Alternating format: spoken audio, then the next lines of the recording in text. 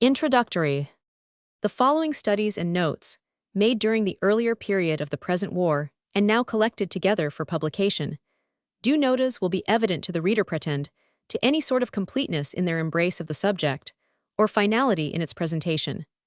Rather, they are scattered thoughts, suggested by the large and tangled drama which we are witnessing, and I am sufficiently conscious that their expression involves contradictions as well as repetitions. The truth is that affairs of this kind, like all the great issues of human life, love, politics, religion, and so forth, do not, at their best, admit of final dispatch in definite views and phrases. They are too vast and complex for that. It is, indeed, quite probable that such things cannot be adequately represented or put before the human mind without logical inconsistencies and contradictions. But perhaps for that very reason, they are the subjects of the most violent and dogmatic differences of opinion.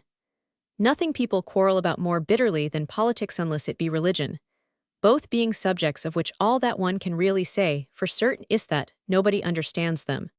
When, as in the present war, a dozen or more nations enter into conflict and hurl at each other accusations of the angriest sort, often quite genuinely made, and yet absolutely irreconcilable one with another, and when on the top of that scores and hundreds of writers profess to explain the resulting situation in a few brief phrases, but unfortunately their explanations are all different, and calmly affix the blame on Russia, or Germany, or France, or England, just as if these names represented certain responsible individuals, supposed for the purposes of the argument to be of very wily and far-scheming disposition, whereas it is perfectly well known that they really represent most complex whirlpools of political forces, in which the merest accidents, as whether two members of cabinet have quarreled, or an ambassador's dinner has disagreed with him, may result in a long and fatal train of consequences. It becomes obvious that all so-called explanations, though it may be right that they should be attempted, fall infinitely short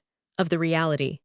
Feeling thus the impossibility of dealing at all adequately with the present situation, I have preferred to take here and there just an aspect of it for consideration, with a view especially to the differences between Germany and England. I have thought that instead of spending time over recriminations, one might be on safer ground by trying to get at the root causes of this war and other wars, thus making one's conclusions to some degree independent of a multitude of details and accidents, most of which must forever remain unknown to us.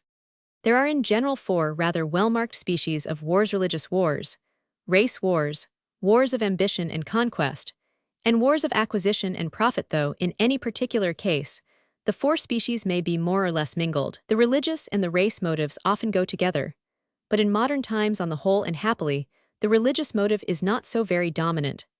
Wars of race, of ambition, and of acquisition are, however, still common enough.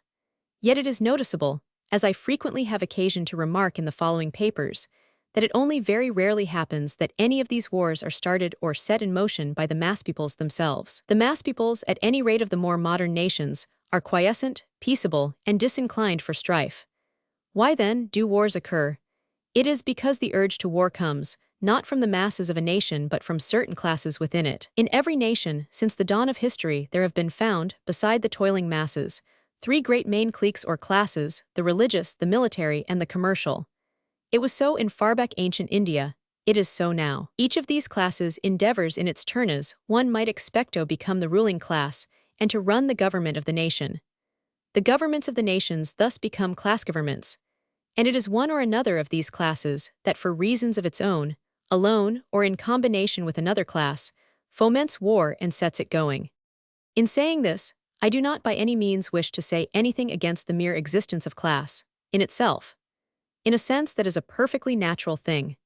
There are different divisions of human activity, and it is quite natural that those individuals whose temperament calls them to a certain activity, literary, or religious, or mercantile, or military, or what not, should range themselves together in a caste or class, just as the different functions of the human body range themselves in definite organs. And such grouping in classes may be perfectly healthy, provided the class so created subordinates itself to the welfare of the nation. But if the class does not subordinate itself to the general welfare, if it pursues its own ends, usurps governmental power, and dominates the nation for its own uses, if it becomes parasitical, in fact then, it and the nation inevitably become diseased.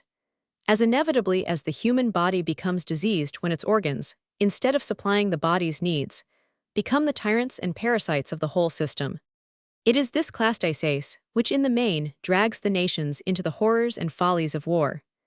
And the horrors and follies of war are the working out and expulsion on the surface of evils which have long been festering within. How many times in the history of civilization has a bigoted religious clique, or a swollen-headed military clique, or a greedy commercial gang caring not one jot for the welfare of the people committed to its charge dragged them into a senseless and ruinous war for the satisfaction of its own supposed interests?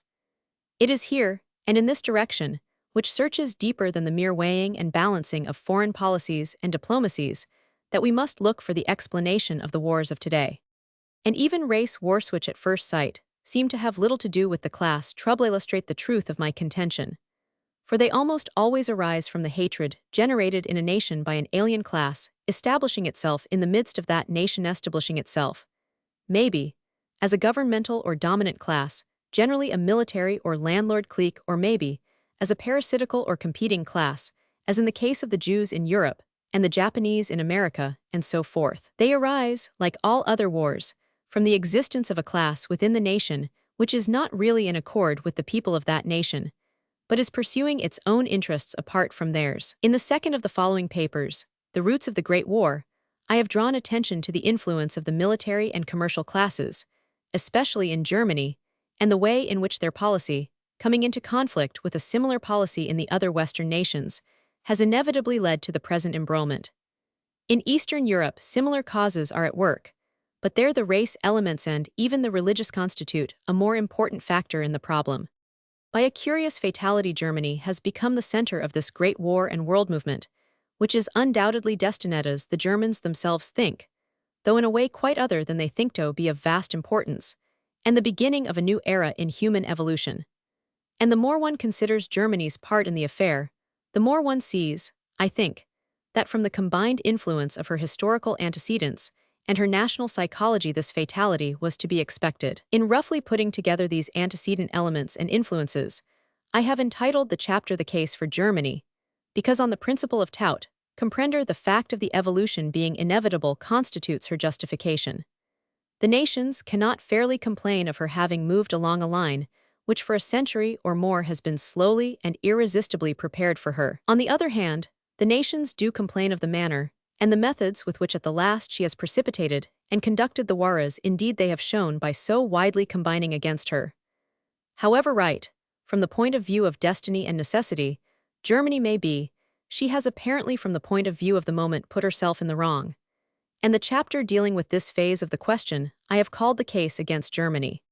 Whatever further complications and postponements may arise, there will certainly come a time of recovery and reconstruction on a wide and extended scale over Europe and a large part of the world.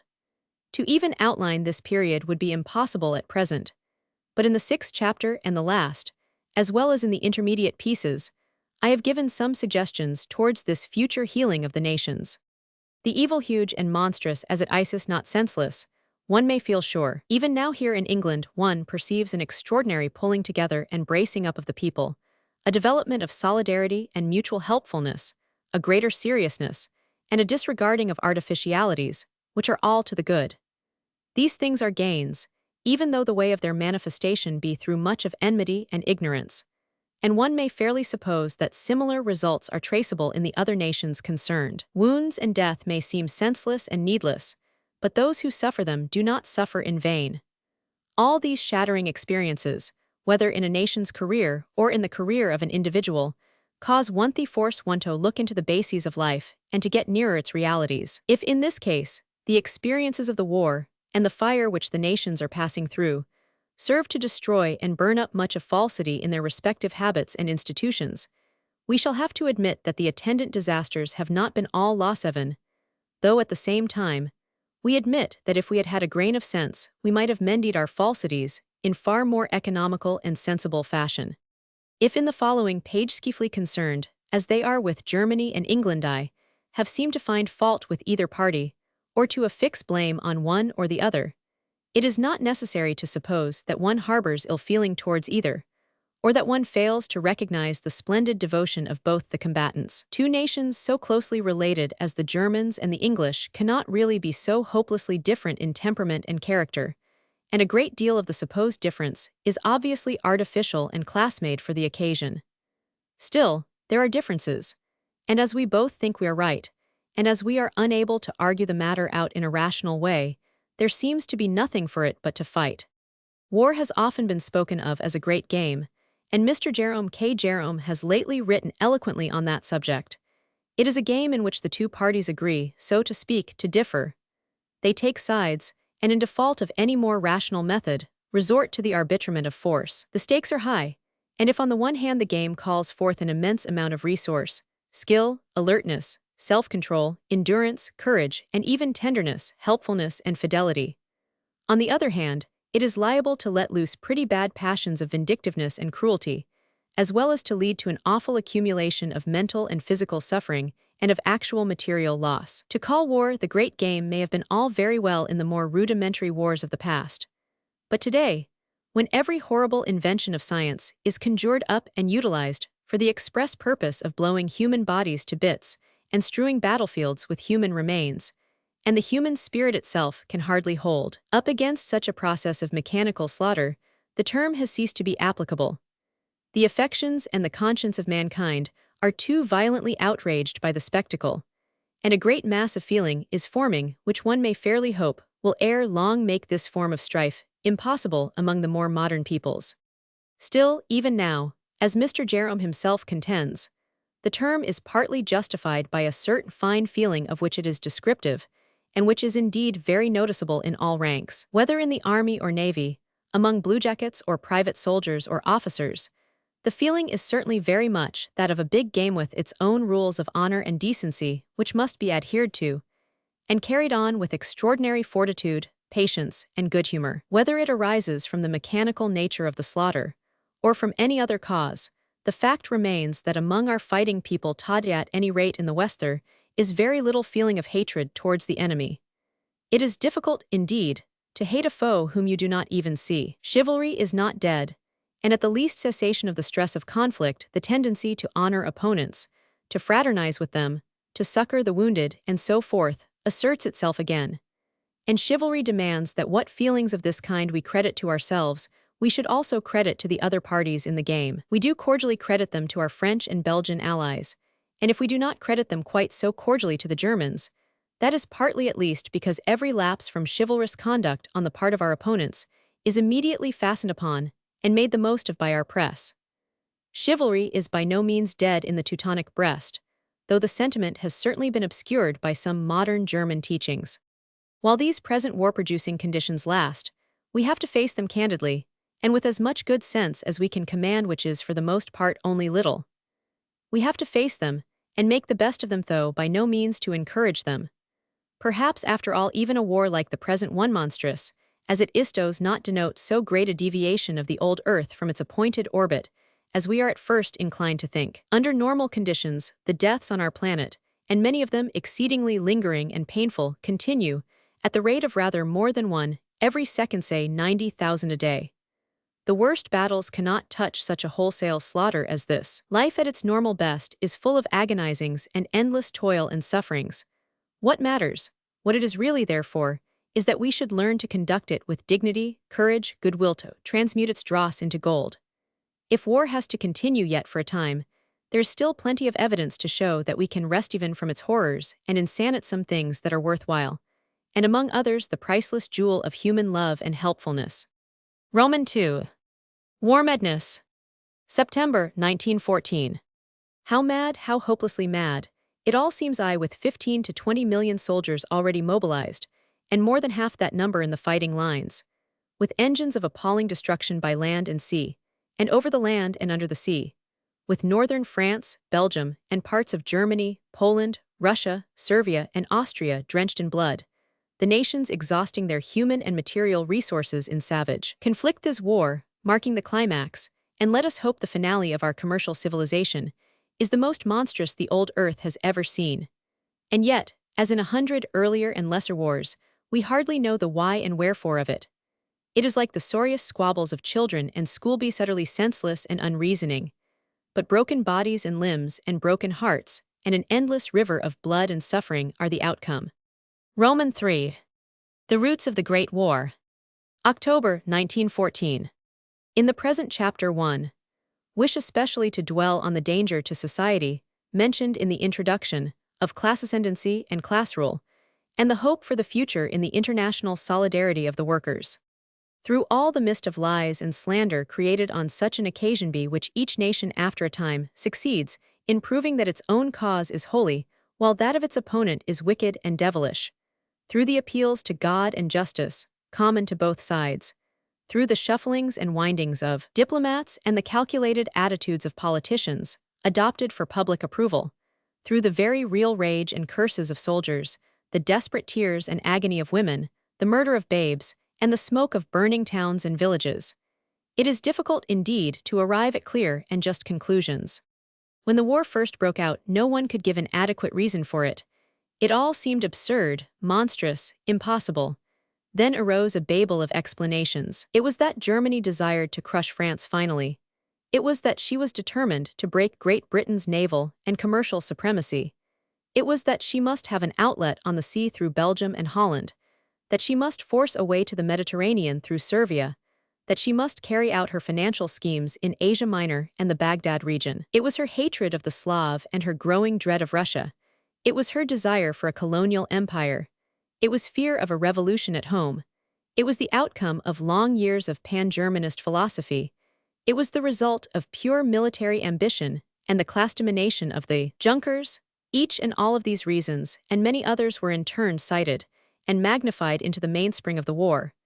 And yet even today we cannot say which was the main reason, or if we admit them, all we cannot say in what exact proportions their influences were combined. Moreover, they all assume that Germany was the aggressor. And we have to remember that this would not be admitted for a moment by a vast number of the Germans themselves, who cease not to say that the war was simply forced upon them by the hostile preparations of Russia, by the vengefulness of France, by the jealous foreign policy of England, and by the obvious threat embodied in the entente between those three nations, and that if they, the Germans, made preparations for, or even precipitated it, that was only out of the sheer necessity of self-preservation. Thus we are still left without any generally accepted conclusion in the matter. Moreover, we are struck, in considering the list of reasons cited, by a feeling that they are all in their way rather partial and superficial, that they do not go to the real root of the subject. Out of them Alland, after the first period of confusion and doubt, has passed her own people at home, have settled down into the conviction that German militarism in general, and Prussian Junkerdom in particular, are to blame, and that for the good of the world as well as for our own good we are out to fight these powers of evil. Prussian class militarism, it is said, under which for so long the good people of Germany have groaned, has become a thing intolerable. The arrogance, the insolence of the Junker officer, his aristocratic pretension, his bearish manners, have made him a byword, not only in his own country but all over Europe, and his belief in sheer militarism and jingo imperialism has made him a menace. The Kaiser has only made things worse. Vain and flighty to a degree, and like most vain people, rather shallow, Wilhelm Roman II has supposed himself to be a second and greater Bismarck, destined by Providence to create the said Teutonic world empire. It is simply to fight these powers of evil that we are out. Of course, there is a certain amount of truth in this view. At the same time, it is lamentably insufficient. The fact is that in the vast flux of destiny which is involved in such a war as the present, and which no argument can really adequately represent, we are fain to snatch at some neat phrase, however superficial, by way of explanation. And we are compelled, moreover, to find a phrase which will put our own efforts in an ideal light, otherwise we cannot go on fighting. No nation can fight confessedly for a mean or base object. Every nation inscribes on its banner freedom, justice, religion, culture versus barbarism, or something of the kind, and in a sense redeems itself in so fighting. It saves its soul even though bodily it may be conquered. And this is not hypocrisy, but a psychological necessity, though each nation, of course, accuses the other of hypocrisy. We are fighting to put down militarism and the dominance of a military class, says the great BP, And one can only hope that, when the war is over, we shall remember and rivet into shape this great and good purpose, not only with regard to foreign militarism, but also with regard to our own. Certainly, whatever other or side views we may take of the war, we are bound to see in it an illustration of the danger of military class rule. You cannot keep a 60 HP Daimler motor car in your shed for years and years, and still deny yourself the pleasure of going out on the public road with even though you know you are not a very competent driver. And you cannot continue for half a century perfecting your military and naval organization without in the end making the temptation to become a political roadhog almost irresistible. Still, accepting for the moment the popular explanation given above of Germany's action as to some degree justified, we cannot help seeing how superficial and unsatisfactory it is, because it at once raises the question, which indeed is being asked in all directions, and not satisfactorily answered. How does it happen that so peace-loving, sociable, and friendly a people as the great German massfolk, as we have hitherto known them, with their long scientific and literary tradition, their love of music and philosophy, their lager beer and tobacco, and their generally democratic habits, should have been led into a situation like the present, whether by a clique of Junkers or by a clique of militarist philosophers and politicians? And the answer to this is both interesting and important. It resolves itself into two main causes: the rise of the great German commercial class and the political ignorance of the German people. It is obvious, I think, that a military aristocracy alone, or even with the combined support of empire-building philosophers and a jackboot Kaiser, could not have hurried the solid German nation into so strange a situation. In old days, and under an avowedly feudal order of society, such a thing might well have happened. But today the source and seat of power has passed from crowned heads and barons into another social stratum. It is the financial and commercial classes in the modern states who have the sway, and unless these classes desire it, the military cliques may plot for war in vain. Since 1870, and the unification of Germany, the growth of her manufactures and her trade has been enormous. Her commercial prosperity has gone up by leaps and bounds, and this extension of trade, especially of international trade, has led as it had already so conspicuously done in England to the development of corresponding ideals and habits of life among the population. The modest, simple living, middle-class households of 50 years ago have largely disappeared, and in their place have sprung up, at any rate in the larger towns, the very same commercial and parasitical classes, with their Philistine luxury and fatuous ideals, which have been so depressing and distressing a feature of our social life during the same period. Naturally, the desire of these classes has been for the glorification of Germany, the establishment of an absolutely worldwide commercial supremacy, and the ousting of England from her markets. Germany, said Peter Kropotkin a year or two ago, on entering a striking period of juvenile activity, quickly succeeded in doubling and trebling her industrial productivity, and soon increasing it tenfold.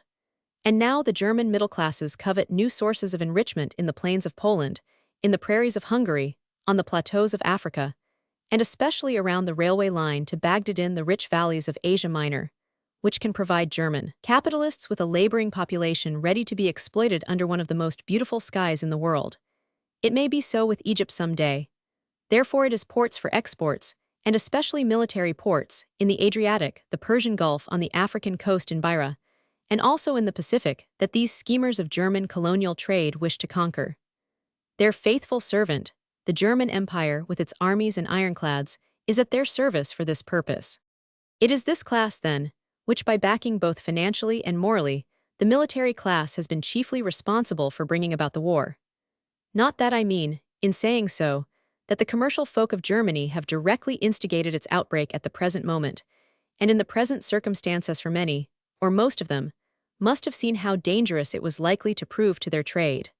But in respect of the general policy which they have so long pursued, they are responsible. One cannot go on for years, and let England, too, remember this preaching militarism as a means of securing commercial advantage, and then refuse to be answerable for the results to which such a policy may lead. The Junker classes of Prussia and their Kaiser might be suffering from a bad attack of swelled head. Vanity and arrogance might be filling them with dreams of world empire.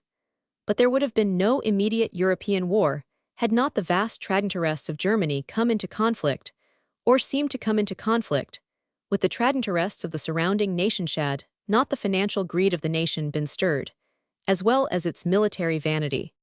And talking of general trade and finance, one must not forget to include the enormous powers exercised in the present day by individual corporations and individual financiers who intrude their operations into the sphere of politics. We saw that in our own Boer War, and behind the scenes in Germany today similar influences are at work. The Deutsche Bank, with immense properties all over the world, and some 85 million sterling in its hands in deposits alone, initiated financially the Baghdad railway scheme. Its head, Herr Arthur von Gwinner, the great financier, is a close advisor of the Kaiser. The railway is already nearly half built, and it represents a German investment of between 16 million and 18 million. Let this be thought of when people imagine that Germany and Austria went to war with the idea of avenging the murder of an archduke. All German trade would suffer if the Baghdad railway scheme were to fail. Then there is Herr August Thyssen who owns coal mines, rolling mills, harbors and docks throughout Germany, iron ore mines in France, warehouses in Russia, and entrepôts in nearly every country from Brazil and Argentina to India. He has declared that German interests in Asia Minor must be safeguarded at all costs. But Russia also has large prospective commercial interests in Asia Minor. The moral is clear and needs no enforcing. Such men as Thessin, many others, the Rathenows, Siemens, Krupps, Ballens, and Heinekens exercise in Germany an immense political influence, just as do our financial magnates at home. They represent the peaks and summits of widespreading commercial activities whose bases are rooted among the general public. Yet through it all it must not be forgotten that they represent in each case, as I shall explain more clearly presently, the interests of a class, the commercial class, but not of the whole nation. One must then modify the first conclusion, that the blame of the war rests with the military class, by adding a second factor, namely, the rise and influence of the commercial class. These two classes, acting and reacting on each other, and pushing though for different reasons in the same direction, are answerable as far as Germany is concerned, for dragging Europe into this trouble, and they must share the blame. If it is true, as already suggested, that Germany's action has only been that of the spark that fires the magazine, still her part in the affair affords such an extraordinarily illuminating text and illustration that one may be excused for dwelling on it. Here, in her case, we have the divisions of a nation's life set out in well-marked fashion. We have a military clique headed by a personal and sadly irresponsible ruler. We have a vulgar and much swollen commercial class. And then, besides these two, we have a huge ant's nest of professors and students, a large population of intelligent and well-trained factory workers, and a vast residuum of peasants. Thus, we have at least 5 distinct classes, but of these the last 3 have till 30 or 40 years paid little or no attention to political matters. The professors and students have had their noses buried in their departmental science and fach studies. The artisans have been engrossed with their technical work, and have been only gradually drifting away from their capitalist employers and into the socialist camp, and the peasantses elsewhere over the world, absorbed in their laborious and ever-necessary labor-shave, accepted their fate and paid but little attention to what was going on over their heads.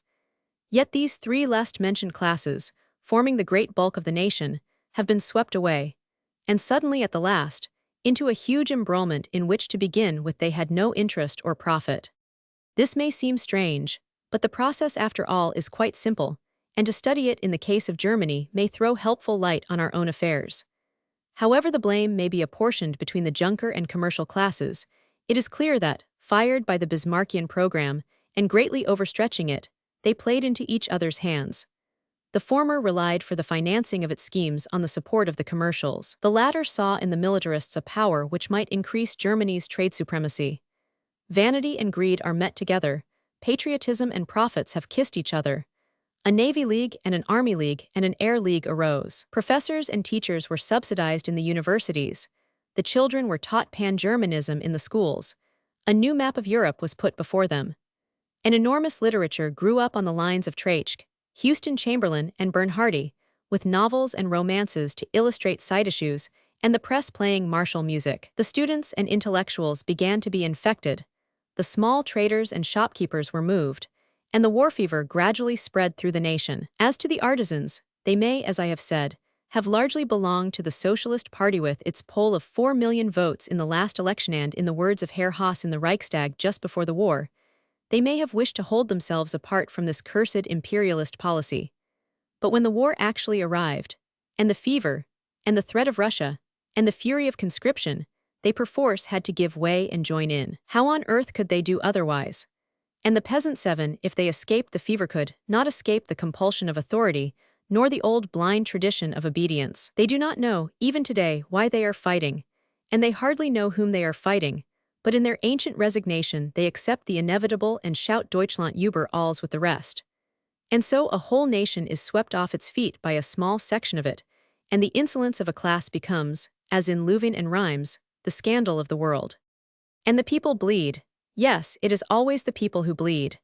The trains arrive at the hospital bases, hundreds, positively hundreds of them, full of wounded. Shattered human forms lie in thousands on straw inside the trucks and wagons, or sit painfully reclined in the passenger compartments, their faces grimed, their clothes ragged, their toes protruding from their boots.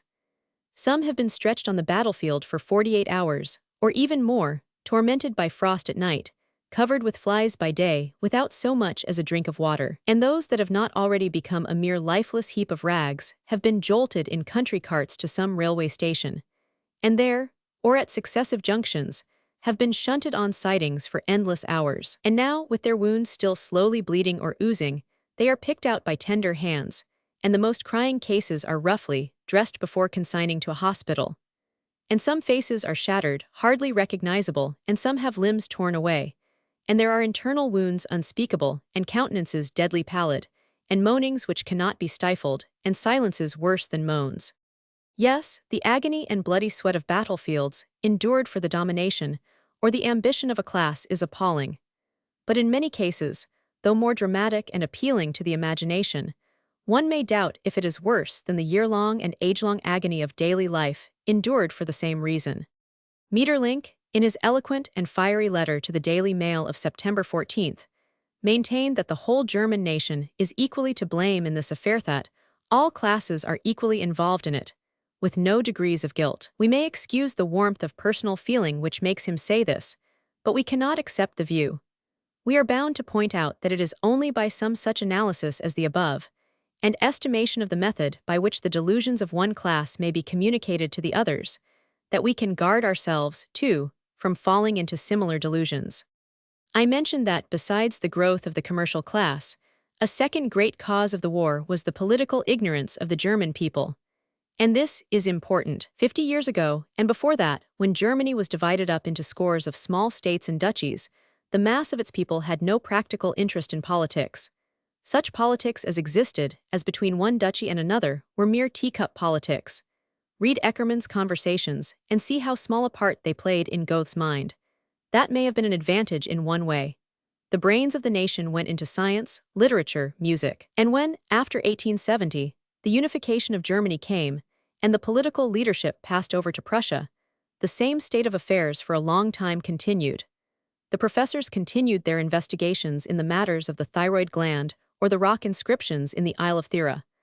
But they left the internal regulation of the state and its foreign policy confidently in the hands of the Kaiser and the nominees of the great and rising bourgeoisie, and themselves remained unobservant and uninstructed in such matters. It was only when these latter powers declared as, in the Emperor's Pan-German Proclamation of 1896, that a Teutonic world empire was about to be formed, and that the study of Weltpolitik was the duty of every serious German, that the thinking and reading portion of the population suddenly turned its attention to this subject. An immense mass of political writings, pamphlets, prophecies, military and economic treatises, romances of German conquest, and the like, and naturally many of them of the crudest sort, was poured forth and eagerly accepted by the public, and a veritable fool's paradise of German supremacy arose. It is only in this way, by noting the long preceding ignorance of the German citizen in the matter of politics, his absolute former non-interference in public affairs, and the dazed state of his mind, when he suddenly found himself on the supposed pinnacle of world perth, that we can explain his easy acceptance of such cheap and ad hoc publications as those of Bernhardi and Houston Chamberlain, and the fact that he was so easily rushed into the false situation of the present war. The absurd canards which at an early date gained currency in Berlinas, that the United States had swallowed Canada, that the Afghans in mass were invading India, that Ireland was plunged in civil warpoint in the same direction. And so do the barbarities of the Teutonic troops in the matters of humanity and art. For though in all war and in the heat of battle there are barbarities perpetrated, it argues a strange state of the German national psychology that in this case, a heartless severity and destruction of the enemy's life and property should have been preached beforehand, and, quite deliberately, by professors and militarists, and accepted, apparently, by the general public. It argues, to say the least, a strange want of perception of the very unfavorable impression which such a program must inevitably excite in the mind of the world at large. It is, no doubt, pleasant in its way for us British to draw this picture of Germany, and to trace the causes which led the ruling powers there, years ago, to make up their minds for war, because, of course, the process in some degree exonerates us. But as I have already said, I have dwelt on Germany, not only because she affords such a good illustration of what to avoid, but also because she affords so clear an example of what is going on elsewhere in European England and France and Italy, and among all the modern nations. We cannot blame Germany without implicitly also blaming these. What indeed shall we say of England? Germany has for years maintained that with her own growing population and her growing trade, she needs a more extended seaboard in Europe, and coaling stations and colonies in other regions of the globe, but that England, jealous of commercial supremacy, has been determined to deny her these, and if possible, to crush her, that she Germany has lived in perpetual fear and panic, and that if in this case she has been the first to strike, it has only been because to wait England's opportunity would have been to court defeat. Allowing for the exaggerations inseparable from opposed points of view, is there not some justification for this plea? England, who plunged into the Crimean War in order to prevent Russia from obtaining a seaboard and her natural commercial expansion, and who afterwards joined with Russia in order to plunder Persia and to prevent Germany from getting her railways along the Persian Gulf, who calmly appropriated Egypt with its valuable cottonlands and market, who, at the behest of a group of capitalists and financiers, turned her great military machine on a little nation of Boer farmers in South Africa, who, it is said, sold 300,000 tons of coal to Russia to aid her fleet against Japan, and at the same time furnished Japan with gold at a high rate of interest for use against Russia. Trust can be placed in her. England, says Bernhardi, in spite of all her pretenses of a liberal and philanthropic policy, has never sought any other object than personal advantage and the unscrupulous suppression of her rivals. Let us hope that this never is too harsh. Let us at least say hardly ever. But still, are we not compelled to admit that if the rise of commercial ambition in Germany has figured as a danger to us, our far greater commercial ambitions have not only figured as a danger to Germany, but, in conjunction with our alliance with France and Russia, her ancient foes, may well have led to a state of positive panic among her people. And if, as the Allies would doubtless say, there was really no need for any such panic, the situation was obviously sufficiently grave to be easily made use of by a military class for its own ends, or by an armaments ring or a clique of financiers for theirs. Indeed, it would be interesting to know what enormous profits Kruppism, to use H.G. Wells' expressive term, has already made out of this world madness. Nor can it be denied that the commercial interest in England, if not deliberately intending to provoke war with Germany, has not been at all sorry to seize this opportunity of laying a rival power low if only in order to snatch the said rival's trade. That, indeed, the daily press reveals only too clearly. From all this, the danger of class domination emerges more and more into relief. In Prussia, the old feudal caste remains in a decadent state, certainly, but perhaps for that very reason more arrogant, more vulgar, and less conscious of any noblesse oblige than even before. By itself, however, and if unsupported by the commercial class, it would probably have done little harm. In Britain, the feudal caste has ceased to be exclusively military and has become blended with the commercial class. The British aristocracy now consists largely or chiefly of retired grocers and brewers. Commercialism here has become more confessedly dominant than in Germany, and whereas there the commercial class may support the military in its ambitions, here the commercial class uses the military as a matter of course and for its own ends. We have become a nation of shopkeepers, having our own revolvers and machine guns behind the counter. And yet not really a nation of shopkeepers, but rather a nation ruled by a shopkeeping class. This is the point in the text, referred to by footnote 25 below. People sometimes talk as if commercial prosperity and the interests of the commercial folk represented the life of the whole nation, That is a way of speaking, and it illustrates certainly a common modern delusion. But it is far from the truth. The trading and capitalist folk are only a class, and they do not, properly speaking, represent the nation. They do not represent the landowning and the farming interests, both of which detest them. They do not represent the artisans and industrial workers, who have expressly formed themselves into unions in order to fight them, and who have only been able to maintain their rights by so doing. They do not represent the laborers and peasants, who are ground under their heel. It would take too long to go into the economics of this subject, interesting though they are. But a very brief survey of facts shows us that wherever the capitalist and trading classes have triumphed in England early last century, and until socialistic legislation was called in to check them, the condition of the mass of the people has by no means improved, rather the contrary.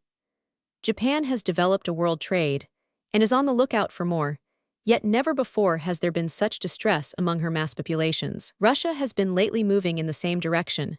Her commercial interests are rapidly progressing, but her peasantry is at a standstill.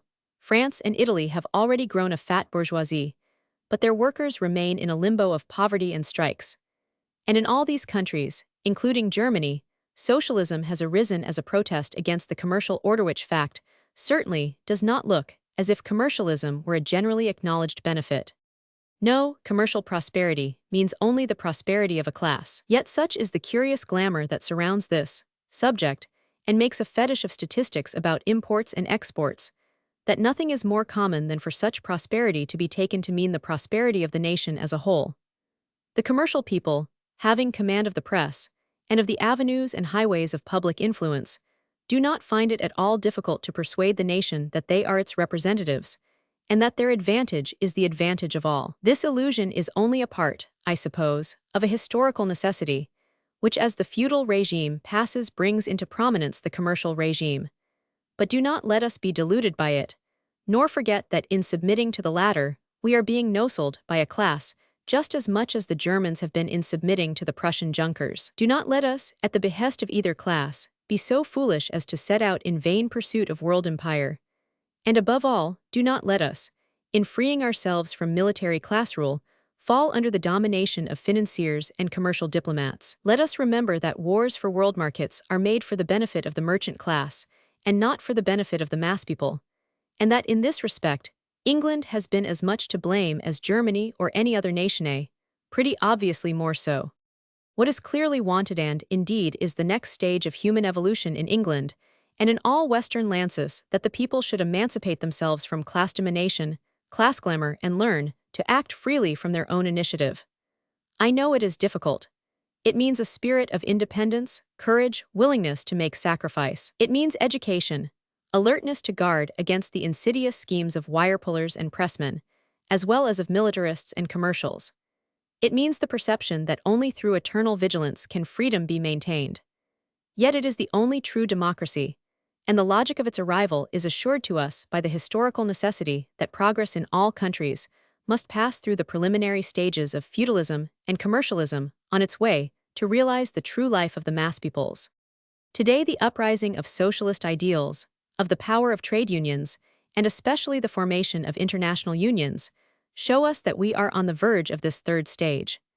We are shaping our way towards the real democracy, with the attainment of which wars they will not cease from the world will certainly become much rarer. The international entente, already establishing itself among the manual workers of all the European countrysand, which has now become an accepted principle of the labor movement, is a guarantee and a promise of a more peaceful era. And those who know the artisans and peasants of this and other countries know well how little enmity they harbor in their breasts against each other. Racial and religious wars will no doubt for long continue, but wars to satisfy the ambitions of a military clique or a personal ruler, or the ambitions of a commercial group, or the schemes of financiers, or the engineering of the press wars from these all too fruitful causes will, under a sensible democracy, cease. If Britain, during the last 20 years, had really favored the cause of the people and their international understanding, there would have been no war now, for her espousal of the mass people's cause would have made her so strong that it would have been too risky for any government to attack her. But of course that could not have happened, for the simple reason that conservatism and liberalism are not democracy. Conservatism is feudalism, liberalism is commercialism, And socialism only is in its essence democracy. It is no good scolding at Sir Edward Grey for making friends with the Russian government, for his only alternative would have been to join the International, which he certainly could not do, being essentially a creature of the commercial regime. The balance of power and the ententes and alliances of figurehead governments had to go on, till the day which we hope is at hand when figureheads will be no more needed. Roman IV. The case against Germany. November 1914. With every wish to do justice to Germany, to whose literature I feel I owe such a debt, and among whose people I have so many personal friends, allowing also the utmost for the general causes in Europe, which have been for years leading up towards war, and some of which I have indicated already in the pages above, I still feel it is impossible not to throw on her the immediate blame for the present catastrophe. However we distribute the indictment and the charges among the various parties concerned, whether we accuse mainly the sway of Prussian militarism, or the rise of German commercialism, or the long tradition and growth of a Weltpolitik philosophy, or the general political ignorance which gave to these influences such rash and uncritical acceptance, or whether we accuse the somewhat difficult and variable personal equation of the Kaiser himself, the fact still remains that for years and years this war has been by the German government most deliberately and systematically prepared for. The fact remains that Britain, though for a long period she had foreseen danger, and had on the naval side slowly braced herself to meet it, was, on the military side, caught at the last moment unprepared.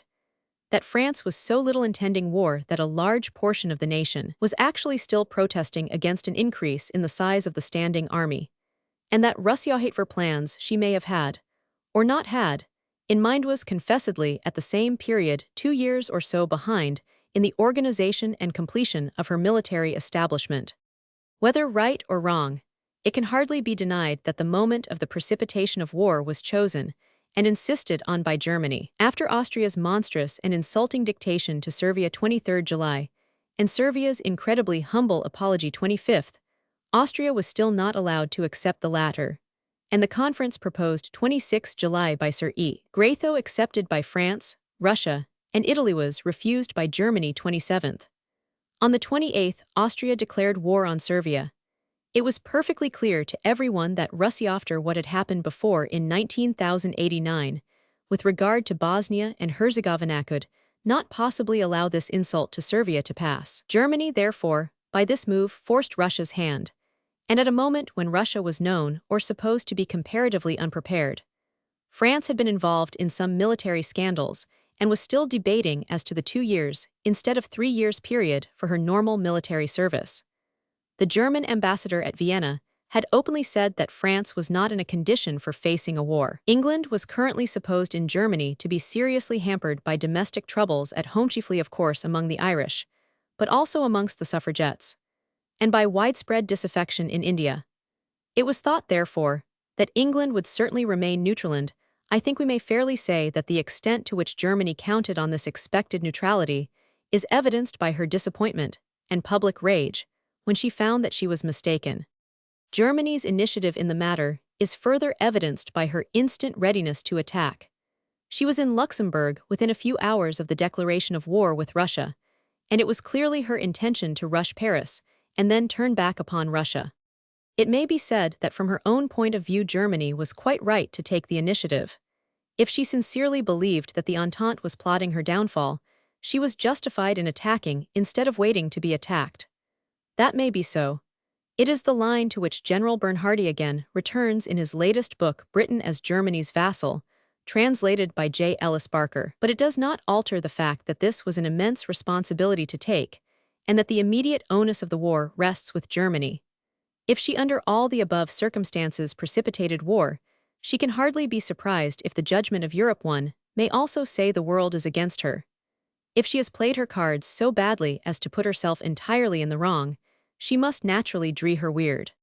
There remains the case of her treatment of Belgium. Britain certainly, who has only lately assisted at the dismemberment of Persia, and who is even now allowing Russia, in the face of Persian protests, to cross neutral territory in the neighborhood of Tabriz on her way to attack Turkey, who has uttered, moreover, no word of protest against the late case of mid-November by which the independent rights of Finland have been finally crushed. Britain, I say, need talk no cant about Belgian neutrality. Britain, for her own absolute safety, has always required and still requires Belgian neutrality to be respected.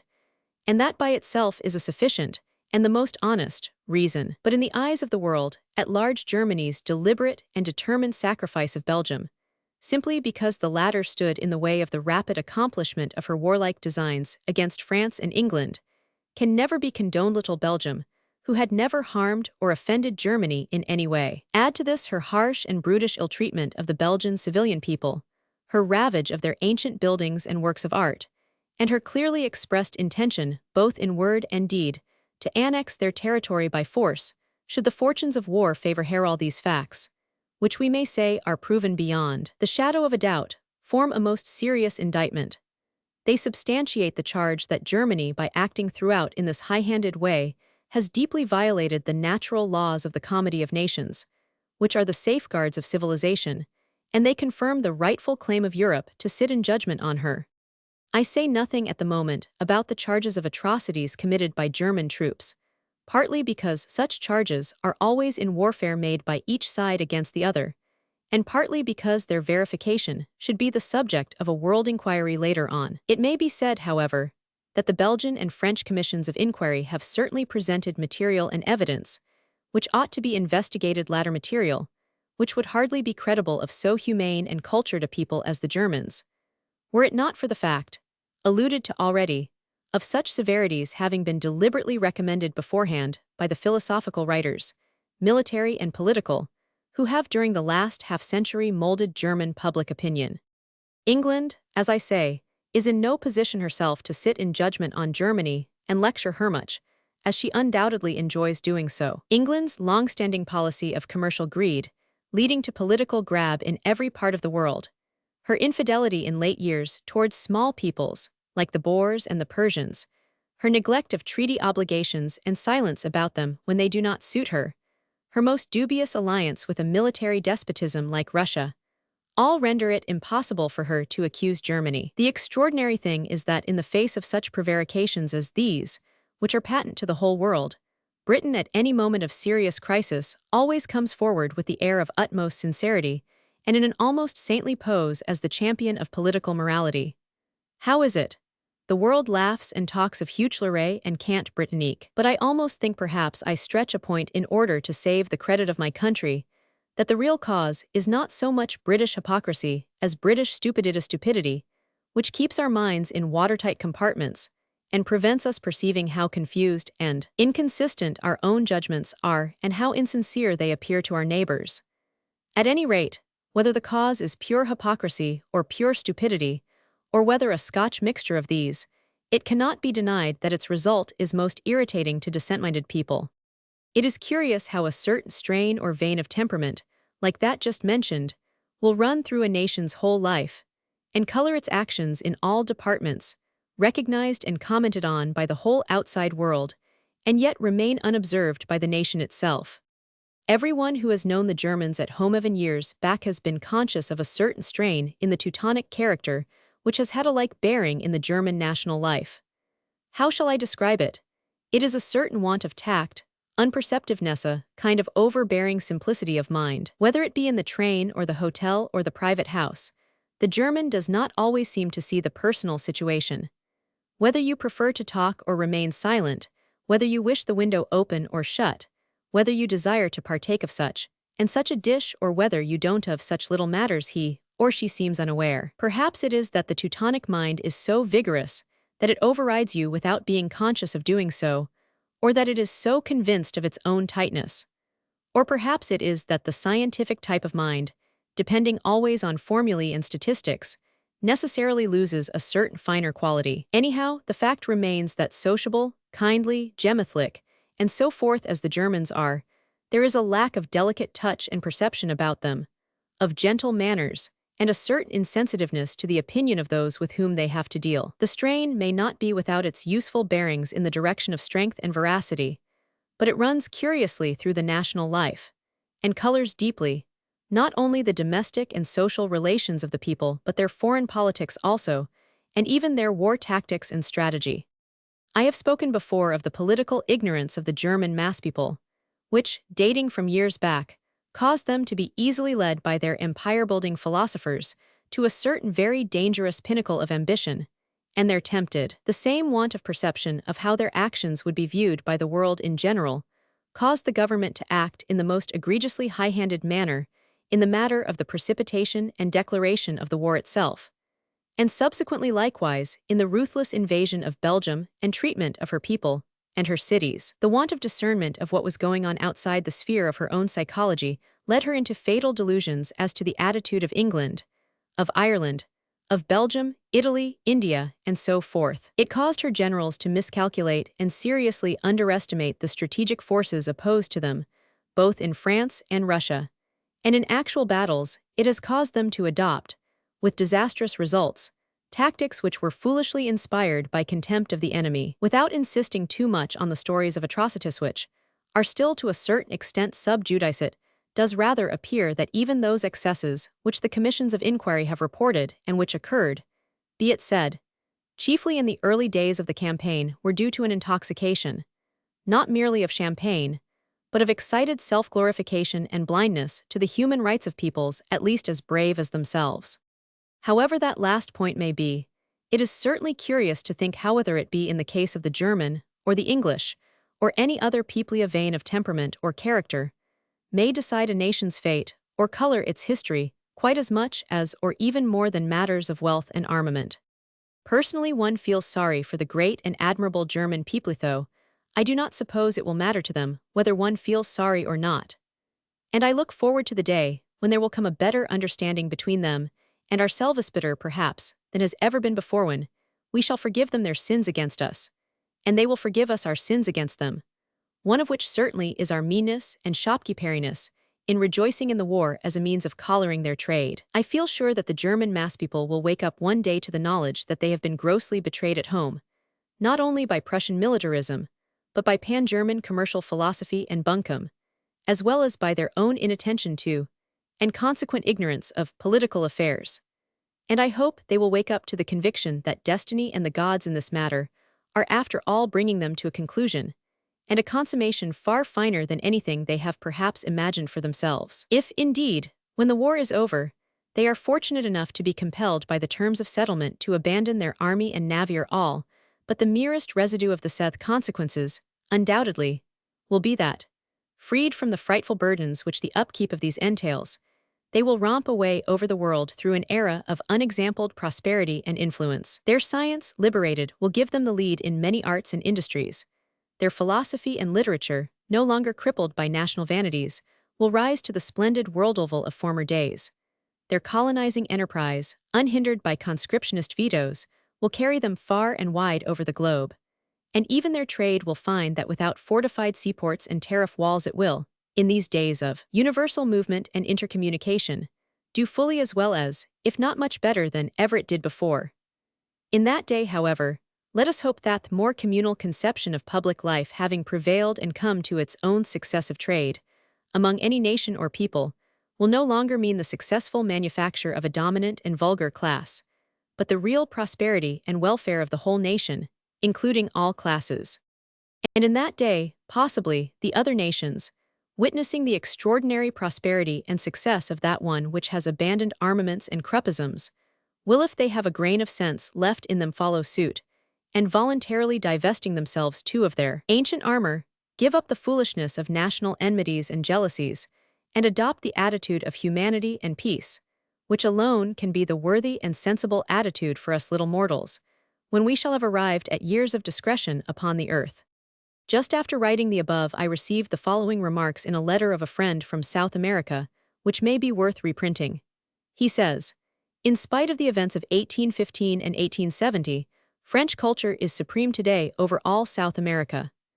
South America is a suburb of Paris, and French culture has won its triumphs wholly irrespective of the defeat of French arms. Therefore, I incline to think that true German culture in science and music will gain rather than lose by the destruction of German arms. Not only will that nation cease to spend its time writing dull military books, but other nations will be more likely to appreciate what there is in German thought and culture when this is no longer offered us at the point of the bayonet. German commerce in South America has suffered rather than gained by talk of shining armor. And the poet, scientist, and businessman will gain rather than lose, if no longer connected with Potsdam. 5. The case for Germany. Having put in the last chapter some of the points which seem to throw the immediate blame of the war on Germany, it would be only fair in the present chapter to show how in the long run, and looking to the general European situation today as well as to the history of Germany in the past, the war had become inevitable, and in a sense necessary, as a stage in the evolution of European politics. After the frightful devastation of Germany by the religious dissensions of the early part of the 17th century and the 30 Years' War, it fell to Frederick the Great, not only to lay a firm foundation for the Prussian state, but to elevate it definitely as a rival to Austria in the leadership of Germany. Thenceforth Prussia grew in power and influence and became the nucleus of a new Germany. It would almost seem that things could not well have been otherwise. Germany was seeking for a new root from which to grow. Clerical and ultra-Catholic Austria was of no use for this purpose. Bavaria was under the influence of France. Lutheran Prussia attracted the best elements of the Teutonic mind. It seems strange, perhaps, that the sandy wastes of the northeast, and its rather arid, dour population, should have become the center of growth for the new German nation, considering the latter's possession of its own rich and vital characteristics, and its own fertile and beautiful lands. But so it was. Perhaps the general German folk, with their speculative, easygoing, almost sentimental tendencies, needed this hard nucleus of Prussianism and its matter-of-fact, organizing type of abolitido crystallize round. The Napoleonic Wars shattered the old order of society and spread over Europe the seeds of all sorts of new ideas, in the direction of nationality, republicanism, and so forth. Fichte, stirred by Napoleon's victory at Jena, Fichte's birthplace, and the consequent disaster to his own people, wrote his addresses to the German nation, pleading eloquently for a national regeneration. He, like von Stein, Treitschke, and many others in their time, came to Berlin and established himself there as in the center of a new national activity. Von Stein, about the same time, carried out the magnificent and democratic work by which he established on Napoleonic lines, and much to Napoleon's own chagrin, the outlines of a great and free and federated Germany. Karl von Clausewitz did in the military world much what Stein did in the civil world. He formulated the strategical methods and teachings of Napoleon, and in his book Vom Krieg, published 1832, not only outlined a greater military Germany, but laid the basis, it has been said, of all serious study in the art of war. Von Stein and Clausewitz died in the same year, 1831. In 1834, Heinrich von Treitschke was born. The three Hohenzollern kings, all named Frederick William, who reigned from the death of Frederick the Great to the accession of William, I did not count much personally. The first and third of those mentioned were decidedly weak-minded, and the third towards the close of his reign became insane. But the ideas already initiated in Germany continued to expand. The Zollverein was established, the Teutonic Federation became closer, and the lead of Prussia more decided. With the joint efforts of William I and Bismarck, the policy became more governmental, more positive, and more deliberative policy of consolidation and of aggrandizement.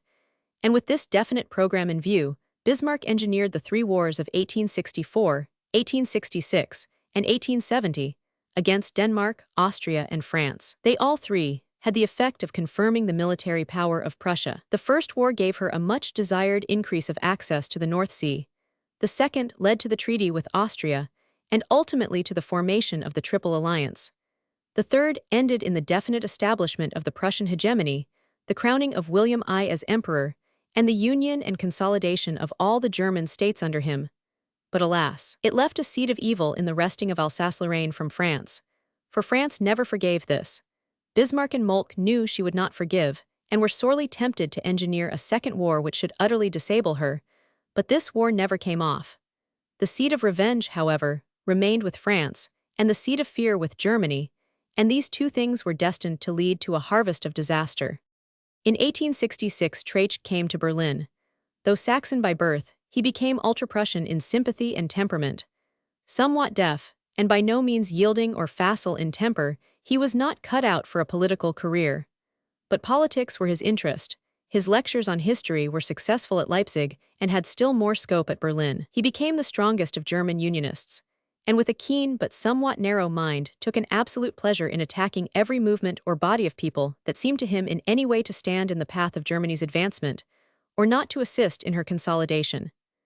Thus he poured out his wrath in turn on Saxony, his own land, and on Hanover, on the Poles, the Socialists, and the Catholics, and ultimately in his later years on Britain.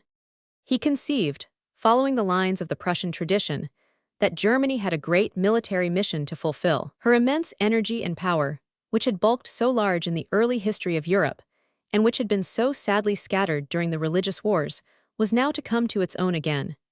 She was to make for herself a great place in Europe, and to expand in colonies over the world.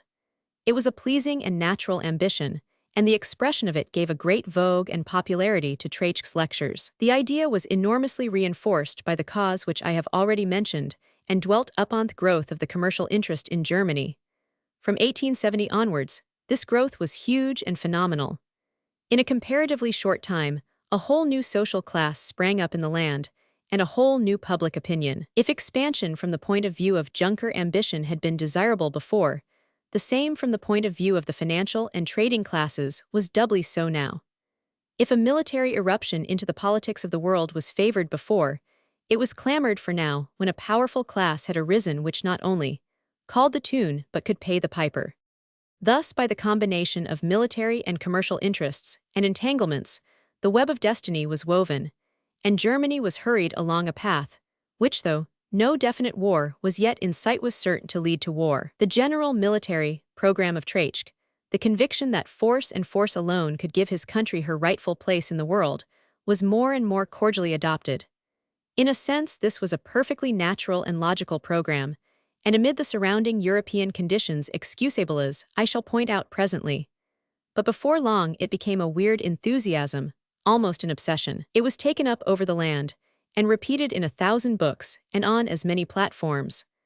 One of these propagandists was General von Bernhardi, who entered in more detail into the technical and strategical aspects of the program. The rude and almost brutal frankness of both writers may be admired, but the want of real depth and breadth of view cannot be concealed and must be deplored. The arguments in favor of force, of unscrupulousness, of terrorism err especially in Bernhardi casuistical to a degree.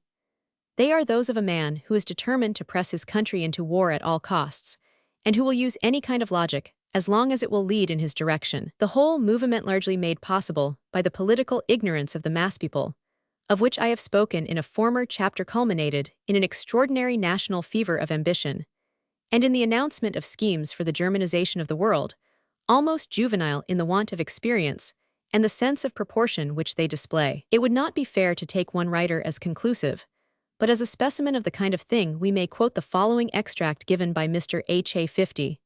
Fisher, the Oxford historian, in his able brochure The War, Its Causes and Issues from the writings of Bronsart von Schellendorf. Do not let us forget the civilizing task which the decrees of Providence have assigned to us. Just as Prussia was destined to be the nucleus of Germany, so the regenerated Germany shall be the nucleus of a future empire of the West. And in order that no one shall be left in doubt, we proclaim from henceforth that our continental nation has a right to the sea, not only to the North Sea, but to the Mediterranean and Atlantic. Hence we intend to absorb one after another all the provinces which neighbor on Prussia. We will successively annex Denmark, Holland, Belgium, northern Switzerland, then Trieste and Venice, finally northern France from the Sambre to the Loire. This program we fearlessly pronounce. It is not the work of a madman. The empire we intend to found will be no utopia. We have ready to our hands the means of founding it, and no coalition in the world can stop us. Bronsart von Schellendorf, 183,291, was one of the Prussian generals who negotiated the surrender of the French at Sedan. He became chief of the staff, and war minister 18,839, and wrote on tactics, etc. His above utterance, therefore, cannot be neglected as that of an irresponsible person. There is, as I have already had occasion to say, a certain easygoing absurdity in the habit we commonly have of talking of nations Germany, France, England, and so forth as if they were simple and plainly responsible persons or individuals, when all the time we know perfectly well that they are more like huge whirlpools of humanity, caused by the impact and collision of countless and often opposing currents flowing together from various directions. Yet there is this point of incontestable similarity between nations and individual persons, that both occasionally go mad. If Germany was afflicted by a kind of madness or divine dementia previous to the present war, Britain can by no means throw that in her teeth, for Britain certainly went mad over Mafeking. And it was sheer madness that in 1870 threw the people of France and Napoleon utterly unready for war as they were, and over a most trifling quarrel into the arms of Bismarck for the fulfillment of his schemes. But that some sort of madness did, in consequence of the above-mentioned circumstances, seize the German people shortly before the outbreak of the present war we can hardly doubt, though remembering the proverb, we must not put the blame for that on her, but on the gods. It was a heady intoxication, caused largely, I believe, by that era of unexampled commercial prosperity following upon a period of great political and military expansion, and confirmed by the direct incitement of the military and political teachers I have mentioned. All these things, acting on a people unskilled in politics of whom Bernhardi himself says, we are a non-political people, had their natural effect. But it seems part of the irony of fate that at this very juncture Germany should have fallen under the influence of a man who of all the world was perhaps least fitted to guide her steadily through a difficult crisis. We all know the Kaiser, says Mr. Fisher, the most amazing and amusing figure on the great stage of politics. The outlines of his character are familiar to everybody, for his whole life is spent in the full glare of publicity. We know his impulsiveness, his naivete, his heady fits of wild passion, his spacious curiosity and quick grasp of detail, his portentous lack of humor and delicacy, his childish vanity and domineering will. A character so romantic, spontaneous, and robust must always be a favorite with the British people, who, were his lunacies less formidable, would regard him as the most delectable burlesque of the age. However the British generally may regard him, it is certain that the German nation accepted him as their acclaimed leader. Clever, good-looking, versatile, imperious, fond of the romantic pose, Wilhelm was exactly the hero in shining armor that would capture the enthusiasm of this innocent people.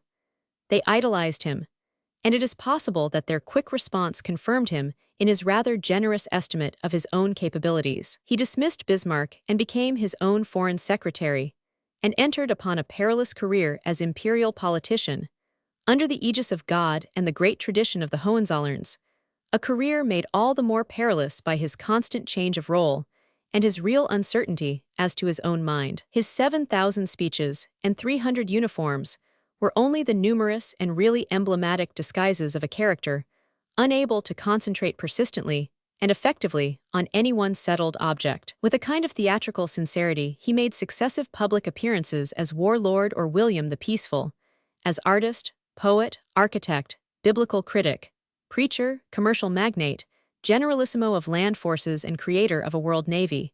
And with Whitman he might well have said, I can resist anything better than my own diversity. If Wilhelm Roman II was popular as he was among his own masspeople, it may well be guessed that he was a perfect terror to his own political advisers and generals. Undoubtedly, a large share of responsibility for the failure of German diplomacy before the war, and of German strategy during the war, must be laid to the account of his ever-changing plans and ill-judged interferences. It is difficult, indeed, to imagine a character more dangerous as a great nation's leader. But out of dangers great things do often arise. A kind of fatality, as I have said, has enveloped the whole situation, and still leads on to new and pregnant evolutions for the German people and for the whole world. Germany will in the end be justified, but in a way far different from what she imagined. Up to the period of Germany's rising commercial prosperity, Germany and England had been on fairly friendly terms. There was no particular cause of difference between them. But when commercial and colonial expansion became a definite and avowed object of the former's policy, she found, whereso she might look, that Britain was there, in the way everywhere British colonies, British coaling stations, and floating over a fifth of the globe the British flag. Could anything be more exasperating? And these absent-minded beggars, the English, without any forethought or science or design, without Prussian organization or Prussian bureaucracy and statecraft, had simply walked into this huge inheritance without knowing what they were doing. It certainly was most provoking. But what England had done, why should not Germany do it, indeed much better, with due science and method? Britain had shown no scruple in appropriating a fifth part of the globe and dealing summarily with her opponents, whether savage or civilized, Why should Germany show scruple? And it must be confessed that here Germany had a very good case. Imitation is the sincerest form of flattery. And if Germany, approving Britain's example, could only show herself strong enough to imitate it in actual fact, Britain at least could not blame her. Besides, in her internal industrial development, Germany was already showing her equality with England. In her iron and steel manufactures, her agricultural machines, her cutlery, her armament works, her glass works, her aniline dyes, her toys, and her production of 1,001 articles like lamps of household use, she was showing a splendid record better in some ways than England. For while England was losing ground, Germany was gaining all the time. England was becoming degenerate and lacking in enterprise. The Zeiss glassworks at Jena have now become the center of the opticalglass industry of the world. Carl Zeiss, the founder, tried hard at one time to get the English glassmakers to turn out a special glass for his purpose, with very high refractive index. They would not trouble about it. Zeiss consequently was forced to take the matter up himself, succeeded at last in getting such glass made in Germany, and collared the trade. The same happened in other departments. A certain amount of friction arose. The Germans at one time, knowing the English reputation for cutlery, marked their knives and razors as made in Sheffield. The English retaliated in what seemed an insulting way by marking the fatherland's goods as made in Germany. With Germany's success, commercial jealousy between the two nations, founded on the utterly mistaken but popular notion that the financial prosperity of the country you trade with is inimical to your own prosperity, began to increase. On the German side, it was somewhat bitter. On the English side, though not so bitter, it was aggravated by the really shameful ignorance prevailing in this country with regard to things German, and the almost entire neglect of the German tongue in our schools and universities, and among our literary folk. As an expression, though one hopes exceptional, of commercial jealousy on our side, I may quote a passage from a letter from a business friend of mine in Lancashire. He says, "I remember about a fortnight before the war broke out with Germany having a conversation with a businessman in Manchester, and he said to me that we most certainly ought to join in with the other nations and sweep the Germans off the face of the earth. I asked him why, and his only answer was, 'Look at the figures of Germany's exports. They are almost as high as ours.' All he had against them was their enterprise commercial jealousy." On the other hand, the head of a large warehouse told me only a few days later that when traveling in Germany for his firm some 15 years ago, he had a conversation with a German, in the course of which he, the Englishman, said, "I find your people so obliging and friendly that I think surely whatever little differences there are between us as nations will be dispelled by closer intercourse, and so all danger of war will pass away." "No," replied the German, "you are quite mistaken. You and I are friendly, but that is only as individuals. As nations we shall never rest till we have war. The English nation may well be contented because they have already got all the good things of the earth, their trade, their ports, their colonies, but Germany will not allow this to go on forever. She will fight for her rightful position in the world. She will challenge England's mercantile supremacy. She will have to do so, and she will not fail." Thus the plot thickened, the entanglement increased. The Boer War roused ill feeling between England and Germany. The German Navy Bill followed in 1900, and the Kaiser announced his intention of creating a seaport the equal of any in the world. Britain, of course, replied with her navy bills, and the two countries were committed to a mad race of armaments. The whole of Europe stood by anxious. Fear and greed, the two meanest of human passions, ruled everywhere.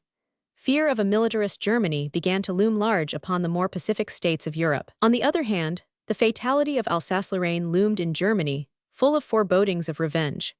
France had found a friend in Russia's sinister alliance. Britain, convinced that trouble was at hand, came to an understanding with France in 1904 and with Russia in 1907.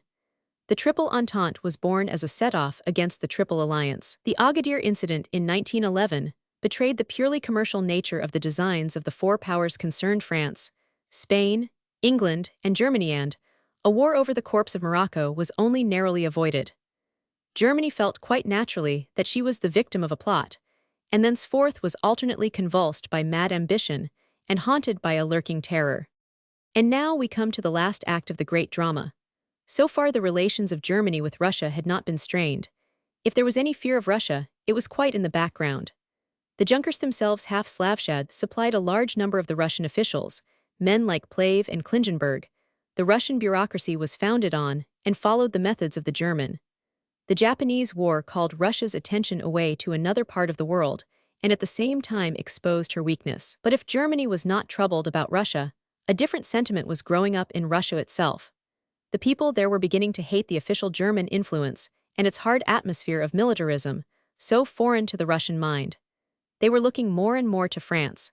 Bismarck had made a great mistake in the Treaty of Berlin mistake, which he afterwards fully recognized and regretted. He had used the treaty to damage and weaken Russia, and had so thrown Russia into the arms of France. A strange nemesis was preparing. The program of German expansion, natural enough in itself, but engineered by Prussia during all this long period with that kind of blind haughtiness and overbearing assurance, which indeed is a tempting of Providence. He had so far not concerned itself much about Muscovite policy. But now there arose a sudden fear of danger in that quarter. Hitherto the main German objective had undoubtedly been England and France, Belgium and Holland, westward movement towards the Atlantic and the Great World. But now all unexpectedly, or at any rate with dramatic swiftness, Russia appeared on the scenes, and there was a volte-face towards the east.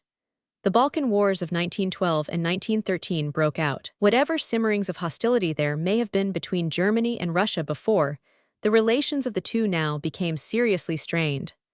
The Balkan League, formed under Russian influence, was nominally directed against Turkey, but it was also a threat to Austria. It provided a powerful backing to the Servian agitation. It was a step towards the dissolution of Austria, and it decisively closed the door on Germany's ambition to reach Salonika and to obtain a direct connection with the Baghdad Railway. Germany and Austria all at once found themselves isolated in the midst of Europe, with Russia, Serbia, France, and England hostile on every side. It was indeed a tragic situation, and all the more so when viewed as the sorry outcome and culmination of 100 years of Prussian diplomacy and statecraft.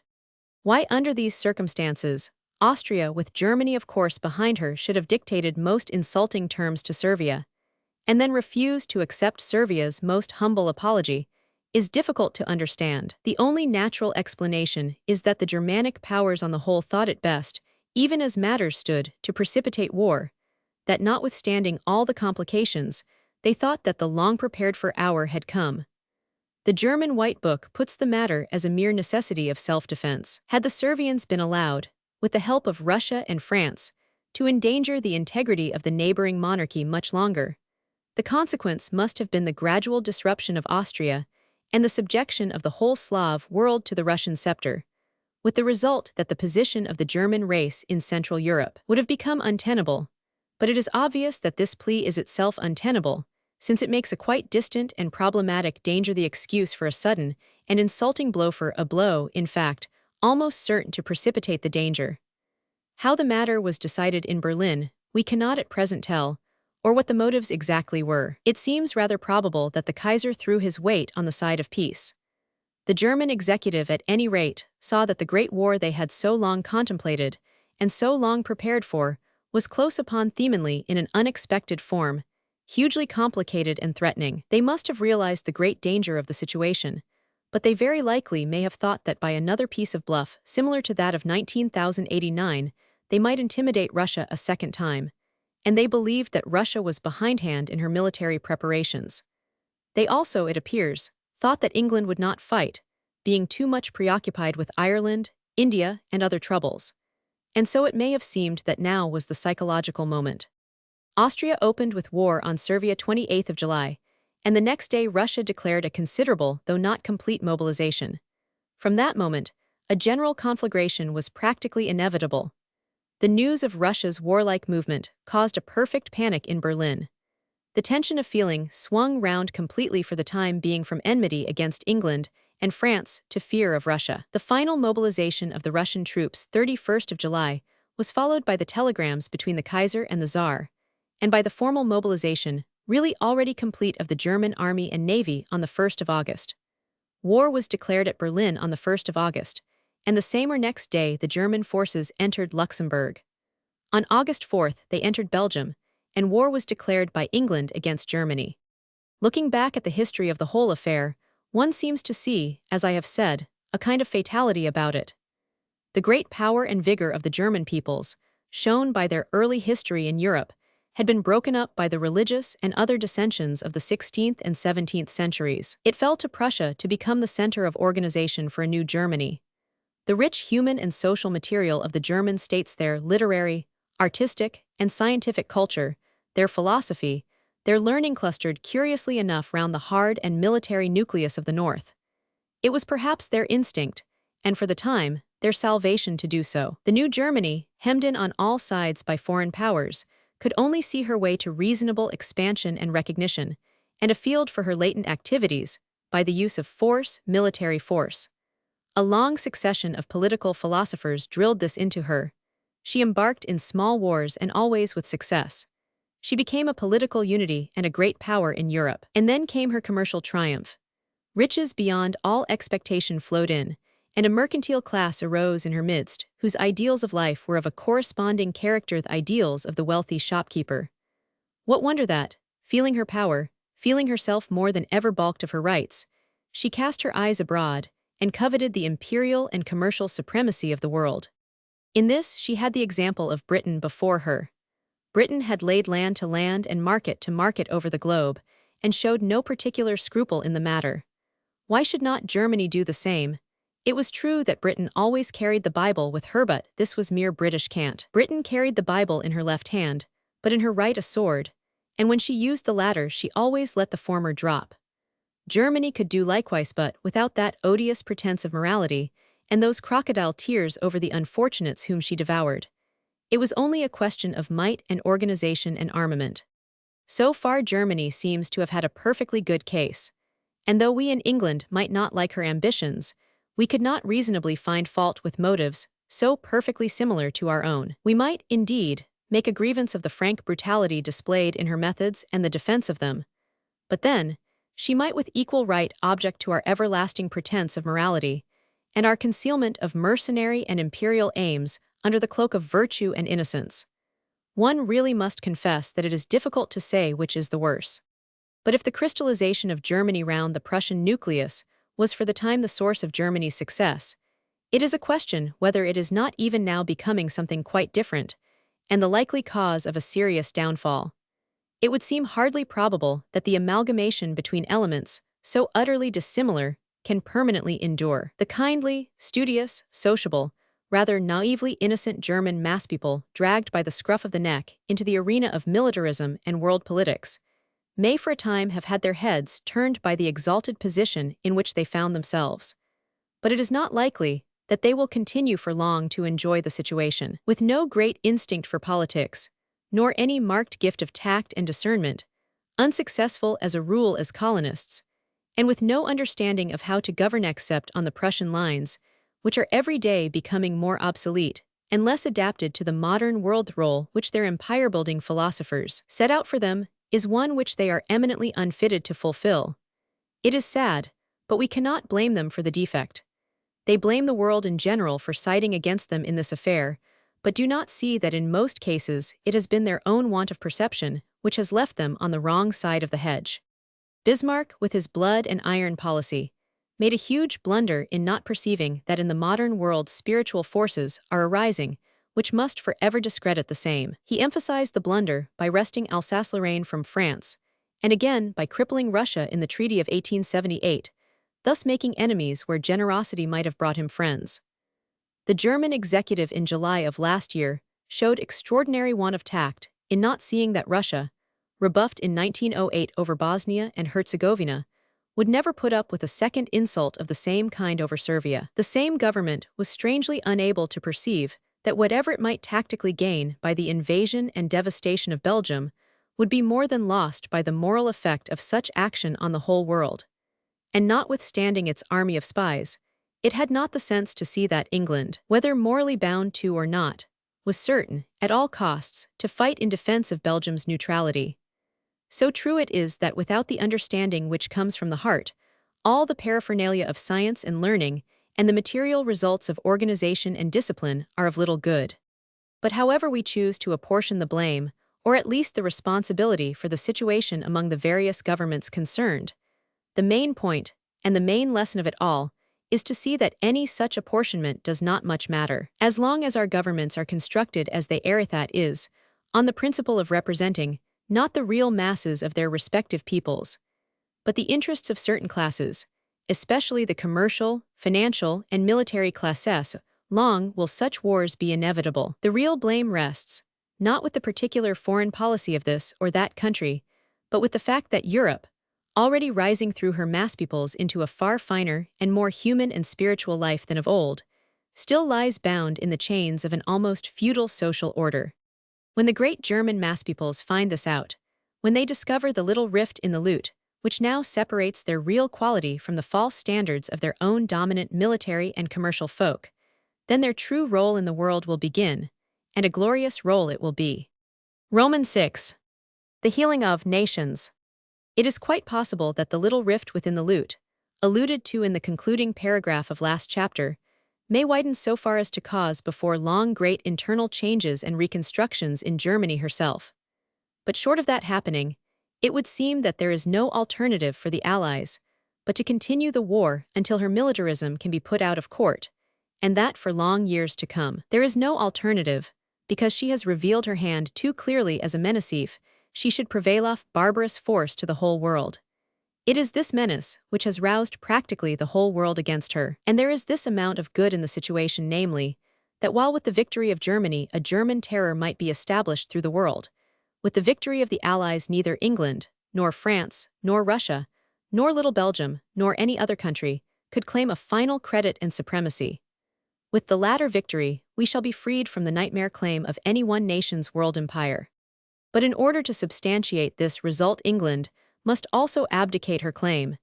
She must abdicate her mere crass insistence on commercial supremacy. The nation of shopkeepers theory, which has in the past made her the hated of other nations, which has created within her borders a vulgar and unpleasant class repository of much arrogant wealth, must cease to be the standard of her life. I have before me at this moment a manifesto of the British Empire League, patronized by royalty and the dukes, and of which Lord Rothschild is treasurer. The Constitution of the League was framed in 1895, and I note with regret that positively, the 5 principal objects of the League mentioned therein have solely to do with the extension and facilitation of Britain's trade, and the cooperation of the military and naval forces of the Empire, with a special view to the due protection of the trade routes. Not a word is said in the whole manifesto about the human and social responsibilities of this vast empire. Not a word about the guardianship and nurture of native races, their guidance and assistance among the pitfalls of civilization. Not a word about the principles of honor, and just dealing with regard to our civilized neighbor nations in Europe. And elsewhere, not a word about the political freedom and welfare of all classes at home. One rubs one's eyes and looks at the document again, but it is so. Its one inspiration is trade. Seeing that, I confess to a sinking of the heart. Can we blame Germany for struggling at all costs to enlarge her borders, when that is what the British Empire means? Until we rise, as a nation, to a conception of what we mean by our national life, finer and grander than a mere counting of tradereturns, what can we expect save failure and ill success? Possibly in the conviction that she is fighting for a worthy object, the ending of militarism, and in the determination, if sincerely carried out, of once more playing her part in the world as the protector of small nations, Britain may find her salvation, and a cause which will save her soul.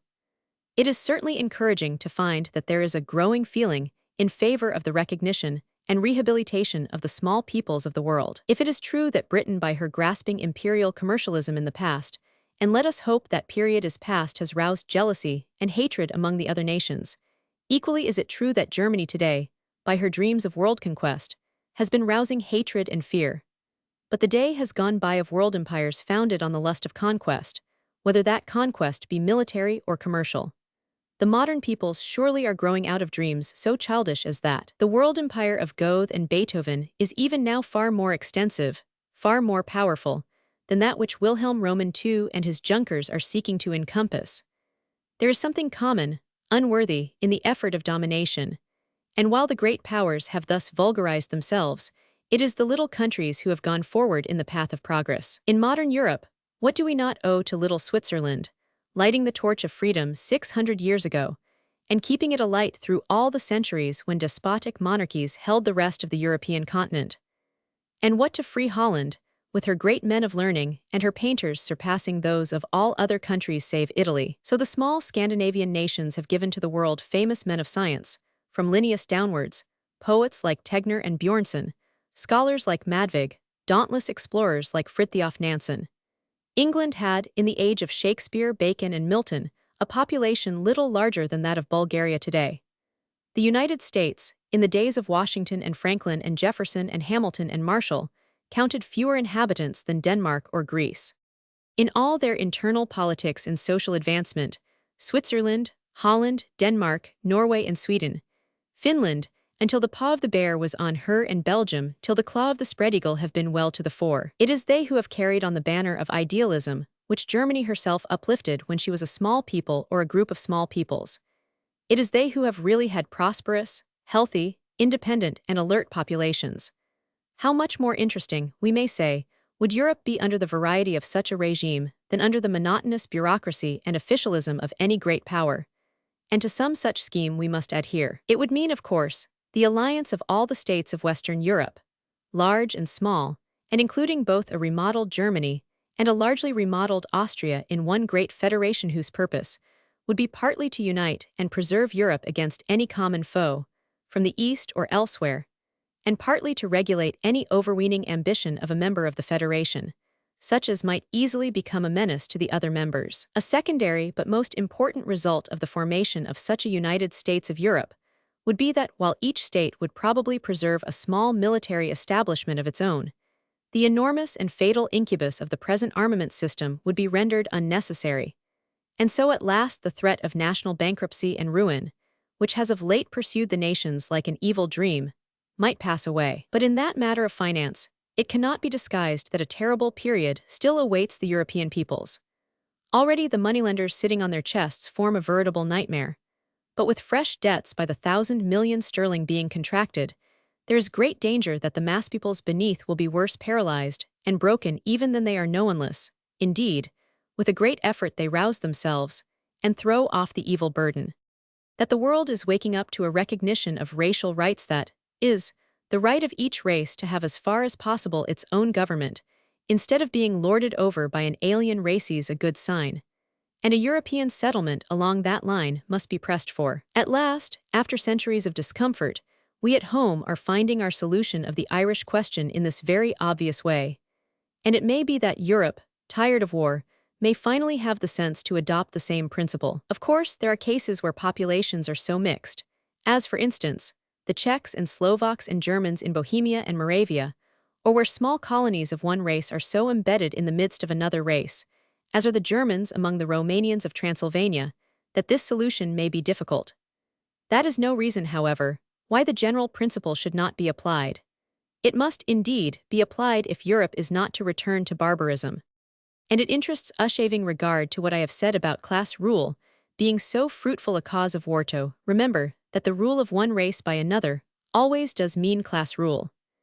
The alien conquerors who descend upon a country become the military and landlord caste there. Thus the Norman barons in England, the English squires in Ireland, the Magyars in Hungary, the German barons in East Prussia and the Baltic provinces, and so forth.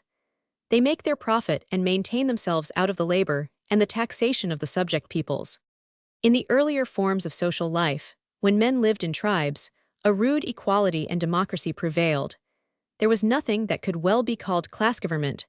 There was simply custom and the leadership of the elders of the tribe. Then, with the oncoming of what we call civilization, and the growth of the sense of property, differences arose, accumulations of wealth and power by individuals, enslavements of tribes by other tribes, and classes sprang up, and class government, and so the material of endless suffering and oppression and hatred and warfare. I have already explained in the introduction that class in itself, as the mere formation within a nation of groups of similar occupation and activity working harmoniously with each other, and with the nation is a perfectly natural and healthy phenomenon. It is only when it means groups pursuing their own interests counter to each other and to the nation that it becomes diseased. There will come a time when the class element in this latter sense will be ejected from society, and society will return again to its democratic form and structure. There will be no want, in that time, of variety of occupation and talent, or of differentiation in the social organism. Quite the contrary. but simply there will be no predatory or parasitical groups within such organism, whose interests will run counter to the whole, and which will act as such. Classes act now as foci and seedbeds of disease and strife within the whole. With a return to the recognition of racial rights and autonomies over the world, it is clear that one great cause of strife will be removed, and we shall be one step nearer to the ending of the preposterous absurdity of war. And talking about the difficulty of sorting out mixed populations, or of dealing with small colonies of one race embedded in the midst of another race, it is evident that once you get rid of autocratic or military or class government of any kind, and return to democratic forms, this difficulty will be much reduced or disappear. Small democratic communes are perfectly simple to form in groups of any magnitude or minuteness which may be desirable, and such groups would easily federate or ally themselves with surrounding democracies of alien race, whereas if lorded over by alien conquerors, they would be in a state of chronic rebellion. Of such democratic alliance and federation of peoples of totally different race, Switzerland supplies a well-recognized and fair-acclaimed example. That in the future, there will be an outcry in favor of conscription made by certain parties in Britain goes without saying, but that must be persistently opposed. The nation says it is fighting to put down militarism. Why then make compulsory militarism foundational in our national life? To abolish militarism by militarism is like putting down drink by swallowing it. The whole lesson of this war is against conscription. Germany could never have imposed herself on Europe without it. And yet her soldiers, brave as they naturally are, and skillfully as they have fought, have not done themselves justice. How could they, under such conditions forced into battle by their officers, flung in heaps on the enemy's guns?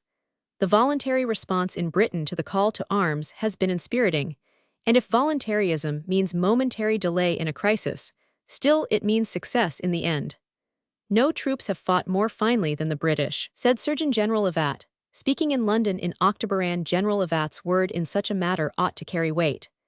After long experience in studying Russian, German, Bavarian, Saxon, French, Spanish, and American fighting units, my verdict is unhesitatingly in favor of the British. What has occurred lately has been a splendid triumph of citizenship, because people were allowed their proper liberty and the consciousness of freely sharing in a great empire. Besides, it must always be remembered that conscription gives a government power to initiate an iniquitous war, whereas voluntarism keeps the national life clean and healthy. A free people will not fight for the trumpet-up schemes and selfish machinations of a class knot, indeed, unless they are grossly deceived by press and class plots. Anyhow, to force men to fight in causes which they do not approve, to compel them to adopt a military career when their temperaments are utterly unsuited to such a thing, or when their consciences or their religion forbid them these things, are both foolish and wicked.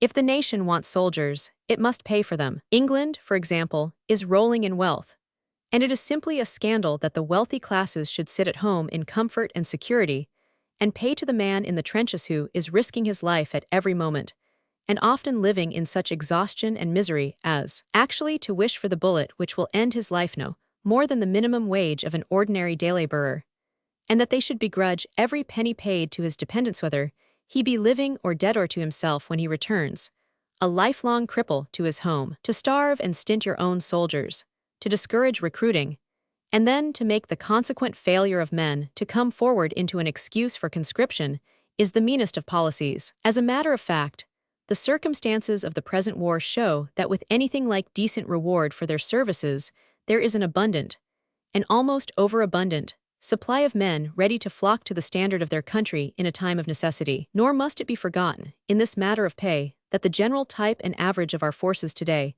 whether naval or military, is far higher than it was 50 years ago. The men are just as plucky, and more educated, more alert, more competent in every way. To keep them up to this high standard of efficiency, they need a high standard of care and consideration. It may, however, be said in view of our present industrial conditions, and the low standard of physical health and vitality prevailing among the young folk of our large towns, that physical drill and scout training, including ambulance and other work, and qualification in some useful trade, might very well be made a part of our general educational system, for rich and poor alike, say, between the ages of 16 and 18. Such a training would to each individual boy be immensely valuable, and by providing some rudimentary understanding of military, affairs, and the duties of public service and citizenship, would enable him to choose how he could be helpful to the nation provided, always he were not forced to make his choice in a direction distasteful or repugnant to him. In any good cause, as in a war of defense against a foreign enemy, it is obvious enough, as I have said, that there would be plenty of native enthusiasm forthcoming without legal or official pressure. However, I have enlarged a little on the subject of conscription in a later chapter, and will say no more here. But the burning and pressing question is, why should we, the enlightened and civilized nations of Europe, get involved in these senseless wars at all? And surely this war will, of all wars, force an answer to the question. Here, for the last 20 years, have these so-called great powers been standing round, all professing that their one desire is peace, and all meanwhile arming to the teeth, each accusing the others of militant intentions, and all lamenting that war is inevitable. Here they have been forming their ententes and alliances, carrying on their diplomatic cabals and intrigues, studying the map and adjusting the balance of power, all, of course, with the best intentions and low. With the present result, what nonsense! What humbug! What an utter bankruptcy of so-called diplomacy! When will the peoples themselves arise and put a stop to this fooling the people who give their lives and pay the cost of it all? If the present day diplomats and foreign ministers have sincerely striven for peace, then their utter incapacity and futility have been proved to the hilt, and they must be swept away. If they have not sincerely striven for peace, but only pretended to so strive, then also they must be swept away, for deceit in such a matter is unpardonable. And no doubt the latter alternative is the true one. There has been a pretense of the government's all-round pretense of deep concern for humanity and the welfare of the mass peoples committed to their charge. But the real moving power beneath has been class interest of the great commercial class in each nation, with its acolyte and attendant, the military or aristocratic. It is this class, with its greeds and vanities and suspicions and jealousies, which is the cause of strife. The working masses of the various nations have no desire to quarrel with each other. Nay, they are animated by a very different spirit. In an interesting article published by the German socialist paper Vorwärts on September 27, 1914, and reproduced in our press, occurred the following passage, in which the war is traced to its commercial sources. Germany has enjoyed an economical prosperity such as no other country has experienced during the last decade. That meant with the capitalist class a revival of strong imperialist tendencies, which have been evident enough. This again gave rise to mistrust abroad, at least in capitalist circles, who did their best to communicate their feelings to the great masses. And so the German people as a whole has been made responsible for what has been the work of a small class. The comrades abroad can be assured that though German workmen are ready to defend their country, they will, above all, not forget that their interests are the same as those of the proletariat in other countries, who also against their will were forced into the war and now do their duty. They can rest assured that the German people are not less humane than others, a result to which education through workmen's organizations has greatly contributed. If German soldiers in the excitement of war should commit atrocities, it can be said that among us and also in other circles there will not be a single person to approve of them. Reading this statements infinitely more sensible and human than anything to be found in the ordinary capitalist press of England and Germany cannot help feeling that there is practically little hope for the future until the international working masses throughout Europe come forward and, joining hands with each other, take charge of the foolish old governments who represent the remains of the decadent feudal and commercial systems, and shape the Western world at last to the heart's desire of the peoples that inhabit it. The peoples of the world desire peace, said Burtsev. The Russian exiliant, he who has been in many lands, ought to know. But they also, if they would obtain peace, must exercise an eternal vigilance, lest they fall into the hands of class schemers, and be betrayed into that which they do not desire. The example of Germany, which we have considered above, shows how easily a good and friendly and pacific people may, by mere political inattention and ignorance, and by a quasi-scientific philosophy, which imposes on its political ignorance, be led into a disastrous situation. It shows how preposterous it is that governments generalias at present constituted should set themselves up as the representatives of the mass people's wishes, and as the arbiters of national destinies. And it shows how vitally necessary it is that the people, even the working masses and the peasants, should have some sort of political education and understanding. In that matter of the political education of the masses, America, in her United States and Canada, yields a fine example. Though not certainly perfect, her general standard of education and alertness is infinitely superior to that of the peoples of the Old World. And some writers contend that it is just in that'n her general level, and not in her freaks of genius that America's claim lies to distinction among the nations of the earth. If you consider the peoples of the Old World, whether in England, Scotland, or Ireland, in France, Spain, Italy, Germany, Austria, Russia, or farther east and farther south over the earth, you will find the great masses, on the land or in the workshops, still sunk in vast ignorance, apathy, and irresponsibility. Only here and there among those I have mentioned, and notably among the smaller peoples of Western Europe, like Switzerland, Holland, Denmark, and Sweden, are the masses beginning to stir, as it were, towards the daylight. It can only be with the final opening of their eyes and awakening from slumber that the rule of the classes will be at an end. But that awakening, with the enormous spread of literature and locomotion and intercommunication of all kinds over the modern world, cannot now, one would say, be long delayed. Meanwhile, and until that era arrives, we can only insist at any rate in our own country on a different kind of foreign policy from what we have had, a policy open and strong, not founded on spread egoism, and decidedly not founded on commercialism and the interests of the trading classes as the Empire League seemed to desire, but directed towards the real welfare of the masses in our own and other lands. If our rulers and representatives really seek peace, here is the obvious way to ensue and secure it, namely, by making political friends of those in all countries who desire peace and are already stretching hands of amity to each other. What simpler and more obvious way can there be?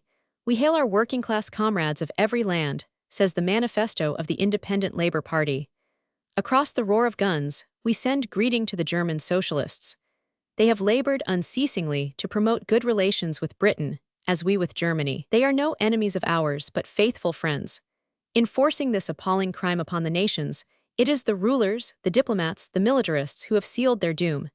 In tears and blood and bitterness the greater democracy will be born. With steadfast faith we greet the future. Our cause is holy and imperishable, and the labor of our hands has not been in vain. Yes, we must have a foreign policy strong and sincereined, not only so, but open and avowed. The present diplomatic system is impossible of continuance. It has grown up in an automatic way out of antiquated conditions, and no one in particular can be blamed for it. But that young men, profoundly ignorant of the world, and having the very born outlook on life which belongs to our gilded youth, 67% of the candidates for the diplomatic corps being drawn from Eton alone, having also in high degree that curious want of cosmopolitan sympathy and adaptability, which is characteristic of the English wealthy classes. Every candidate for the corps must have at least 400 a year of his own that.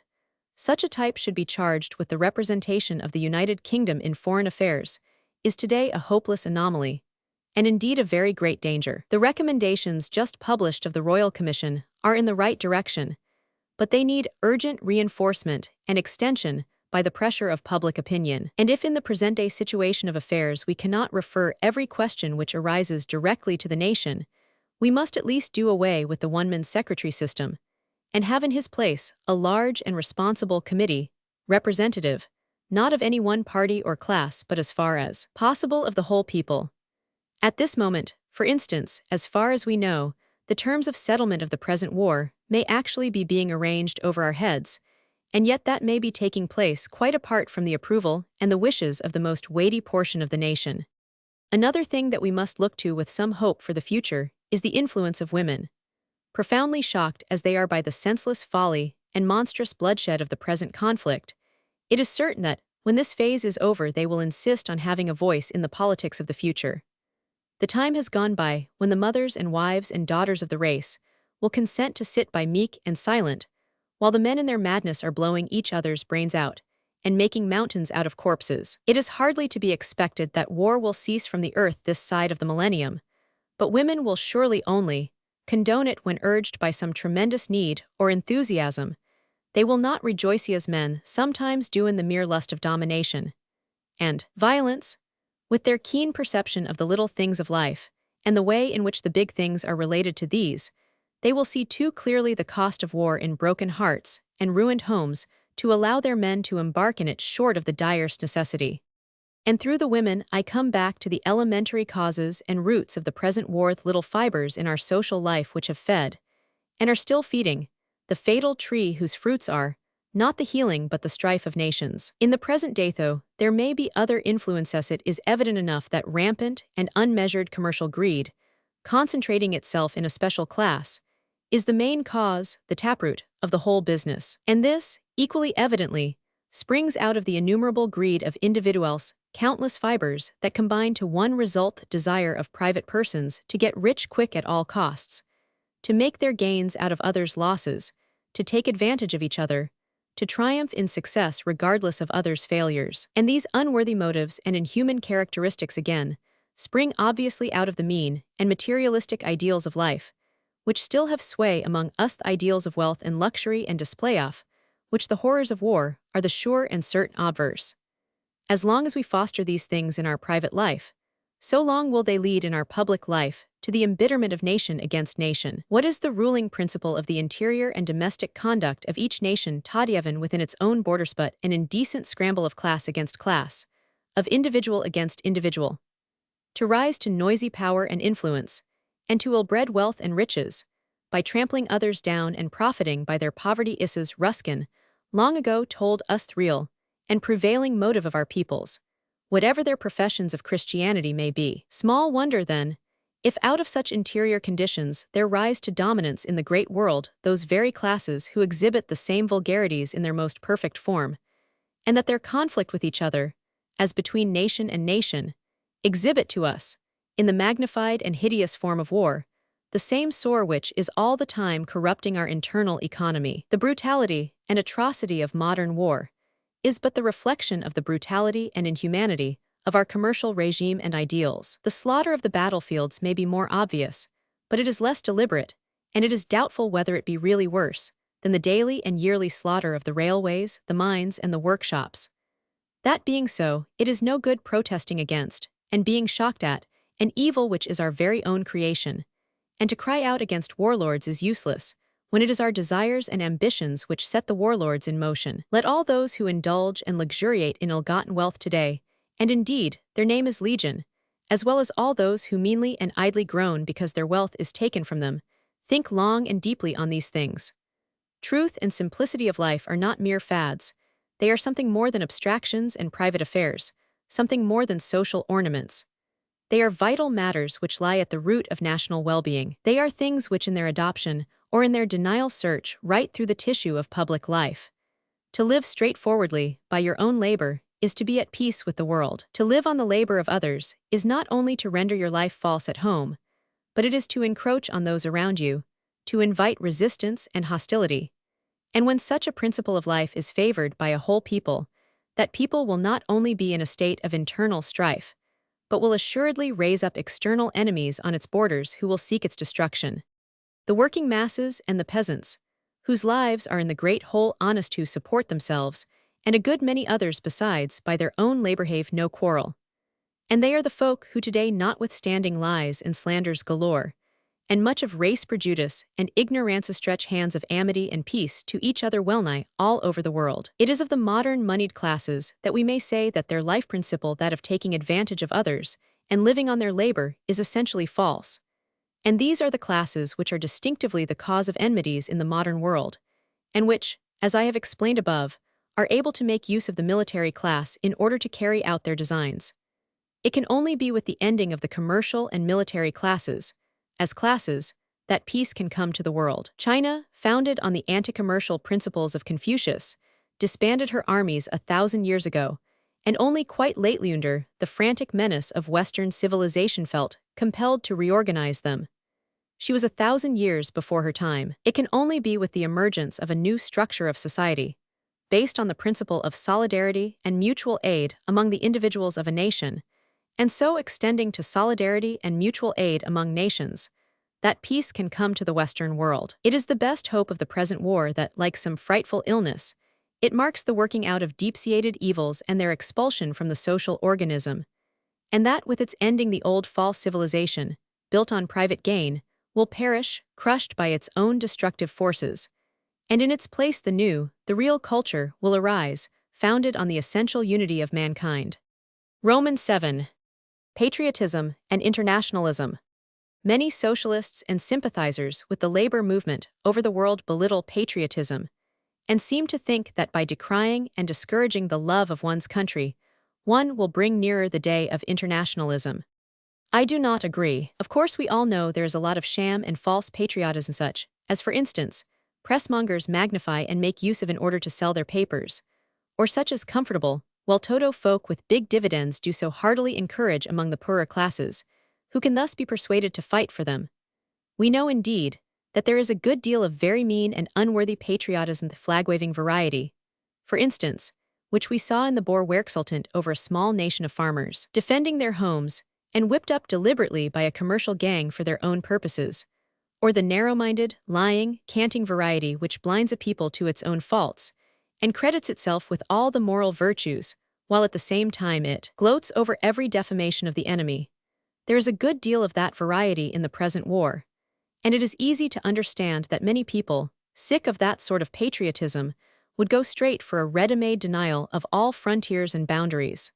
Still, allowing to the full all that can be said in the above direction, one must admit also that there is such a thing as a true patriotism, and I do not see why, however socialist or cosmopolitan we may be, should not recognize what is an obvious fact. There is a love of one's own country, a genuine attachment to and preference for it in spite of all temptations to belong to other nations, which after all is very natural, and on the whole a sound and healthy thing.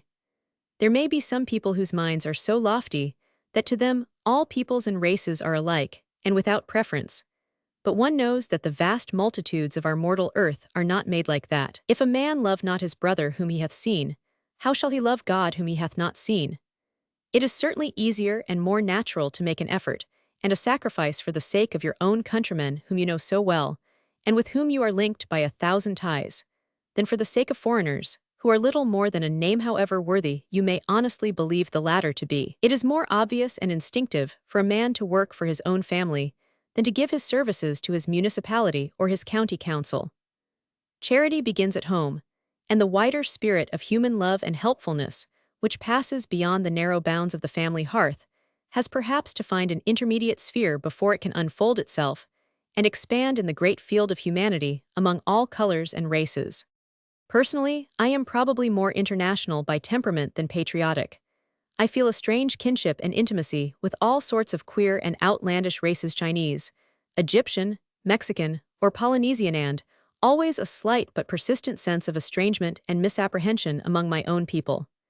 Flag-waving certainly does not stir me. Still, I feel that, whatever one's country may be, the love of it has value and is not to be scoffed at. The nation is bigger than the parish, and to a man of limited outlook, it is a means of getting him out of his own very narrow and local circle of life. To rob him of that in order to jump him into a cosmopolitan attitude which to him may be quite empty and arid is a mistake. It is easy enough to break the shell for the growing chick, but if you break it too soon, your chick, when hatched, will be dead.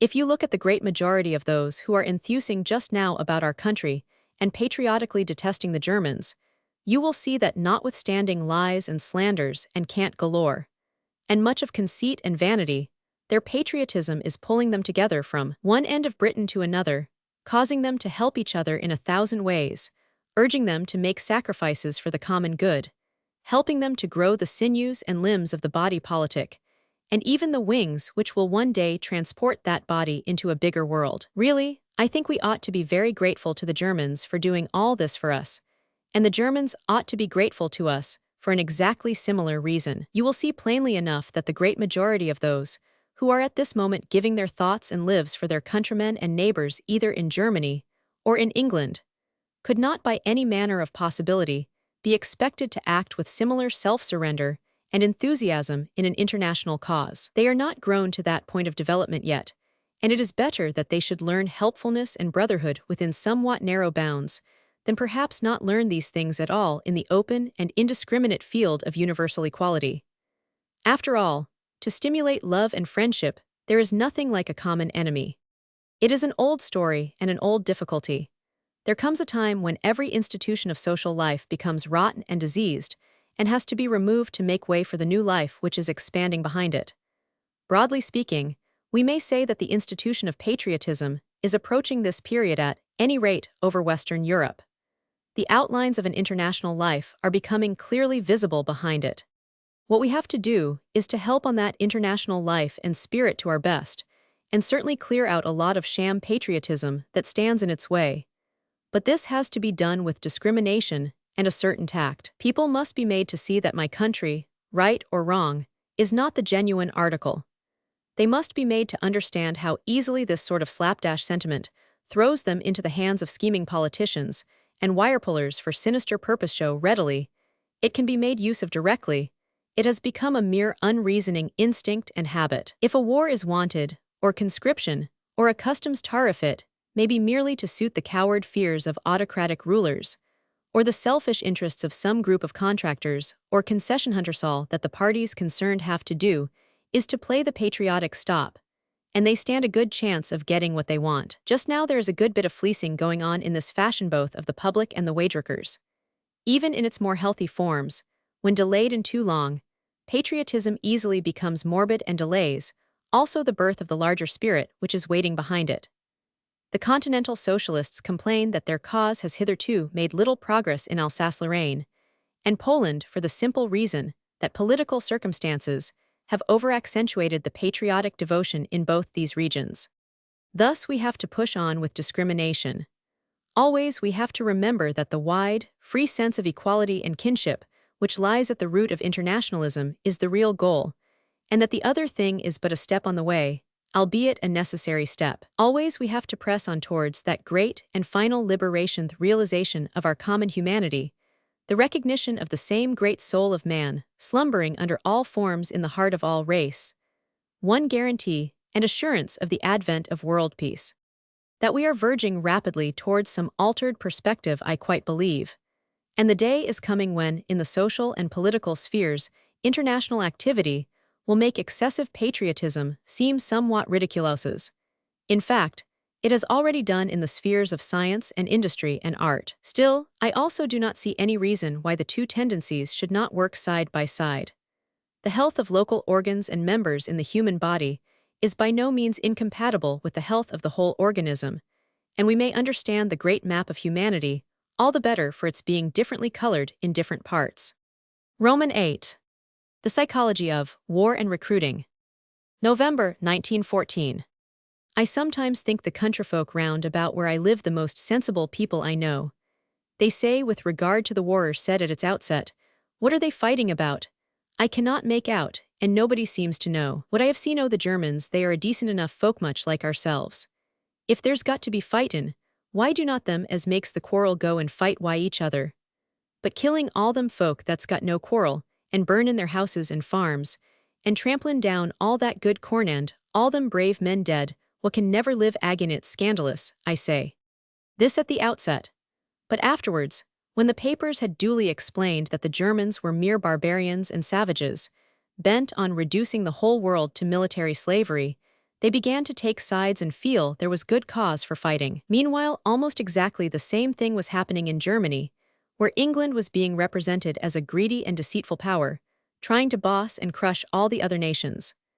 Thus each nation did what was perhaps, from its own point of view, the most sensible thing to do, persuaded itself that it was fighting in a just and heroic cause, that it was a St. George against the dragon, a David out to slay Goliath. The attitude of the peasant, however, or agriculturist, all over the world is the same. He does not deal in romantic talk about St. George and the dragon. He sees too clearly the downright facts of life. He has no interest in fighting, and he does not want to fight. Being the one honest man in the community, one man who creates, not only his own food but the food of others besides, and who knows the value of his work, he perceives without illusion the foolery of war, the hideous waste of it, the shocking toll of agony and loss which it inflicts, and, if left to himself, would as a rule have no hand in it. It is only occasionally when ground down beyond endurance by the rent-wrecking classes above him, or threatened beyond endurance by an enemy from abroad, that he turns his reaping hook into a sword and his muckfork into a three-pronged bayonet, exchanges his fowling piece for a rifle, and fights savagely for his home and his bit of a field. England, curiously enough, is almost the only country in the world where the peasant or ordinary fieldworker has no field of his own, and I find that in the villages, and among the general agricultural population, there is even now but little enthusiasm for the present war, though the raid on our coasts at Scarborough and other places certainly did something to stimulate it. Partly this is, as I have said, because the agricultural worker knows that his work is foundational and that nothing else is of importance compared with it. At this moment, for instance, there are peasants in Belgium and northern France plowing and sowing, and so forth, actually close to the trenches and between the fighting lines. Partly it is because in England, alas, the countryman has so little right or direct interest in the soil. One wonders sometimes why he should feel any enthusiasm. Why should men want to fight for their land when they have no land to fight for, when the most they can do is to die at the foot of a trespass board, singing, "Britons never, never shall be slaves"? If the war is ever finished, surely one of the first things to be insisted on afterwards, with regard to England, must be the settlement of the actual people, not the parasites on the land. Else how, after all that they have gone through, can it be expected that they will ever again fight for their country? But that this vast landless population in the villages and country district chungering, as it is for some sure tenure and interest in the soul, should actually, as now, be berated and scolded by superior persons of the upper classes, and threatened with conscription if it does not come forward more readily, is a spectacle sufficient to gratify the most hardened cynic. Certainly, it is remarkable that such numbers of the great working masses of this country, including villagers, should come forward in connection with the war, and join the standard and the ranks of fighting minas they donned. It is a thing for which one must honor them. But in that matter, there are not a few considerations to be kept in mind. In the first place, a large number are not really very enthusiastic, but simply join because pressure to do so is put upon them by their masters.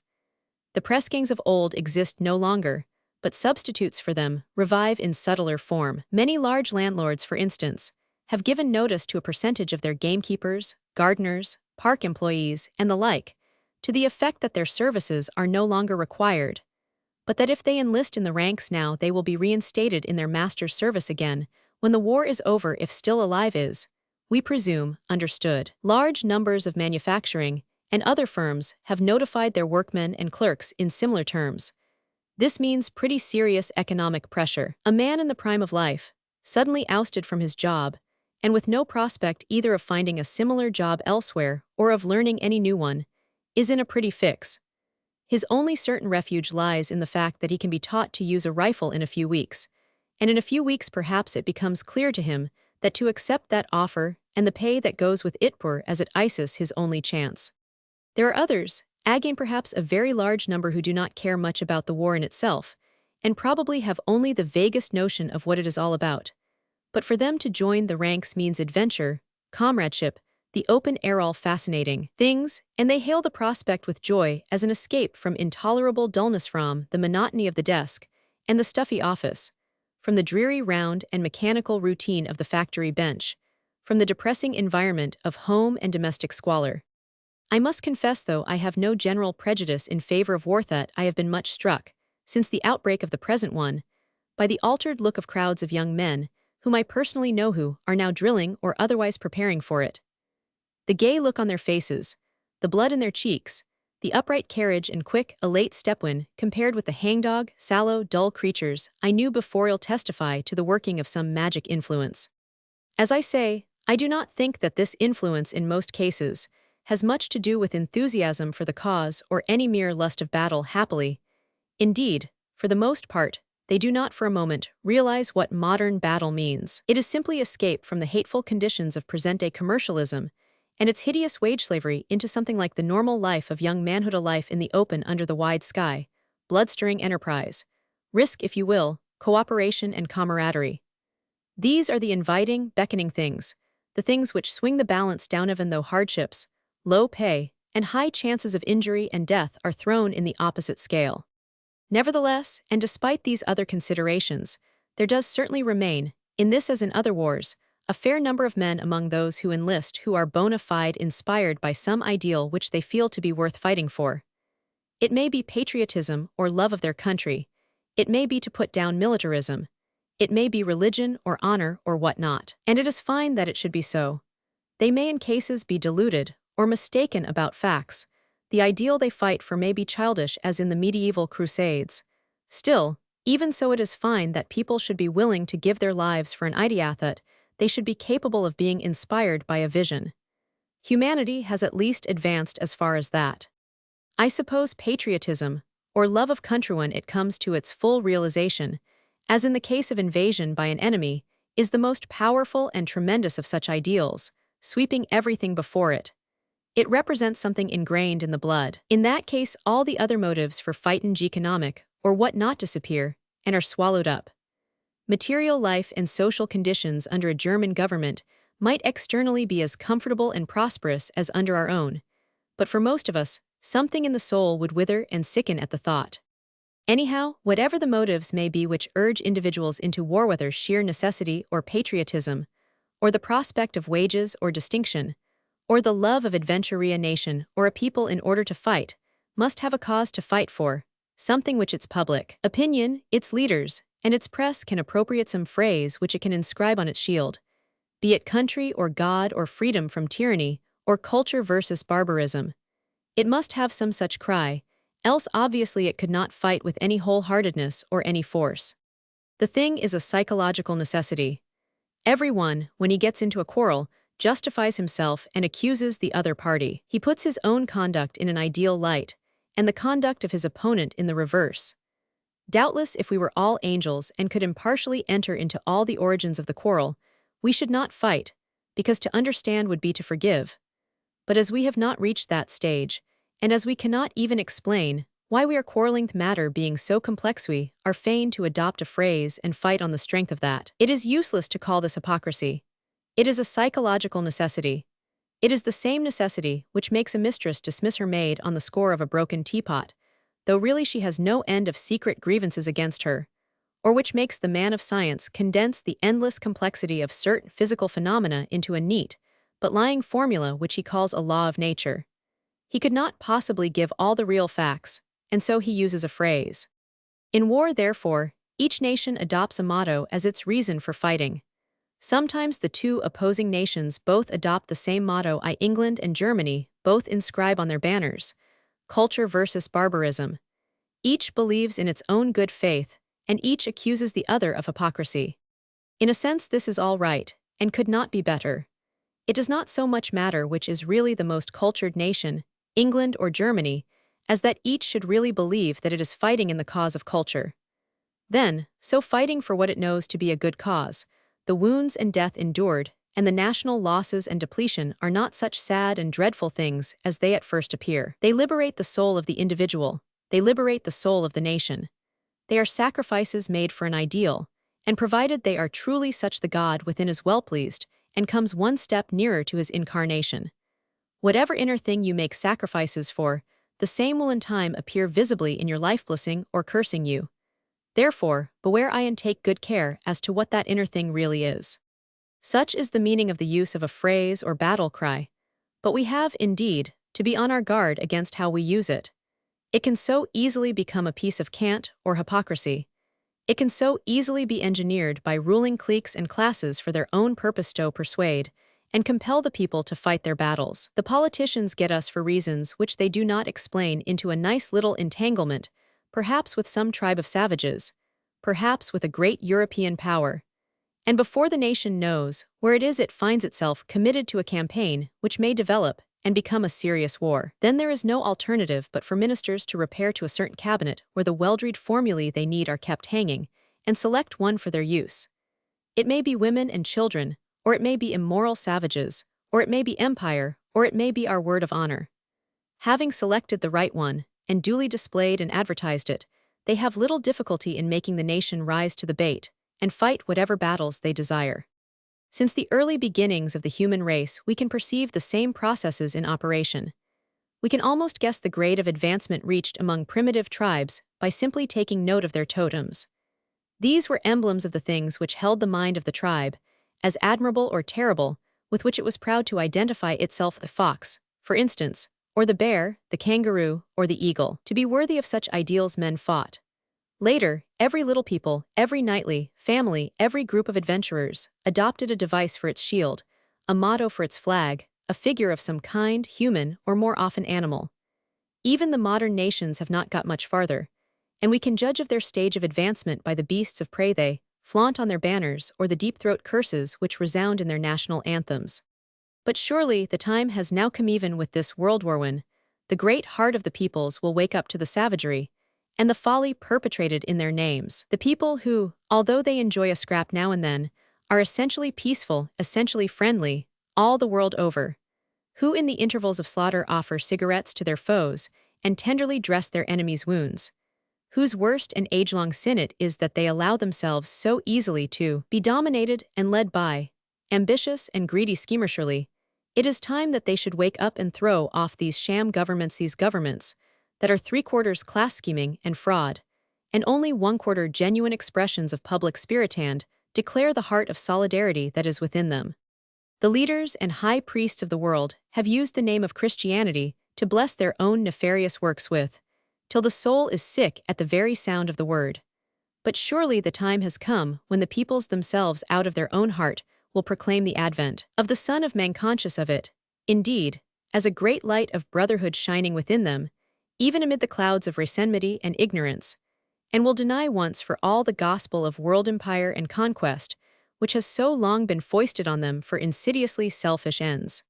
An empire based on brotherhood, a holy human empire of the world, including all races and colors in a common unity and equality eyes. But these shoddy empires based on militarism and commercialism, and built up in order to secure the unclean ascendancy of 2 outworn and effete classes over the rest of mankind, 1,000 times no. That dispensation, thank heaven, is past. These fatuous empires with their parade of power, and their absolute lack of any real policy, this British lion, this Russian bear, these German, French, and American eagles, these birds and beasts of prey with their barbaric notions of greed and war, their impossible armaments, and their swift financial ruin impending will fall and be rent asunder. The hollow masks of them will perish, and the sooner the better. But underneath surely there will be rejoicing, for it will be found that so after all the real peoples of the earth have come 1 degree nearer to the rise, 1 degree nearer together. Roman Knight. Conscription. December 1914. While protesting, as I have already done, against forced military service, it must still be admitted that the argument in favor of it retains a certain validity. To the extent, namely, that everyone owes a duty of some kind to his own people, that it is mean to accept all the advantages of citizenship, security, protection, settled conditions of life, and so forthand still to refuse to make sacrifice for one's country in a time of distress or danger. It is difficult, of course, for anyone to trace all the threads and fibers which have worked themselves into his life from his own homeland. It is difficult for a child to trace all the qualities of blood that it owes to its mother.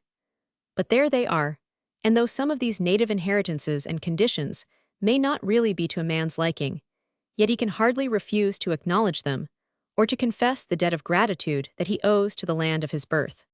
Granting all this, however, most fully, there still remains a long stretch from this admission to that of forced military service. The drawbacks to this latter are many. In the first place, compulsion anyhow is bad. A voluntary citizen army may be all right, but to compel a man to fight, whether he will or not, in violation, perhaps, of his conscience, of his instinct, of his temperament, is an inexcusable outrage on his rights as a human being.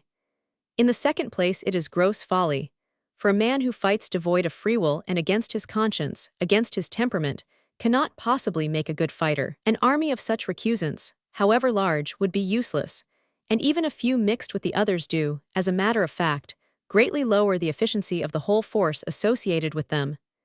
In the third place, compulsion means compulsion by a government, and government, at any rate today, means class rule. Forced military service means service under and subjection to a class. That means wars carried on abroad to serve the interests, often iniquitous enough, of the few, and military operations entered into at home to suppress popular discontent or to confirm class war. To none of these things could any high-minded man of democratic temper consent. There are other drawbacks, but these will do to begin with. On the other hand, if we reject enforced militarism, are we to throw overboard the idea of national service altogether? I think not. The way out is fairly clear and obvious. Let it be understood that there is such a thing as national or public service, to which within the limits of individual conscience and capacity everyone is bound to respond. Let it be understood that at a certain age, say from 16 to 18, but the period would no doubt be a movable one. Everyone, boy or girl, rich or poor, shall go through a course of training fitting him or her for healthy and effective citizenship. This would include first of all bodily exercises and drill needed by almost all, but especially in the present day by town workers, all sorts of scouting work, familiarity with nature, camp and outdoor life. Then all kinds of elementary and necessary trades, like agriculture in some form or other, metalwork, woodwork, clothwork, tailoring, bootmaking. Then such things as rifle shooting, ambulance work, nursing, cookery, and so on. Let it be understood that everyone, male or female, rich or poor, learned or ignorant, is expected to qualify in the whole program. But first of all and as far as humanly possible in the primary condition of physical health and development. And then after that in someone, at any rate, of the above-mentioned or similar trades, that in case of general need or distress, he can do something of use. That would at least be an approach to a valuable and reasonable institution. As things are, it is appalling to think of the abject futility and uselessness of vast classes in all the modern nations of today, but perhaps especially in our own nation. Think of the populations of our drawing rooms, of our well-to-do clubs, of our universities, of our commercial and professional offices, whose occupations, whatever they are entirely remote from the direct needs and meanings of life. Or again of the vast masses who inhabit the mean streets of our great towns, ignorant, ill-grown, unskilled, and in a chronic state of most precarious and uncertain employment. What would these populations do in any case of national crisis, in a case of serious war or famine, or huge bankruptcy of trade, or multitudinous invasion by Chinese or Japanese, or of total collapse of credit and industry? With a few brilliant exceptions, they would collapse too. They could not feed themselves, clothe themselves, or defend themselves. They could not build shelters from the storm, or make tools or weapons of any kind for their own use. They would be unable to nurse each other in illness or cook for each other in health. A tribe of Arabs or a commando of Boer farmers would be far more competent than they. But the said deficiency, which would be painfully illustrated by a serious crisis, is there equally in ordinary humdrum times of peace. The crippled and idiotic life which would bring disaster then is undermining our very existence now. Is it not time that a sensible nation should look to it, that every one of its members, when adult, should at least be healthy, well-fed, and well-grown, and that each should not only be decently developed in himself or herself, but should be capable of bearing a useful part of some kind in the life of the nation? Is it not time that the nation should place first of all on its program the creation of capable and healthy citizens? Can a nation be really effective, really strong, really secure, without this? I do not seem to doubt a large willingness among our people today for mutual service and helpfulness. I believe a vast number of our young women of the well-to-do type are at this moment deeply regretting their inability to do anything except knit superfluous mufflers. But was there ever in the history of the world such wide-flooding incompetence? The willingness of the well-to-do classes may be judged from their readiness to come forward with subscriptions, their incompetence from the fact that they have nothing else to offer.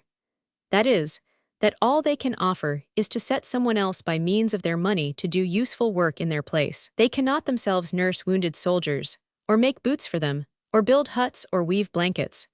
They cannot help in housing or building schemes, or in schemes for the reclaiming and cultivation of waste lands.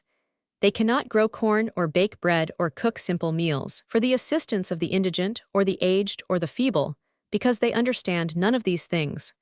But they can pay someone else to do them. That is, they can divert some of the money, which they have already taken from the workers, to setting the latter toiling again. But what use would that be on the day when our monetary system broke down as it nearly did at the commencement of this war? What use would it be on some critical day when a hostile invasion called every competent man and woman to do the work of defense, absolutely necessary at the moment? What use would it be in the hour when complete commercial dislocation caused downright famine? Who would look at offers of money then? Could the nation carry this vast mass of incompetence and idlers on its back then? And can it reasonably be expected to do so now? A terrible and serious crisis, as I have already said, awaits us even when the war is over, a crisis probably worse than that which we are passing through now.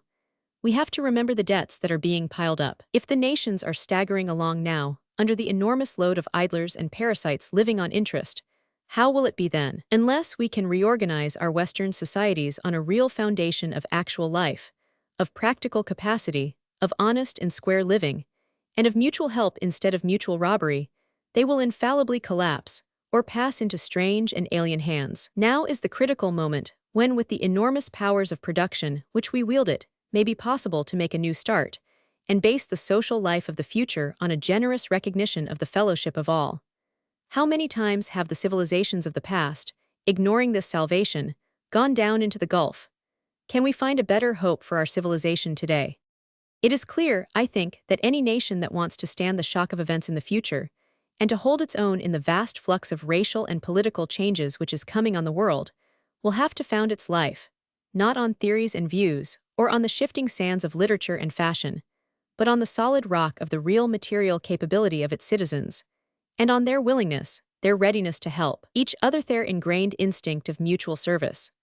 A conscript army, forced upon us by a government, and becoming inevitably a tool for the use of a governing class, we do not want and we will not have, but a nation of capable men and women who know what life is and are prepared to meet it at all points, who will in many cases make a free gift of their capital and land for such purposes as I have just outlined we must have. Personally, I would not even haritho the need is a crying one advocate downright compulsion, but I would make these things a part of the recognized system of education, with appropriate regulations and the strongest recommendations and inducements to every individual to fall in and cooperate with them. Thus, in time, an urgent public opinion might be formed which would brand as disgraceful the conduct of any person who refused to qualify himself for useful service, or who, when qualified, deliberately refused to respond to the call for such service, if needed. Under such conditions, the question of military defense would solve itself. Thousands and thousands of men would of their own free choice at an early age and during a certain period qualify themselves in military matters. Other thousands, men and women, would qualify in nursing or ambulance work. Other millions, again, would be prepared to aid in transport work, or in the production of food, clothing, shelter, and the 1,001 necessaries of life. No one would be called upon to do work which he had not chosen. No one would be forced to take up an activity which was hateful to him, yet all would feel that what they could do and did do would be helpful to the other ranks and ranges, and would be solidaire with the rest of the nation. Such a nation would be sane and prosperous in time of peace, and absolutely safe and impregnable in the hour of danger. X. How shall the plague be stayed? Christmas, 1914. People ask what new arrangements of diplomacy or revivals of Christianity, what alliances, ententes, leagues of peace, Hague tribunals, regulation of armaments, weeks of prayer, or tons of Christmas puddings sent into the enemy's camps will finally scotch this pestilence of war. And there is no answer, because the answer is too close at hand for us to see it. Nothing but the general abandonment of the system of living on the labor of others will avail. There is no other way. This, whether as between individuals or as between nations, is and has been since the beginning of the world the root cause of war. Early and primitive wars were for to raid crops and cattle, to carry off slaves on whose toil the conquerors could subsist, and the latest wars are the same, to acquire rubber concessions, gold mines, diamond mines, where colored labor may be exploited to its bitterest extreme, to secure colonies and outlying lands, where giant capitalist enterprises with either white or colored labor may make huge dividends out of the raising of minerals and other industrial products.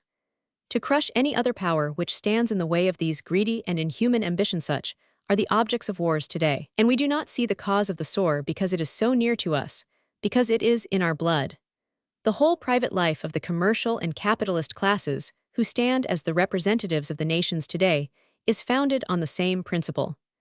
As individuals, our one object is to find some worker or group of workers whose labor value we can appropriate. Look at the endless columns of stock and share quotations in the daily papers, and consider the armies of those who scan these lists over their breakfastables with the one view of finding somewhere an industrial concern, whose slave-driven toilers will yield the shareholder 5, 6, 7, 8, 10, 12% on his capital. Undisguised and shameless parasitism is the order or disorder of our days. The rapacity of beasts of prey is in our social life, but thinly veiled indeed by a wash of Christian sentiment, and by a network of philanthropic institutions for the supposed benefit of the very victims whom we have robbed. Is it any wonder that this principle of internecine warfare and rapacity which rules in our midst, this vulgar greed, which loads people's bodies with jewels and furs, and their tables with costly food, regardless of those from whom these comforts are snatched, should eventuate ultimately in rapacity and violence on the vast stage of the drama of nations, and in red letters of war and conflict written across the continents. It is no good with a pious snuffle to say we are out to put down warfare and militarism, and all the time to encourage in our own lives, and in our church and empire leagues and other institutions, the most sordid and selfish commercialism, which itself is in essence a warfare, only a warfare of a far meaner and more cowardly kind than that which is signalized by the shock of troops or the rage of rifles and cannon. No, there is no other way, and only by the general abandonment of our present commercial and capitalist system will the plague of war be stayed. Commercial prosperity, the prosperity of a class.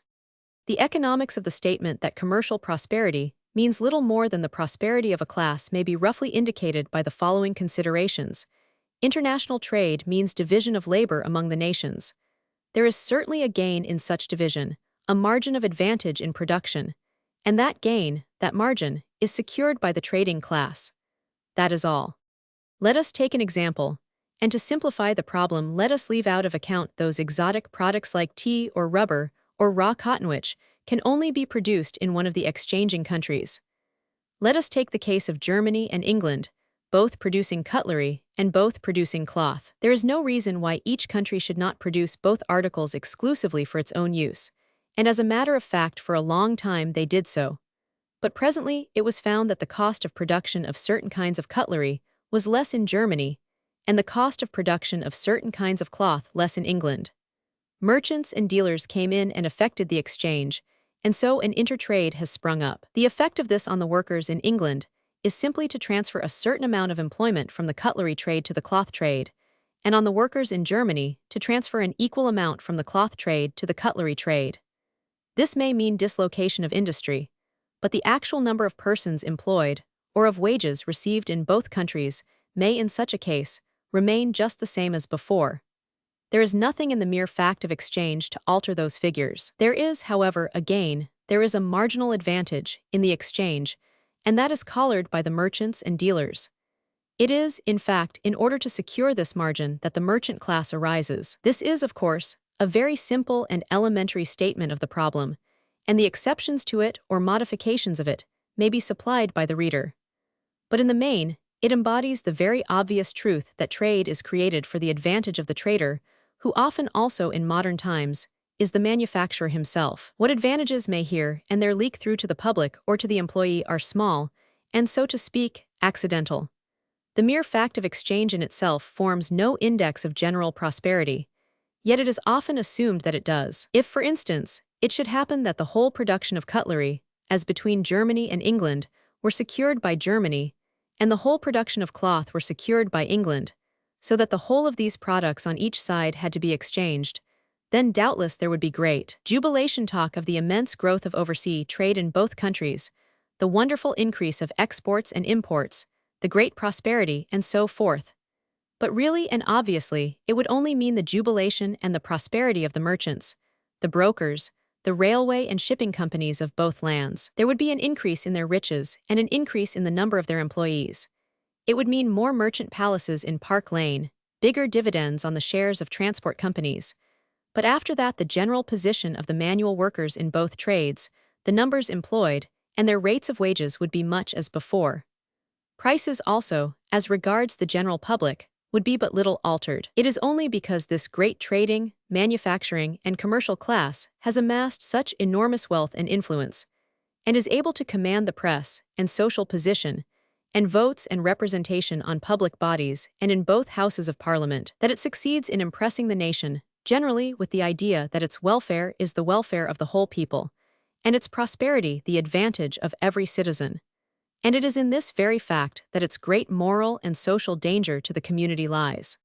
It must not be thought, but I believe I have said this before, that in making out that the commercial classes are largely to blame for modern wars, I mean to say that the present war, and many previous ones, have been directly instigated by commercial folk. It is rather that the atmosphere of commercial competition and rivalry automatically leads up to military rivalries and collisions, which often at the last moment though not always turn out contrary to the wishes of the commercial people themselves. Also, I would repeat that it is not commerce but the class interest that is to blame.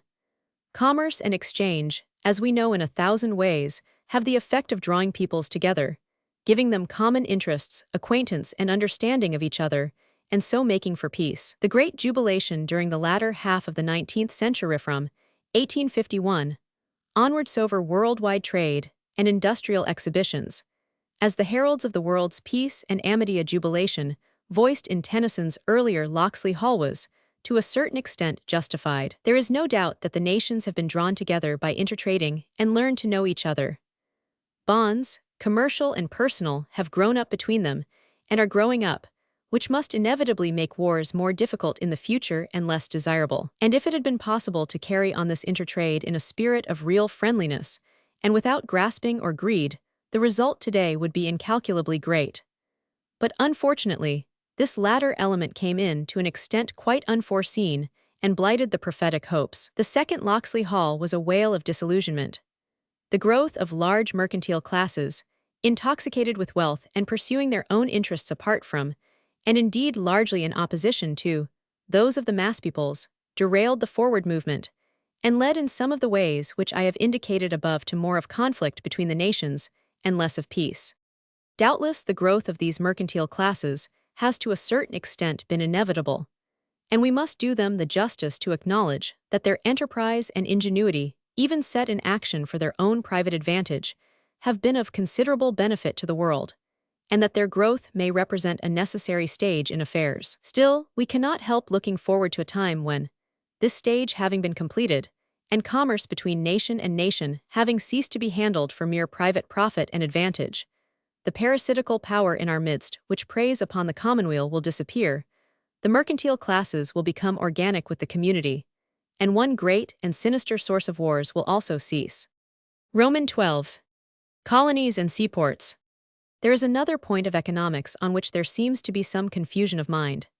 If mere extension of trade is the thing sought for, it really does not matter much, in these days of swift and international transport, whether the outlying lands with which the trader deals, or the ports through which he deals, are the property of his own nation or of some other nation. The trade goes on all the same.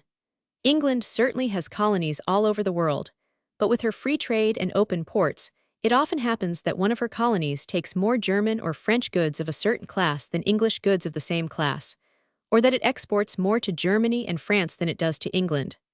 The bulk, for instance, of the produce of our West African colonies goes, in normal times, to Germany. German or French trade does not suffer in dealing with English colonies, though English trade may sometimes suffer in dealing with French, German, or other foreign colonies, on account of the preferential duties they put on in favor of their own goods. Except for these tariff walls and bounty systems which, after all, on account of their disturbing and crippling effect, seem to be gradually going out of fashion, trade flows over the world, regardless of national barriers, and will continue so to flow. It is all a question of relative efficiency and price. German goods, owing to their cheapness and their accuracy of construction, have of late years been penetrating everywhere, and to the German trader, as a pure matter of trade, it makes no difference whether he sells to a foreign nation or a German colony. It is the same with seaports. Holland is delighted to provide passage for Germany's exports and imports, and probably does so at a minimum cost. The Berlin manufacturer or merchant would be no better off, as far as trade conditions are concerned, if Germany instead of Holland held the mouths of the Rhine. The same with a harbor like Salonika. Germany or Austria may covet dreadfully its possession, and for strategic or political reasons they may be right, but for pure trade purposes Salonika in the hands of the Greeks would probably, except for certain initial expenses in the enlargement of dock accommodation, serve them as well as in their own hands.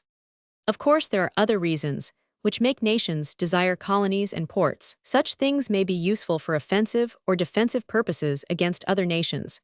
They feed a jealous sense of importance and imperialism. They provide outlets for population and access to lands where the institutions and customs of the homeland prevail. They supply financiers with a field for the investment of capital under the protection of their own governments. They favor the development of a national carrying trade. And above all, They supply plentiful official and other posts and situations for the young men of the middle and commercial classes. But for the mere extension and development of the nation's general trade and commerce, it is doubtful whether they have anything like the importance commonly credited to them. Roman 13. War and the Sex Impulse. January 1915. It seems that war, like all greatest things like passion, politics, religion, and so forth, is impossible to reckon up. It belongs to another plane of existence than our ordinary workaday life, and breaks into the latter as violently and unreasonably as a volcano into the cool pastures where cows and sheep are grazing. No arguments, protests, proofs, or explanations are of any avail, and those that are advanced are confused, contradictory, and unconvincing, just as people quarrel most violently over politics and religion, because, in fact, those are the two subjects which no one really understands, so they quarrel in warfare, not really knowing why, but impelled by deep, inscrutable forces. Spectators, even and neutrals, for the same reason, take sides and range themselves bitterly, if only in argument, against each other. But logic and morals are of no use on these occasions. They are too thin. They are only threads in a vast fabric. You extract a single thread from the weaving of a carpet, and note its color and its concatenations, but that gives you no faintest idea of the pattern of the carpet.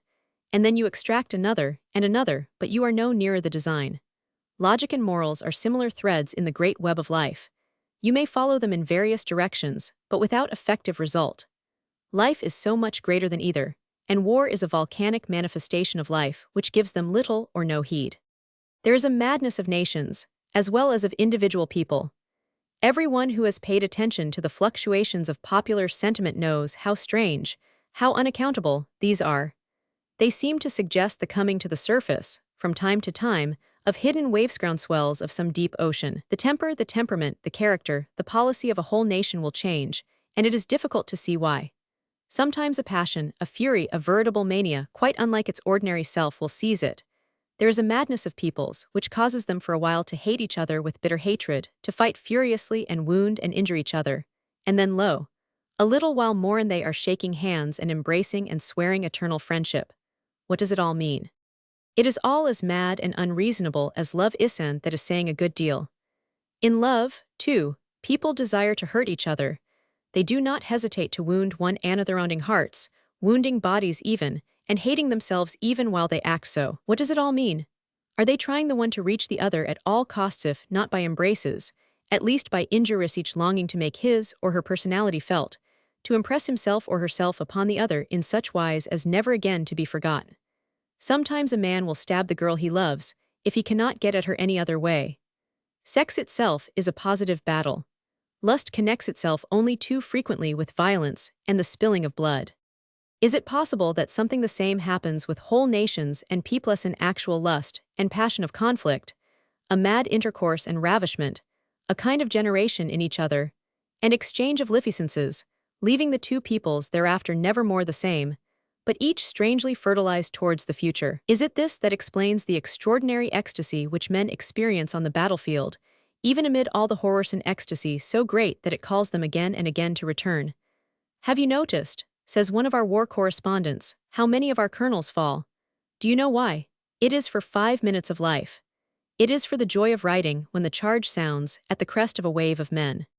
Is it this that explains the curious fact that wars, notwithstanding all their bitterness and brutish nesto, not infrequently lead to strange amalgamations and generations? The spreading of the seeds of Greek culture over the then known world by Alexander's conquests, or the fertilizing of Europe with the germs of republican and revolutionary ideas by the armies of Napoleon, or the immense reaction on the medieval Christian nations caused by the Crusades, are commonplaces of history, and Hodo come to quite modern times could have foreseen that the Boer War would end in the present positive alliance between the Dutch and English in South Africa, or that the Russo-Japanese conflict would so profoundly modify the ideas and outlook of the two peoples concerned. In making these remarks, I do not for a moment say that the gains resulting from war are worth the suffering caused by it, or that the gains are not worth the suffering. The whole subject is too vast and obscure for one to venture to dogmatize on it. I only say that if we are to find any order and law, as we must inevitably try to do in these convulsions of peoples, these tempests of human history, It is probably in the direction that I have indicated. Of course, we need not leave out of sight the ordinary theory and explanation that wars are simply a part of the general struggle for existence, culminating explosions of hatred and mutual destruction between peoples who are competing with each other for the means of subsistence. That there is something in this view one can hardly deny, and it is one which I have already touched upon. Still, I cannot help thinking that there is something even deeper, something that connects war with the amatory instinct, and that this probably is to be found in the direction of a physiological impact and fusion between the two or more peoples concerned, which fertilizes and regenerates them, and is perhaps as necessary in the life of nations as the fusion of cells is in the life of protozoa, or the phenomena of sex in the evolution of man. And while the nations fight, the little mortals who represent them have only the faintest idea of what is really going on, of what the warfare means. They feel the sweep of immense passions, ecstasies and horrors convulse and dislocate their minds, but they cannot understand. And the dear creatures in the trenches and the firing lines give their lives equally beautiful, equally justified on both sides. Fascinated, rapt, beyond and beside themselves, as foes hating each other with a deadly hatred, seized with hideous, furious, nerve-wracking passions, performing heroic, magnificent deeds, suffering untold, indescribable wounds and pains, and lying finally side by side as not unfrequently happens on the deserted battlefield, reconciled and redeemed and clasping hands of amity even in death. Roman 14. The overpopulation scare. Some cheerful and rather innocent people insist that because of the overpopulation difficulty wars must go on forever. The population of the world, they say, are at any rate of the civilized countries constantly increasing, and if war did not from time to time reduce the numbers, there would soon be a deadlock. They seem to think that the only way to solve the problem is for the men to murder each other. This says nothing about the women, who, after all, are the chief instruments of multiplication. It may also be pointed out that even the barbaric method of slaughter is not practicable. Although wars of extermination may have now and then occurred in the past among tribes and small peoples, such wars are not considered decent nowadays, and the numbers killed in modern campaigns surely scientific and efficient as the methods erase such a small fraction of the population concerned as to have no appreciable result. The population of Germany is about 70 millions, and I suppose the wildest anti-Teuton could hardly hope that more than 1 million Germans will be actually killed in the present conflictless than 112% fraction, which would probably soon be compensated by the increased uxoriousness of the returning troops. No, war is no solution for the overpopulation question. If that question is a difficulty, other means must be employed. We ask, therefore, is it a serious difficulty? If so, what is the remedy? That overpopulation is in certain localities a serious difficulty few would deny. China, with her 400 millions, is probably overpopulated. That is, with her present resources in production, the population presses against the margin of subsistence and can only just maintain itself. There is evidence to show that in the past, the natives of some of the Pacific islands, isolated in the Great Ocean and unable to migrate to other lands, have suffered from the same trouble. Britain is often said to be overpopulated, but here quite other considerations come in. Though it might be pleasant for many reasons to have more land at our immediate command, we cannot fairly say that our population presses against the margin of subsistence, for the simple reason that with our immense powers of industrial production and the enormous wealth here yearly obtained, the total, if evenly distributed anything like as well, for instance, as in China, would yield to every man, woman, and child in the United Kingdom an ample affluence. The appearance here of overpopulation arises from the fact that while the wage earners actually produce this mass of wealth, 2/3 of it are taken by the employers and employing classes. Great portions, therefore, of the actual producers or producing classes are on the margin of subsistence, while the rest of the wealth of the country is absorbed by those trading and dividend-consuming classes of whom I have spoken more than once in previous pages. There is overpopulation certainly, but it is an overpopulation as anyone may see who walks through the West End of London or the corresponding quarters of any of our large towns of idlers and feudal people, who are a burden to the nation. With our extraordinary industrial system or want of system, it commonly happens that the abundance of ill-paid or unemployed workers at one end of the social scale, by reducing the rates of wages, and so increasing the rates of dividends, actually creates a greater abundance of unemployed rich at the other end. But neither excess points in itself to overpopulation, only to a diseased state of distribution. What we really ought to aim at creating is a nation in which everyone was capable of doing useful or beautiful work of some kind or other, and was gladly occupied in doing it. Such a nation would be truly healthy. It would be powerful and productive beyond all our present dreams. But the Western nations of today, with their huge burdens of unskilled, ill-grown poor and their huge burden of incompetent, feeble rich, it is a wonder that they survive. They would not survive a decade or two if the Chinese or the Japanese in their numbers were to come into personal and direct competition with them. If Britain is not really at present overpopulated, the same is probably even more true of Germany.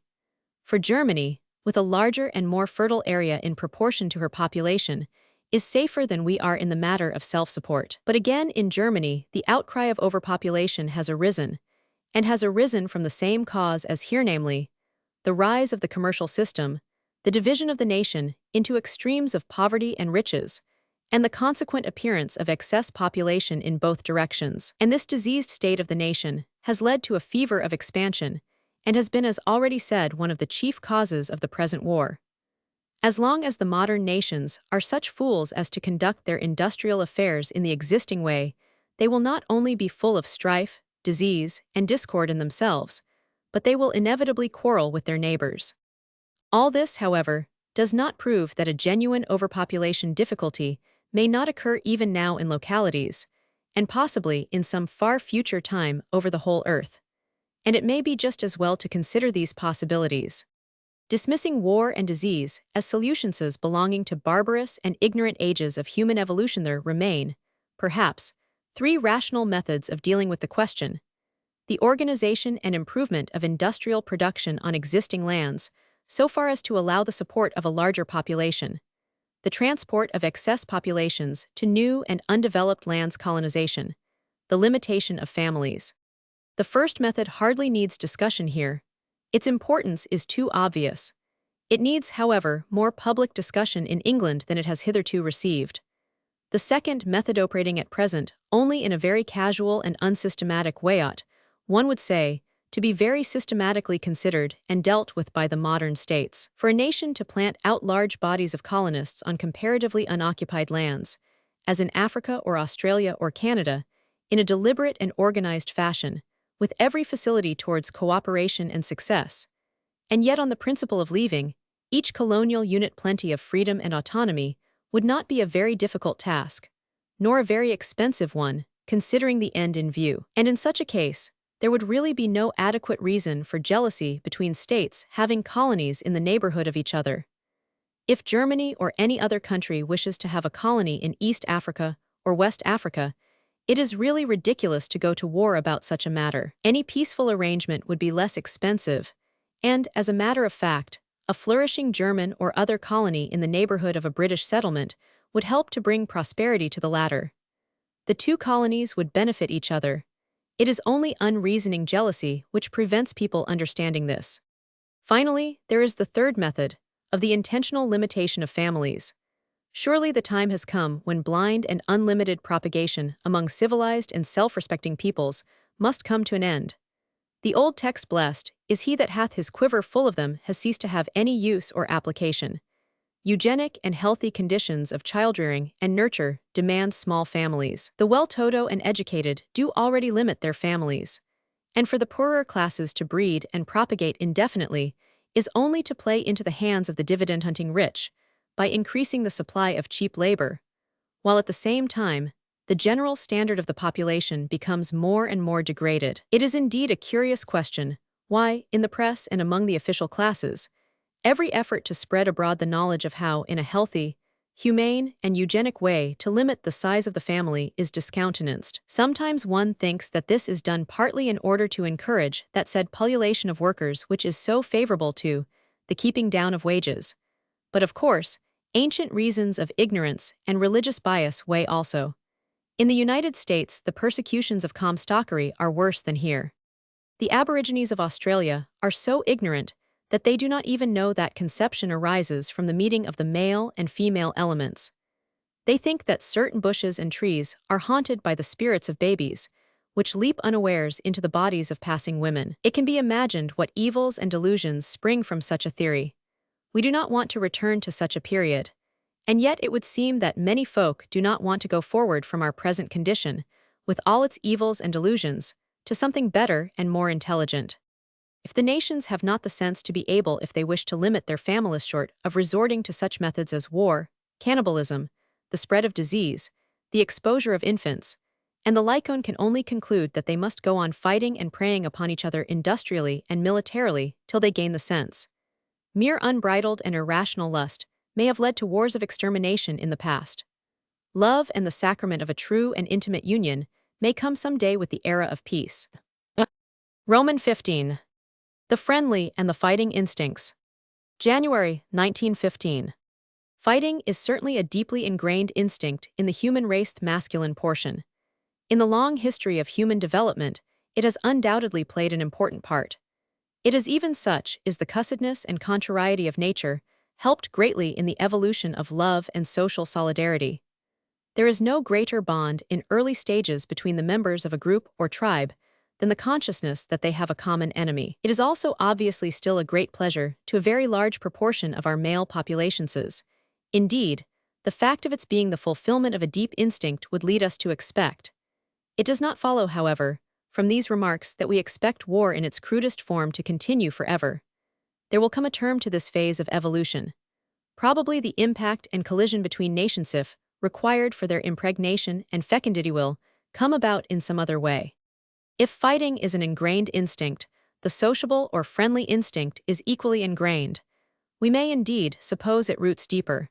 In the midst of warfare, maddest foes will turn and embrace each other. In the tale of Cuchulain of Muirthemne, Cuchulain and Ferdiad fought for 3 days on end, yet at the close of each day kissed each other affectionately. And in the present war, there are hundreds of stories already in circulation of acts of grace and tenderness between enemies, as well as the quaintest quips and jokes and demonstrations of sociability between men in opposing trenches who ought to have been slaying each other. In the Russo-Japanese War during the winter, when military movement was not easy, and the enemy lines in some cases were very near each other, the men, Russians and Japanese, played games together as a convenient and pleasant way of passing the time, and not unfrequently took to snowballing each other. A friend of mine, who was in that war, told me the following story. The Japanese troops were attacking one of the forts near Port Arthur with their usual desperate valor. They cut zigzag trenches up the hillside, and finally stormed and took a Russian trench close under the guns of the fort. The Russians fled, leaving their dead and wounded behind. After the melee, when night fell, 5 Japanese found themselves in that particular trench, with 7 Russians all pretty badly wounded, with many others of course dead. The riflemen in the fort were in such a nervous state that at the slightest movement in the trench they fired, regardless of whom they might hit. The whole party remained quiet during the night and most of the next day. They were suffering from wounds, and without food or water, but they dared not move. They managed, however, to converse with each other a little, especially through the Japanese lieutenant, who knew a little Russian. On the second night the fever for water became severe. One of the less wounded Russians volunteered to go and fetch some. He raised himself from the ground, stood up in the darkness, but was discerned from the fort and shot. A second Russian did the same and was shot. A Japanese did likewise. Then the rest lay quiet again. Finally, the darkness having increased and the thirst and the wounds being intolerable, the Japanese lieutenant, who had been wounded in the legs and could not move about, said that if one of the remaining Russians would take him on his back, he would guide the whole party into a place of safety in the Japanese lines. So they 999. The Russian soldier crawled on his belly with the Japanese officer lying on his back, and the others followed, keeping close to the ground. They reached the Japanese quarters and were immediately looked after and cared for. A few days afterwards, the 5 Russians came on board the transport on which my friend was engineer. They were being taken as prisoners to Japan, but the Japanese crew could not do enough for them in the way of tea and cigarettes and dressing their wounds, and they made quite a jolly party all together on deck. The Japanese officer was also on board, and he told my friend the story. Gallantry towards the enemy has figured largely in the history of war, sometimes as an individual impulse, sometimes as a recognized instruction.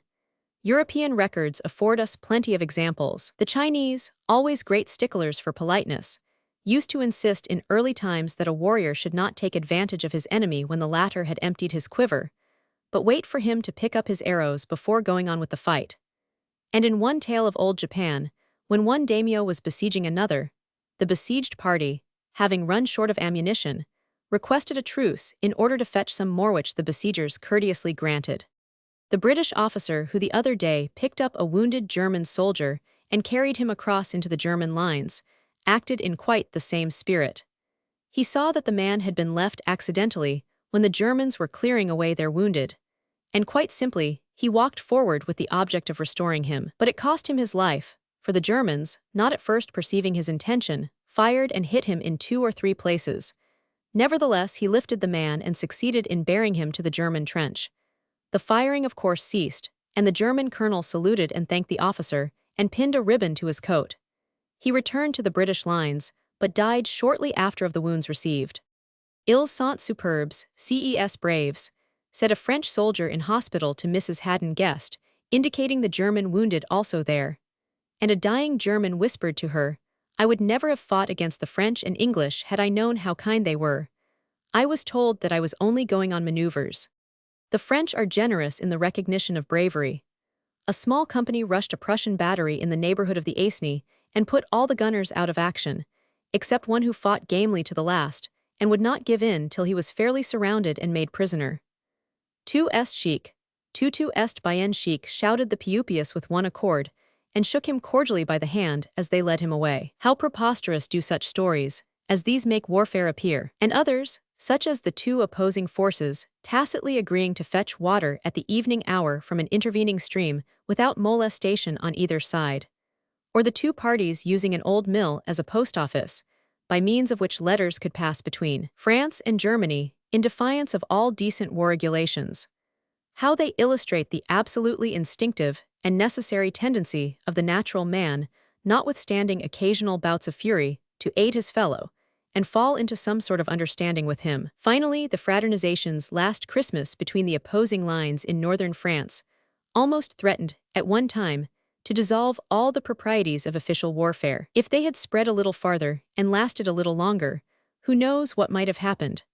High politics might have been utterly confounded, and the elaborate schemes of statesmen on both sides entirely frustrated. Headquarters had, through the officers, to interfere, and all such demonstrations of amity to be for the future forbidden.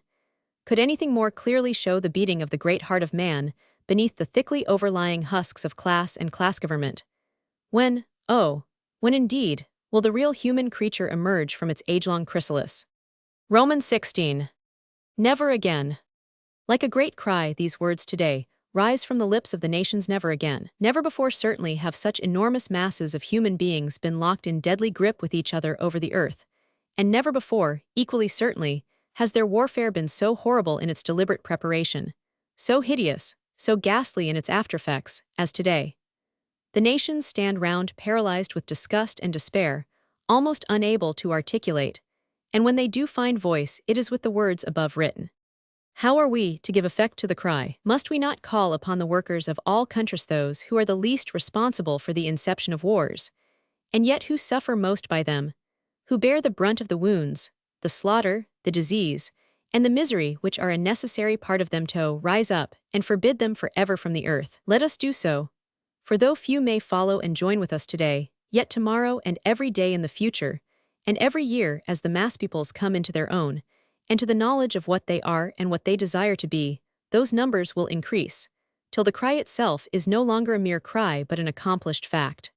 It is a hopeful sign that not only among bewildered onlookers and outsiders, but among the soldiers themselves of the more civilized countries, this cry is being taken up. Who, indeed, should know better than they what they are talking about? The same words are on the lips at this moment of thousands and thousands of French and English and German soldiers, and in no faint-hearted or evasive sense, but with the conviction and indignation of experience. We may hope they will not be forgotten this time when the war is over. The truth is that not only was this particular war bound to come, but among the civilized peoples, the refusal of war is also bound to come. 2 great developments are leading to this result. On the one hand, the soldiers themselves, the fighters, are as a class becoming infinitely more sensitive, more intelligent, more capable of humane feeling, less stupidly patriotic and prejudiced against their enemies than were the soldiers of a century agasse of the time of Wellington. On the other hand, the horrors, the hideousness, the folly, and the waste of war are infinitely greater. It is inevitable that these two contradictory movements, mounting up on opposite sides, must at last clash. The rising conscience of humanity must in the end say to the warfiend, "Get thee behind me, Satan." Never before have there passed over the fields of Europe armies so intelligent, so trained, so observant, so sensitive as those today of Belgium, France, England, and Germany.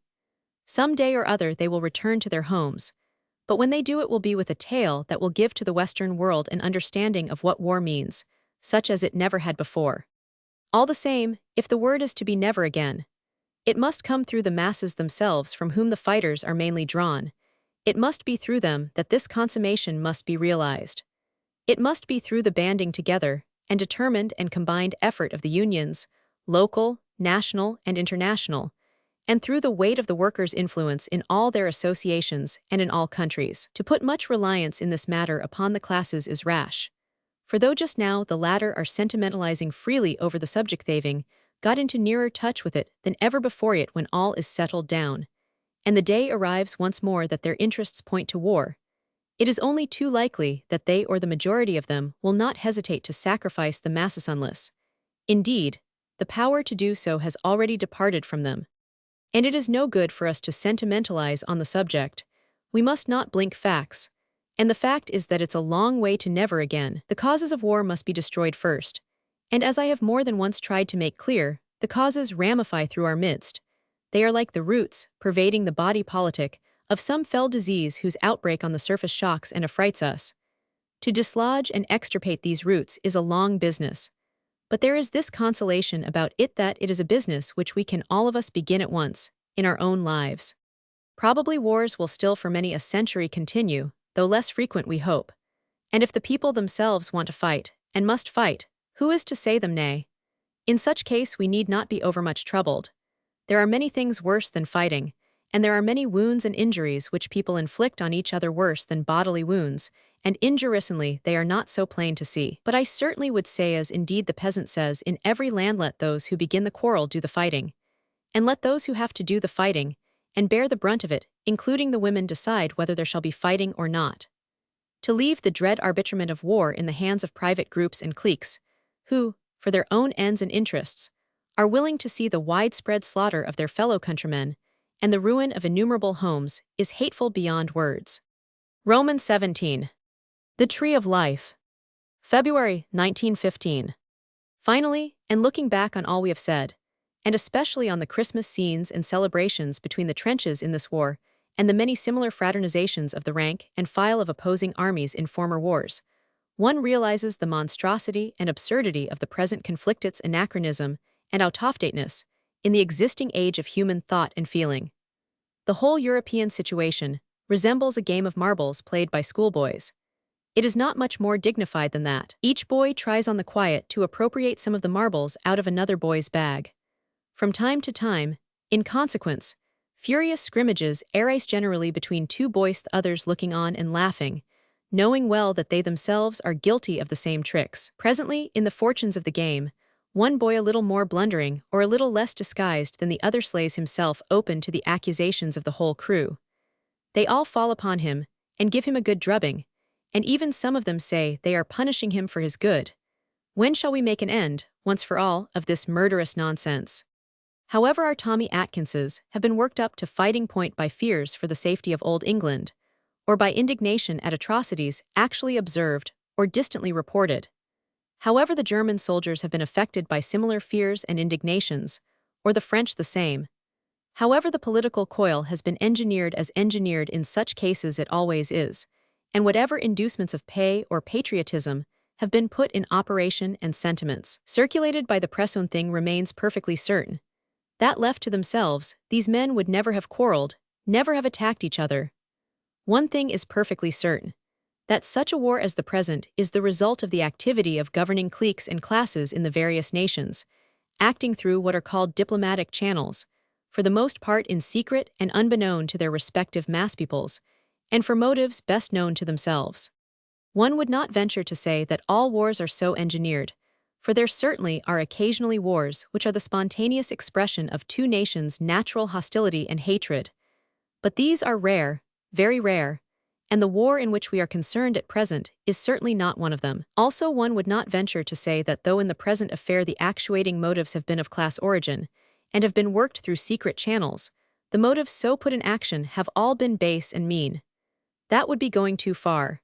Some of the motives may have been high-minded and generous, some may have been mean, and others may have been mean, and yet unconsciously so. But certainly when one looks at the conditions of public and political life, and the arrangements and concatenations by which influence there is exerted and secured, and sees as one must the pretty bad corruption which pervades the various parties in all the modern states, the commercial briberies, the lies of the press, the poses and prevarications of diplomats and ministersone cannot but realize the great probability that the private advantage of individuals or classes has been in the present case a prevailing instigation. The fact that in Britain 2 influential and honorable cabinet ministers resigned at once on the declaration of war, a fact upon which the press has been curiously silent, cannot but give one to think. One cannot but realize that the fighting men in all these nations are the pawns and counters of a game which is being played for the benefit or supposed benefit of certain classes.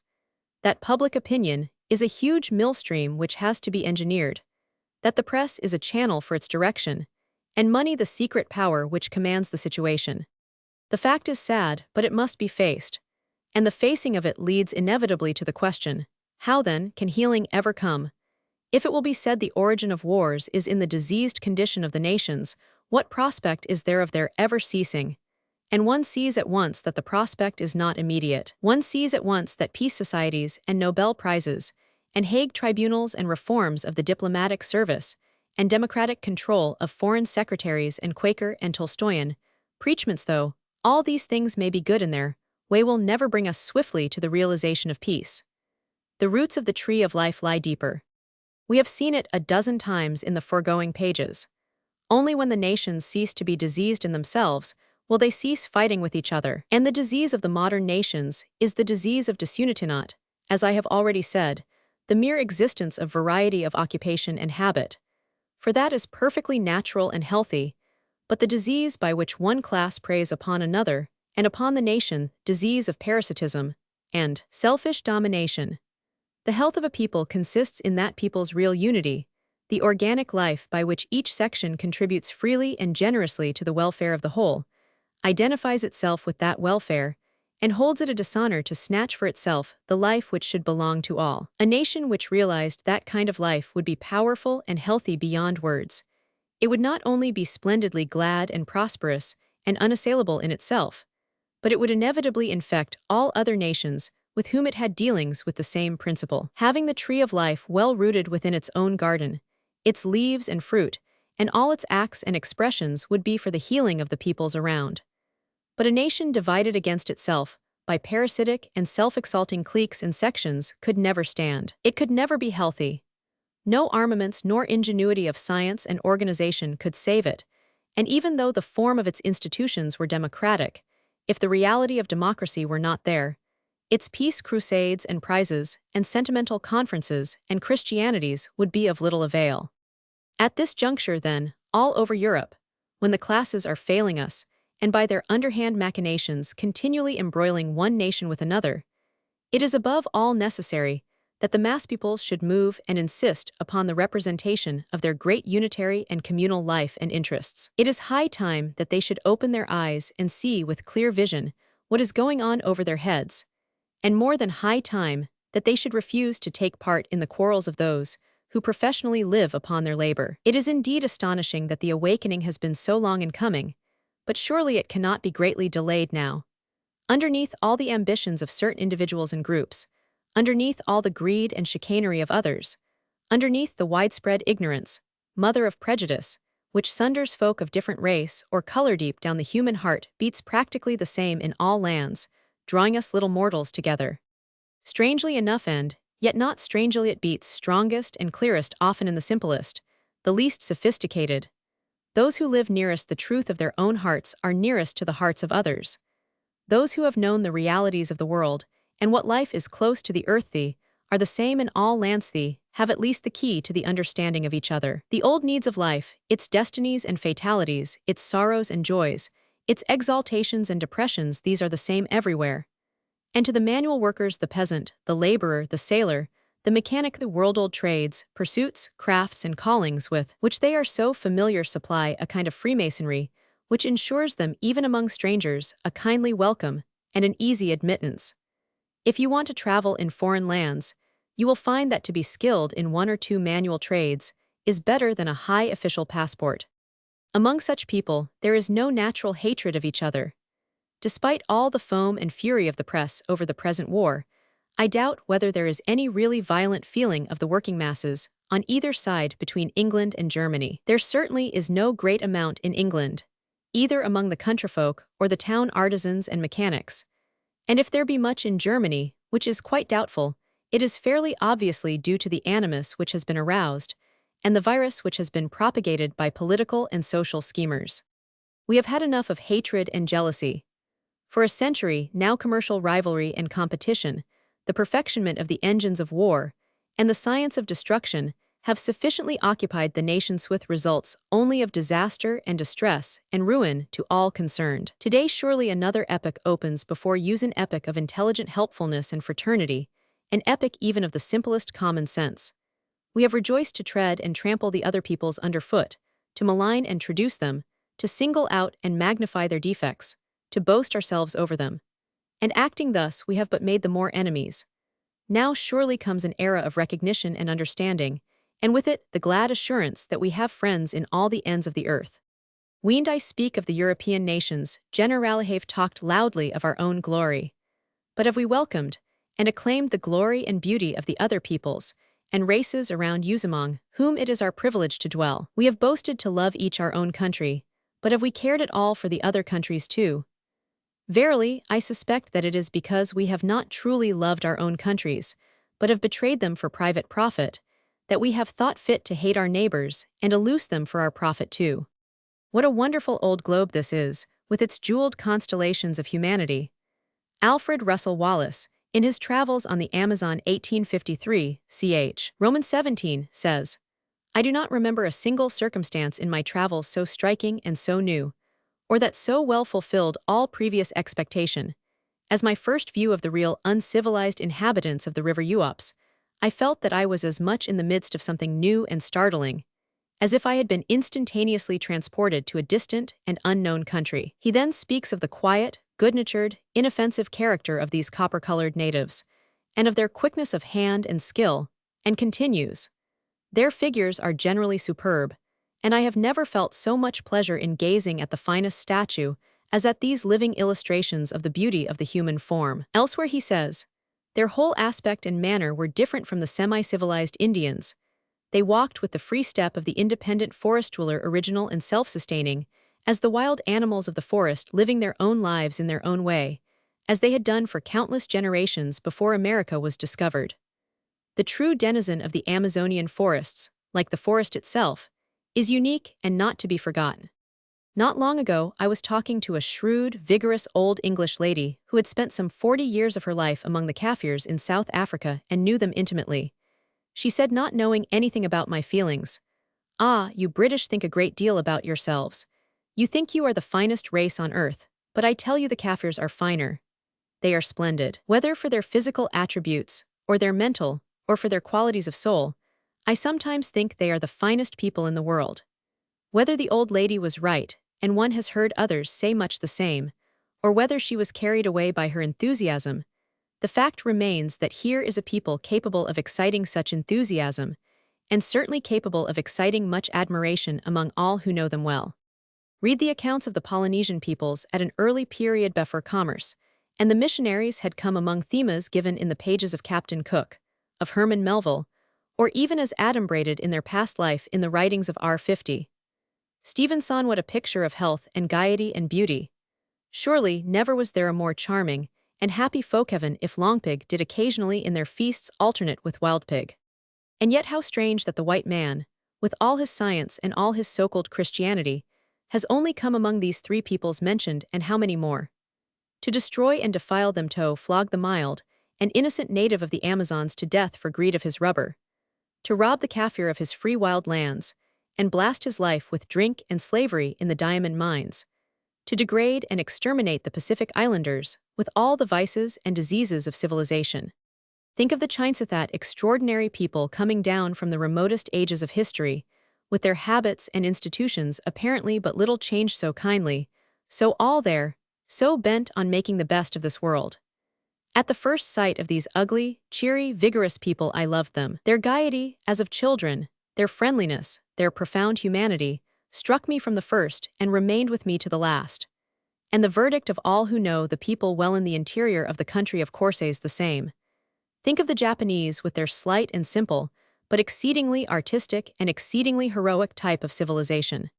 Or again of the East Indian peoples, so unfitted as a rule for making the best of this world, so passive, dreamy, subtle, unpractical, and yet with their marvelous spiritual gift, their intuition also since the dawn of history and conviction of another plane of being than that in which we mostly move, and their occasional power of distinctly sensing that plane and acting on its indications.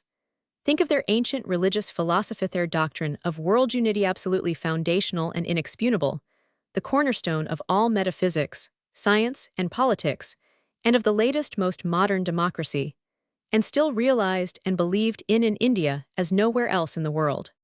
Think of the gentle Buddhistic Burmese, the active, social Malays, the hard-featured, hard-lived Thibetans and Mongolians. Think of the Arabian and Moorish and Berber races, who, once the masters of the science and comforts of civilization, of their own accord, but in accordance also with their religion, abandoned the worship of all these idols, and returned to the biblical simplicity of 4,000 years ago, having realized that they already possessed something better, namely, the glory of the sky and the earth, the sun and the desert, sands and the freedom of love and adventure. How strange, and yet how natural, that sundered only by a narrow strip of sea, they even now should look back upon all the laborious, feverish, and overcrowded wealth of Europe, and seeing the cost thereof should feel for it only contempt. For that, indeed, is actually for the most part the case, though not, of course, without exceptions among certain sections of the population. Or again, the millions and millions of great and little Russian peasants, big-framed, big-hearted, patient, friendly, with a great natural gift for association and cooperation, peacefully minded and profoundly religious, yet superstitious, and capable of rising at any moment en masse to the call of a great crusade or holy war. It might seem that they hold all Western Europe in the hollow of their hands. Indeed, they constitute not only a hope and promise of deliverance to our modern world, but also a considerable danger. All depends on how we dispose ourselves towards them. Should the nations of Western Europe rouse their hatred by chicanery and mean treatment, the result might be fatal. If their flood once began to move, no battle array of armaments would be of any use any more than a revolver against a rising tideth flood would flow round and over us. But if on the other hand we could really reach the heart of this great people, if we could treat them really generously, and with understanding, we should create a response there, and a recognition, which would remove all risk to ourselves, and possibly help to free Russia from the great burden of political servitude and ignorance which has so long oppressed her peasantry. Or think of the Servians, that hospitable people, good lovers and good haters, with their ancient, almost prehistoric system of family communities surviving down to modern days, and blossoming out in a perfect genius for cooperative agriculture and Raiffeisen banks. Or the Finns, the Swedes, the Norwegians, and the Danes, if I may class these together.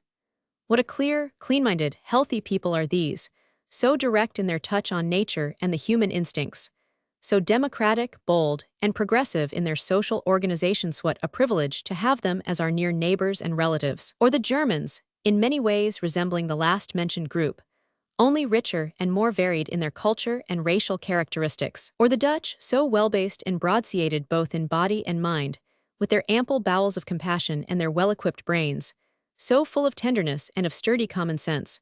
What a gift has been theirs to Europe, what a legacy of artistic treasure and of heroic record. Or the Spanish with their beautiful and dignified women, or the French with their fine logical and artistic sense, or the Hungarians, Greeks, and Italians.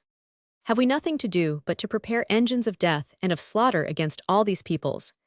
Is our main idea of relation to them one of domination and profit? Have we no use for them but to gain their riches, and in exchange to lose our own souls? Or shall we, like the Prussians, seek to impose our own standards of so-called culture on them and trim their infinite variety and grace to one sorry pattern? These are all in their diverse glory and beauty, as leaves of the one great tree, whose branches spread over the earth. Whoever understands this, and penetrating to the great heart beneath, recognizes the same original life in them all, will possess the secret of salvation. Whatever nation first casts aside the filthy rags of its own self-righteousness and the defiling and sordid garment of mercenary gain, and accepts the others frankly as its brother and sister nations, all of one family, that nation will become the healer and redeemer of the world. It is interesting to find that, according to the book of Revelation, the tree of which we have been speaking grows with its roots in the pure river of the water of life, which proceeds from the throne of God and the Lamb. What exactly the author of the book meant by this passage has been much debated. It is clear that there is here a veiled allusion to the zodiac, that mysterious belt of constellations, which runs like a river round the whole starry heavens, and rises in the constellation of the Ram or Helembut. To debate that question now would be unprofitable, even were one fully competent to do so. More to the point is it to see that this remarkable simile has an inner sense applicable to mankind, and so far independent of any allusion to the zodiac. This tree that is for the healing of the nations has its roots in the pure water of life which flows from the great throne. We have seen in an early chapter where the roots of strife between the nations are to be sought for, and whence they draw their nourishment. They are to be found in the very muddy waters of domination and selfishness and greed. But the roots of the tree of healing are in the pure waters of life. Right down below all the folly and meanness which clouds men's souls flows the universal life pure from its original source. The longer you live, the more clearly and certainly you will perceive it. In the eyes of the men and women around you, you will perceive it, and in the eyes of the children, and even of the animals. Unclean, no doubt, will the surface be mudded with meannesses and self-motives. And among those classes and currents of people who chiefly delight to dwell in the midst of such things, who dwell in the floating mire of malice and envy and self-assertion, and avarice and conceit and deceit and domination, and other such refuse, the waters will be foul indeed. But below these classes, among the simple, comparatively unself-conscious types of humanity, who everywhere represent the universal life without, in a sense, being aware of it, and again, above them, among those whose spirits have passed in compassion and determination around the whole earth, and found only equals and lovers, the water flows pure and free. These two groups between them forming far the largest and most important mass of humankind are those whose influence and tendency is toward peace and amity. It is only the scurrying, avaricious, fever-stricken, and for all their wealth, poverty-stricken classes and cliques of the civilization period, who are the sources of discord and strife, and they only for a time. In the end, it will be found that by every river and stream and tiny brook over the whole earth grows the invincible tree of life, whose roots are deep in the human heart, and whose leaves are for the healing of the nations. Appendix. The following extracts, mostly from contemporaneous sources, are gathered together in an appendix with the object of throwing sidelights, often from opposing points of view, on the questions raised in the text. Appendix. A new and better peace. If we now destroy the German national idol, it must not be to set up an idol of our own in its place. There will be ruin enough after the war to repair, and a heavy task for all the nations in repairing it. But if they have learned then that peace is not a disguised war, but a state of being in which men and nations alike pursue their own ideas of excellence without rivalry, then we shall know that the irrevocable dead have not died in vain. Times Literary Supplement, September 17, 1914. The change from the Germany of Kant and Goethe, and Schubert to the Germany of Talleyrand, the delusion of imperialism. What then has wrought this wonderful change in a people so closely allied to ourselves, whose race is so similar that their children in the hotels of France and Italy are mistaken for British children? The human raw material is the same, and until half a century ago gave results which won our respect and admiration. What is this change of the last half-century which from the same material gives results so different? There can be only one answer. The old Germany was a Germany of small, self-governing states, of small political power. The new Germany is a great Germany, with a new ideal and spirit which comes of victory and military and political power, of the reshaping of political and social institutions which the retention of conquered territory demands, its militarization, regimentation, centralization, and unchallenged authority, the cultivation of the spirit of domination, the desire to justify and to frame a philosophy to buttress it. Someone has spoken of the war which made Germany great and Germans small. So in our day, it is not the German national faith, the Deutschtum, the belief that the German national ideal is best for the Germanate is not that belief that is a danger to Europe. It is a belief that that German national ideal is the best for all other people, and that the Germans have a right to impose it by the force of their armies. It is that belief alone which can be destroyed by armies. We must show that we do not intend to be brought under German rule, or have German ideals imposed upon us. And having demonstrated that, the Allies must show that they in their turn have no intention of imposing their ideals, or their rule, or their dominance upon German peoples. The Allies must show after this war that they do not desire to be the masters of the German peoples or states, but their partners and associates in a Europe which none shall dominate, but which all shall share. From Shall This War End German Militarism? By Norman Angell. German Public Opinion in 1913, with regard to the impending war. The report on this subject given in the French Yellow Book section 5 throws much light on the attitude of the various classes in Germany. In favor of peace, it says, are the large mass of workmen, artisans, and peasants, who are peaceful by instinct, a considerable number of non-military nobility, and of manufacturers, merchants, and financiers of minor importance, to whom even a victorious war would bring bankruptcy. Also a vast number of those who are continually in a state of suppressed revolt against Prussian policy, like the government and ruling classes of the great southern states, Saxony, Bavaria, Württemberg, and so forth. On the other hand, in favor of war are the great, mainly Prussian war party, consisting of the military aristocracy and nobility who see with terror the democratization of Germany and the growing force of the Socialist Party. Others who consider war as necessary for economic reasons found in overpopulation and overproduction, the need of markets and outlets. The great bourgeoisie, which also has its reasons of a social nature, upper middle class being no less affected than the nobility by the democratization of Germany, and finally, the gun and armor plate manufacturers, the great merchants who clamor for greater markets, and the bankers who speculate on the golden age and the indemnity of war. These, too, think that war would be good business. The whole paper is too long for extensive citation here, but is well worth reading. Political Ignorance in Germany. On Tuesday last at the Union Society, Mr. Dudley Ward, late Berlin correspondent of the Daily Chronicle and other English papers, and Fellow of St. John's College, dealt with the war from the German point of view. Mr. Ward's profound knowledge of Germany, especially since 1911, and his obvious attempt to review recent events with impartiality, was a revelation to Cambridge, and a very large audience showed its enthusiastic appreciation of his ability and his frankness.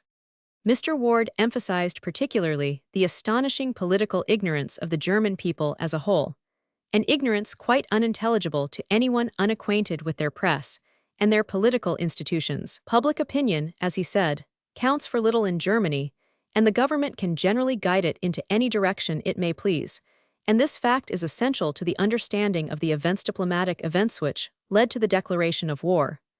From the Cambridge Magazine, December 5, 1914. One of the political phenomena of America has always been the indifference of the German to active participation in politics. Efforts to persuade him to organize with any political party have never succeeded, except in isolated cases. The German American has been regarded as an independent politically. Until Europe's conflict raised concealed characteristics to the surface, the German American's indifference to politics had not been looked upon as a serious matter. From article by Alt. John Herbert in the London Daily News, December, 1914. Germany's Purpose. According to Herr Maximilian Harden's article in Die Zukunft, as reproduced in the New York Times, December, 1914. Not as weak-willed blunderers have we undertaken the fearful risk of this war. We wanted it, because we had to wish it and could wish it. May the Teuton devil throttle those whiners whose pleas for excuses make us ludicrous in these hours of lofty experience. We do not stand, and shall not place ourselves, before the court of Europe. Our power shall create new law in Europe. Germany strikes. If it conquers new realms for its genius, the priesthood of all the gods will sing songs of praise to the good war. We are at the beginning of a war, the development and duration of which are incalculable, and in which up to date, no foe has been brought to his knees. We wage the war in order to free enslaved peoples, and thereafter to comfort ourselves with the unselfish and useless consciousness of our own righteousness. We wage it from the lofty point of view, and with the conviction that Germany, as a result of her achievements and in proportion to them, is justified in asking, and must obtain, wider room on earth for development and for working out the possibilities that are in her. England's perfidy. From the manifesto of Professors Heckel and Eucken, September 1914. What is happening today surpasses every instance from the past. This last example will be permanently characterized in the annals of the world as the indelible shame of England. Great Britain is fighting for a Slavic, semi-Asiatic power against Teutonism. She is fighting, not only in the ranks of barbarism, but also on the side of wrong and injustice. For let it not be forgotten that Russia began the war because she refused to permit adequate expiation for a miserable assassination. But the blame for extending the limits of the present conflict to the proportions of a world war, through which the sum of human culture is threatened, rests upon England. And the reason for all this? Because England was envious of Germany's greatness, because she was bound to hinder further expansion of the German sphere at any cost. There cannot be the least doubt that England was determined from the start to break in upon Germany's great conflict for national existence, to cast as many stones as possible in Germany's path, and to block her every effort toward adequate expansion. England lay in wait until the favorable opportunity for inflicting a lasting injury upon Germany should come, and promptly seized upon the unavoidable German invasion of Belgian territory as a pretext for draping her own brutal national egotism in a mantle of decency. Or is there in the whole world a person so simple as to believe that England would have declared war upon France had the latter power invaded Belgium? In that event, England would have shed hypocritical tears over the necessary violation of international law, while concealing a laughing face behind the mask. The most repulsive thing in the whole business is this hypocritical Pharisaism. It merits only contempt. History shows that such sentiments as these, far from guiding nations upward, lead them along the downward path. But we of this present time have fixed our faith firm as a rock upon our righteous cause, and upon the superior power and the inflexible will for victory that abide in the German nation. Nevertheless, the deplorable fact remains that the boundless egotism already mentioned has for that span of the future discernible to us destroyed the collaboration of the two nations, which was so full of promise for the intellectual uplift of humanity. But the other party has willed it so. Upon England alone rests the monstrous guilt and the responsibility in the eye of world history. Ernst Haeckel. Rudolf Eucken. From the manifesto of Professor Eucken. Let us hope that our German weapons will show the Englishmen that they were entirely wrong in their reckoning. But first let us point out the wide discrepancy between their motives and ours. With them it is self-seeking, envy, calculation. With us the conviction that we are fighting for the holiest possessions of our people, for right and justice. Nietzsche on disarmament. The following extract from Nietzsche may be worth quoting as presenting one aspect of his man-cited thought. Perhaps a memorable day will come when a nation renowned in wars and victories, distinguished by the highest development of military order and intelligence, and accustomed to make the heaviest sacrifices for these objects, will voluntarily exclaim, "We will break our swords, and will destroy its whole military system, lock, stock, and barrel, to make ourselves defenseless after having been most strongly defended, from loftiness of sentiment, is the means towards genuine peace. The so-called armed peace that prevails at present in all countries is a sign of a bellicose disposition that trusts neither itself nor its neighbor, and partly from hate, partly from fear, refuses to lay down its weapons.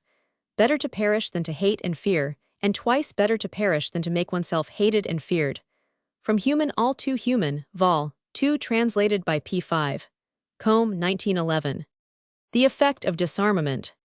Just as the growth of armaments increases the common danger, so a policy of reduction would have the opposite effect, and were one European country boldly to adopt disarmament, it would strengthen incalculably the forces making for peace in all countries. The armaments of European nations are interdependent, and were such a policy pursued by one nation it would be followed, if not by immediate disarmament in other nations, at any rate, by very considerable reductions. It is very easy to underrate the feeling which for some time past has been growing throughout Europe against the colossal waste of armaments. Even in Germany, whose geographical position from a military point of view is weak, the socialist vote, which is cast strenuously against armaments, has grown at each election until it now represents some 35% of the total electorate. The great weapon with which reaction has attempted to combat socialist growth has been an appeal against the unpatriotic opposition to armaments. What effect would this appeal have in face of disarmament abroad? The Socialist Party, with its anti-militarist program, would sweep Germany and compel the government rapidly to follow suit. Sooner or later, the internal pressure of public opinion would force the adoption of a similar policy upon the government of every civilized country in Europe. From Why Britain Should Disarm by George Benson, National Labor Press, 1d. The Principle of Nationality. Now the war has come, and when it is over, let us be careful not to make the same mistake or the same sort of mistake as Germany made when she had France prostrate at her feet in 1870. Cheers. Let us, whatever we do, fight for and work towards great and sound principles for the European system. And the first of those principles which we should keep before us is the principle of nationality, that is to say, not the conquest or subjugation of any great community or of any strong race of men, but the setting free of those races which have been subjugated and conquered. And if doubt arises about disputed areas of country, we should try to settle their ultimate destination in the reconstruction of Europe, which must follow from this war with a fair regard to the wishes and feelings of the people who live in them. From the speech of Mr. Churchill, September 11, 1914, at the London Opera House. Conscription. If we, in a moment of unthinking panic, adopt the advice of our militarists and develop an army based on universal service, we shall prepare for ourselves the very situation in which Germany finds itself at this moment. However much we may protest that our aims are pacific, and that our army is intended only for defensive purposes, foreign nations will view it with alarm, and will reflect that, by the help of our navy, we can land an armed force in any country that has a sea coast. We shall thus incur the risk of a coalition against us. It is said that if we had had a conscript army, the present war would not have taken place. But it is not realized that a different and far more dangerous war would have been probable, a war in which we should have had no continental allies, but should have been resisted, as Germany is being resisted, in order to relieve Europe of an intolerable terror. In a word, of all the measures open to us to adopt, none is so likely to bring us to disaster as universal military service. By Hun. Bertrand Russell in The Labor Leader, October 15, 1914. H.G. Wells on the Regulation of Armaments and Neutralization of the Sea. If there is courage and honesty enough in men, I believe it will be possible to establish a World Council for the regulation of armaments as the natural outcome of this war. First, the trade in armaments must be absolutely killed. And then the next supremely important measure to secure the peace of the world is the neutralization of the sea. It will lie in the power of England, France, Russia, Italy, Japan, and the United States, if Germany and Austria are shattered in this war, to forbid the further building of any more ships of war at all. From the Daily Chronicle, August 21, 1914. The War and Democracy. It will be necessary soon to consider the relations of democracy to the war. The war is a war of nationalities, but it was not made by peoples. Its begetter was a comparatively small band of unscrupulous, blind, and conceited persons, who were clever and persistent enough to demoralize a whole people. In so far as they permitted themselves to be demoralized, the people were to blame, but the chief blame lies on the small band. Europe is laid waste, hundreds of thousands of men murdered, and practically every human being in the Occidental Hemisphere made to suffer, not for the amelioration of a race, but in order to satisfy the idiotic ambitions of a handful. Let not this fact be forgotten. Democracy will not forget it, and foreign policy in the future will not be left in the hands of any autocracy, by whatever specious name the autocracy may call itself. Ruling classes have always said that masses were incapable of understanding foreign policy. The masses understand it now. They understand that in spite of very earnest efforts in various cabinets, the ruling classes have failed to avert the most terrible disaster in history. The masses will say to themselves, "At any rate, we could not have done worse than that." The masses know that if the war decision had been openly submitted to a representative German chamber, instead of being taken in concealment and amid disgusting chicane, no war would have occurred. It is absolutely certain that the triumph of democracy, and nothing else, will end war as an institution. War will be ended when the foreign offices are subjected to popular control. That popular control is coming. Arnold Bennett in the Daily News, October 15, 1914. The future settlement. Let us turn then from the past to the future and ask first, what the governmental mind, left to itself, is likely to make of Europe when the war is finished. Secondly, what we, on our part, want and mean to make of it. What the diplomatists will make of it is written large on every page of history. Again and again they have settled Europe, and always in such a way as to leave roots for the growth of new wars. For always they have settled it from the point of view of states, instead of from the point of view of human life. How one power may be aggrandized and another curtailed, how the spoils may be divided among the victors, how the balance may be reversed kinds of considerations, and these alone have influenced their minds. The desires of peoples, the interests of peoples, that sense of nationality, which is as real a thing as the state is fictitious to all that they have been indifferent. What can be foreseen with certainty is, that if the peace is to be made by the same men who made the war, it will be so made, that in another quarter of a century, there will be another war on as gigantic a scale. When this war is over, Europe might be settled, then and there, if the peoples so willed it and made their will effective, in such a way that there would never again be a European war. First, the whole idea of aggrandizing one nation and humiliating another must be set aside. Secondly, in rearranging the boundaries of states, one point, and one only, must be kept in mind. To give to all peoples suffering and protesting under alien rule the right to decide whether they will become an autonomous unit, or will join the political system of some other nation. Let no community be coerced under British rule that wants to be self-governing. We have had the courage, though late, to apply this principle to South Africa and Ireland. There remains our greatest act of courage and wisdom to apply it to India. G. Lowes Dickinson, The War and the Way Out, pp. 34 et seq. A war note for Democrats. The truth about the present fighting, well, it cannot be rendered in words significant enough to shock into understanding the people who are looking in the newspapers now for stories of heroism, brilliant bayonet charges, and the rest of the inducements which sell stories of warfare, but tell us nothing about it. Perhaps, indeed, there are no words for it. I doubt whether the sincerest artist, finely sensitive, and with the choicest army of words at his ready and accurate command, could assemble the case. The mind of a witness in France is not stirred, it is stunned. One is speechless before the spectacle of men, not fighting in the way two angry men would fight, but coolly blasting great masses of their opponents to pieces at long range, and out of sight of each other, till a region with its wrecked towns and homesteads is littered with human bowels and fragments. It is possible to value human life too highly, maybe, but what profit, physical, moral, or economic, can be got from draining several nations' best male generative force into the clay? I leave it to worshippers of tribal war gods of whatever church, and to the military minds to explain. But unless the democracies of Europe, after settling this business, see to securing such a settlement, whatever the governing classes desireth, that this continental waste can never occur again, then one would have to admit human nature is too stupid and base to be troubled over any longer. H. 1000. Tomlinson, English Review, December, 1914. Patriotism. It would seem, then, that love of our country can flourish only through the hatred of other countries, and the massacre of those who sacrifice themselves in defense of them. There is in this theory a ferocious absurdity, a Neronian dilettantism which repels me in the very depths of my being.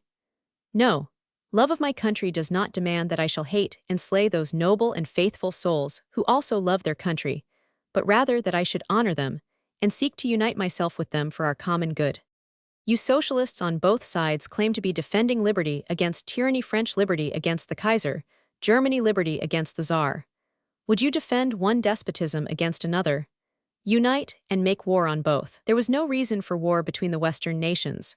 French, English, and German, we are all brothers and do not hate one another. The war-preaching press is envenomed by a minority vitally interested in maintaining these hatreds. But our peoples, I know, ask for peace and liberty, and that alone. From Ramin Roland's pamphlet Above the Battlefield, Cambridge, 1914. No patriotism in business. The following leaderette is from the Glasgow Evening Citizen for the 15th of January. In business, patriotism does not enter. Insistently, the pocket comes first. And if the British consumer of aniline dyes can obtain his raw material more advantageously from the German than from the British producer, he will probably be ready to do so for the greater gain of more economic production in his own business. Manifesto of the Independent Labour Party. We desire neither the aggrandizement of German militarism nor Russian militarism, but the danger is that this war will promote one or the other. Britain has placed herself behind Russia, the most reactionary, corrupt, and oppressive power in Europe. If Russia is permitted to gratify her territorial ambitions and extend her Cossack rule, civilization and democracy will be gravely imperiled. Is it for this that Britain has drawn the sword? To us who are socialists, the workers of Germany and Austria, no less than the workers of France and Russia, are comrades and brothers. In this hour of carnage and eclipse we have friendship and compassion to all victims of militarism. Our nationality and independence, which are dear to us, we are ready to defend, but we cannot rejoice in the organized murder of tens of thousands of workers of other lands who go to kill and be killed at the command of rulers to whom the people are as pawns. The people must everywhere resist such territorial aggression and national abasement as will pave the way for fresh wars. And, throughout Europe, the workers must press for frank and honest diplomatic policies, controlled by themselves, for the suppression of militarism and the establishment of the United States of Europe, thereby advancing towards the world's peace. Unless these steps are taken, Europe, after the present calamity, will be still more subject to the increasing domination of militarism and liable to be drenched with blood. Responsibility rests on the whole capitalist class. Prussian militarism, as we have shown in previous issues, exists, as all militarism does, to further and protect trade. The furtherance of that trade meant territorial expansion, which in its turn was a menace to Britain and her allies. Thus it is that this war, carefully maneuvered by the diplomats, is being fought to conserve to one set of capitalists their right to exploit the peoples, and to check another set from encroaching upon that right.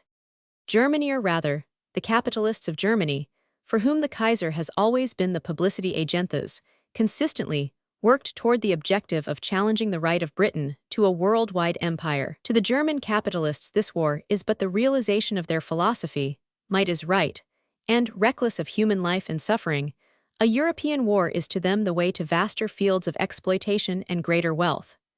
Their militarism was the machine, and the workers the cogs of the wheels. British capitalists, on the other hand, determined to maintain what they hold, forgetful of how it had been obtained, were thus compelled to take up the cudgels for their own sakes. And here, as in Germany, the workers are the tools used to save their fortunes and conserve their rights. The Voice of Labor, October 1914. And it is not unlikely that the present bloody catastrophe will at last awaken the people from their indifference.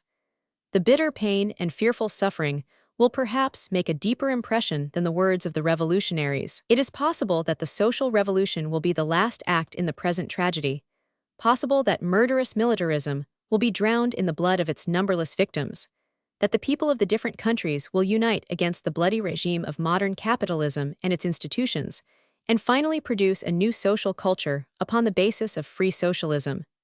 Freedom, September 14.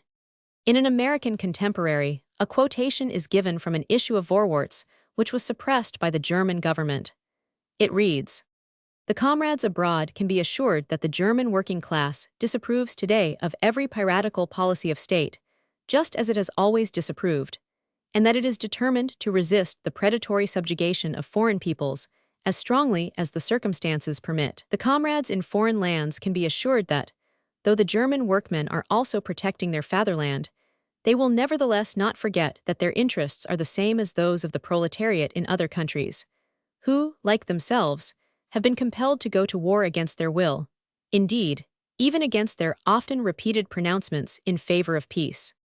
Text of Liebknecht's protest.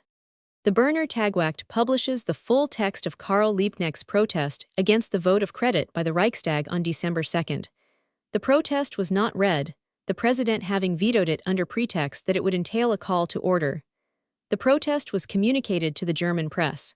Not one paper published it. It runs, "This war, desired by none of the peoples concerned, has not broken out in behalf of the welfare of the German people or any other. It is an imperialist war, a war for the capitalist domination of the world's markets, and for the political domination of important regions for the placing of industrial and banking capital.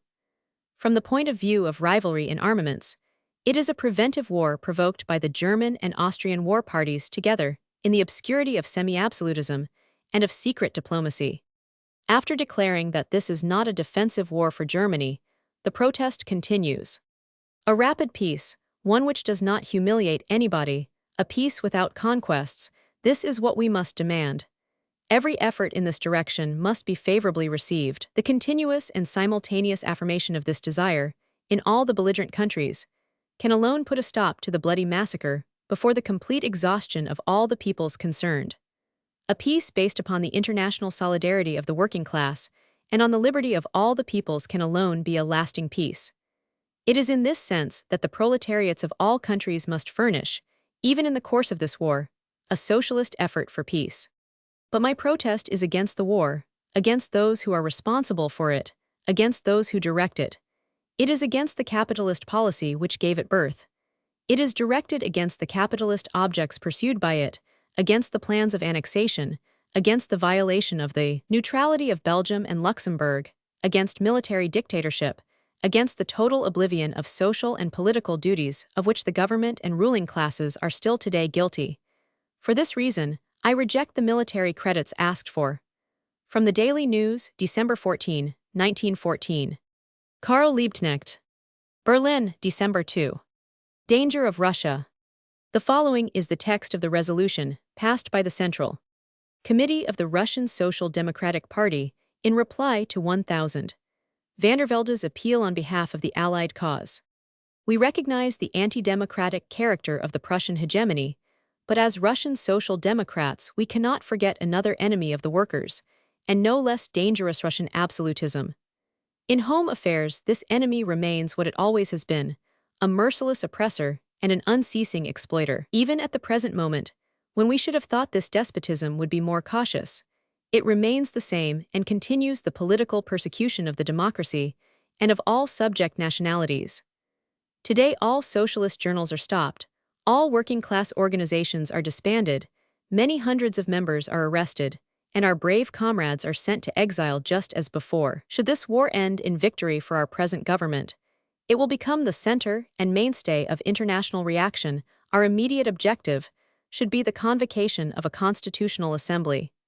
We demand this in the interests of the same European democracy on whose behalf you appeal. Our party is a very important section of the world's democracies, and by fighting for our interests, we are at the same time fighting for the interests of all democracies, enlarging and strengthening them. We hope that our interests are not considered as opposed to those of other European democracies, which we esteem as highly as our own. We are persuaded that Russian absolutism is the chief support of reactionary militarism in Europe, and that it has bred in the German hegemony the dangerous enmity towards European democracy. Letter on Russia from P. Kropotkin. But what about the danger of Russia? My readers will probably ask. To this question, every serious person will probably answer that when you are menaced by a great, very great danger, the first thing to do is to combat this danger, and then see to the next. Belgium and a good deal of France are conquered by Germany, and the whole civilization of Europe is menaced by its iron fist. Let us cope first with this danger.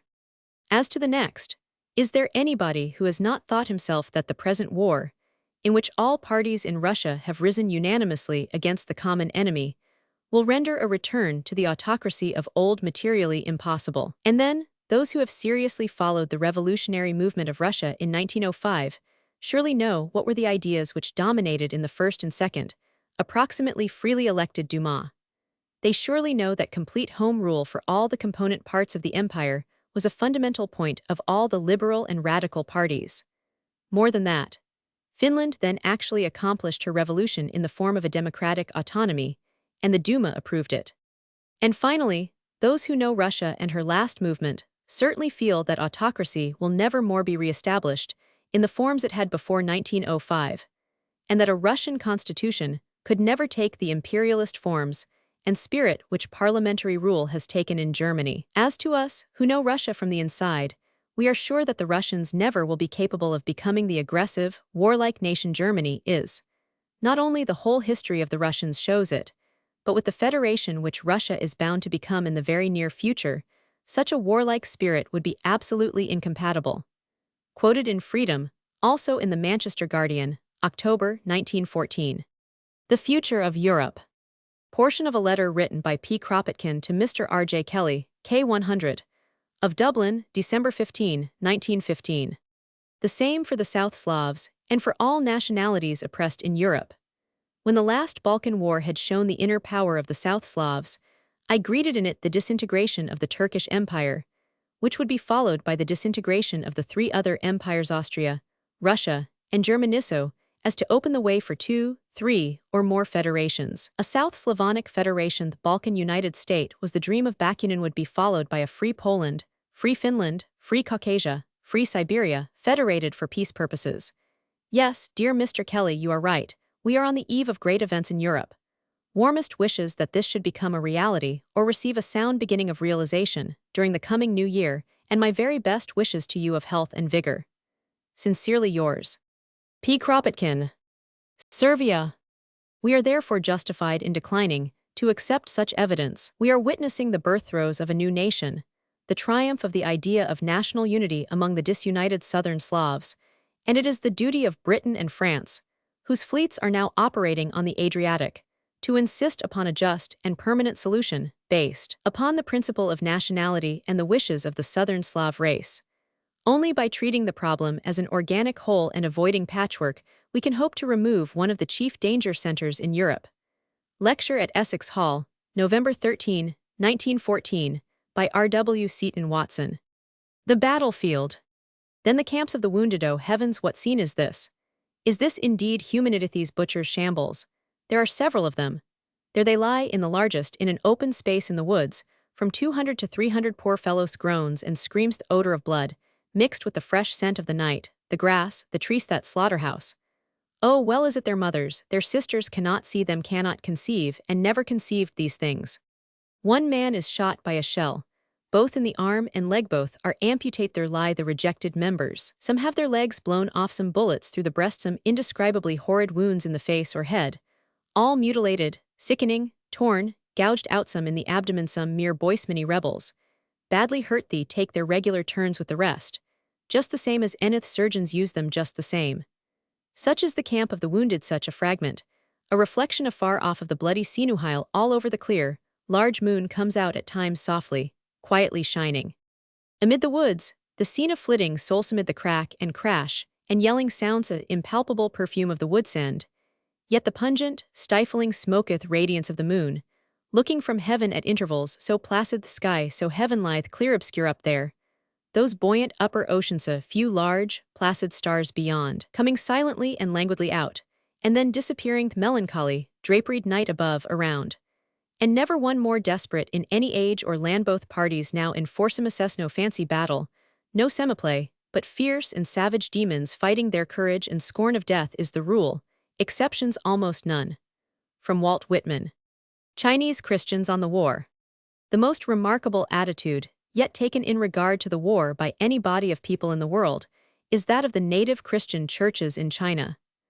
I was told a fortnight ago, by a missionary just returned from China, that the Chinese Christians are holding daily prayer meetings to pray for peace. They are also praying earnestly that the Christians in Europe may be forgiven for killing each other, and in particular, that the British and German churches and ministers may be forgiven for the blasphemy of praying to the common Father for victory over one another. 1. For divine assistance in smashing and maiming and murdering more of their fellow Christians.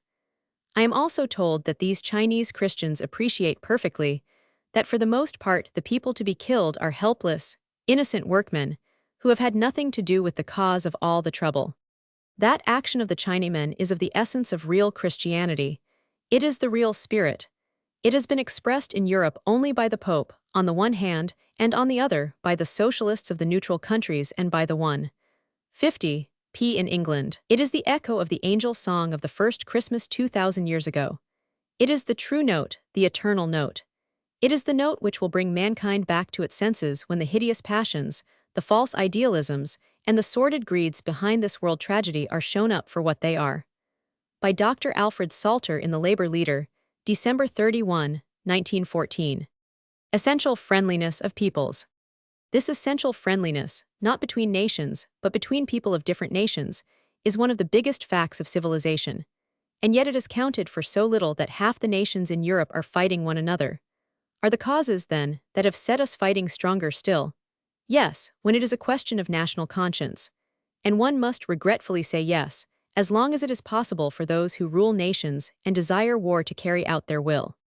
Is that wicked, medieval power in the hands of the few, but still strong enough to overrule the natural tendencies of peoples towards peace and friendship, and to turn their likings into hatredsis, it going to continue when this war is over? Who can doubt, if it were possible to take a plebiscite of all the nations who are fighting now as to whether international disputes should be settled by war or arbitration, what the result would be? Is the desire of the many to have its chance when this war shall be ended, or shall we submit ourselves again to be dominated by the desire of the few?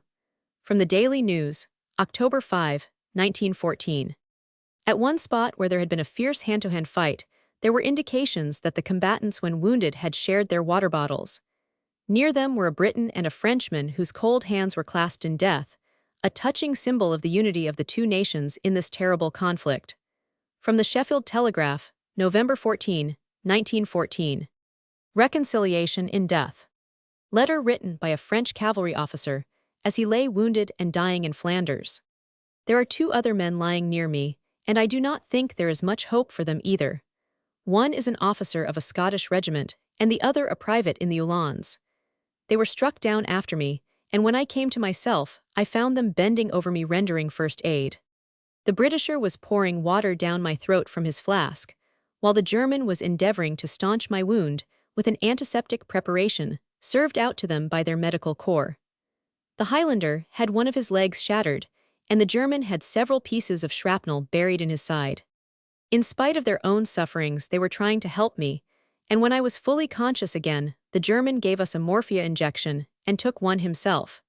His medical corps had also provided him with the injection and the needle, together with printed instructions for its use.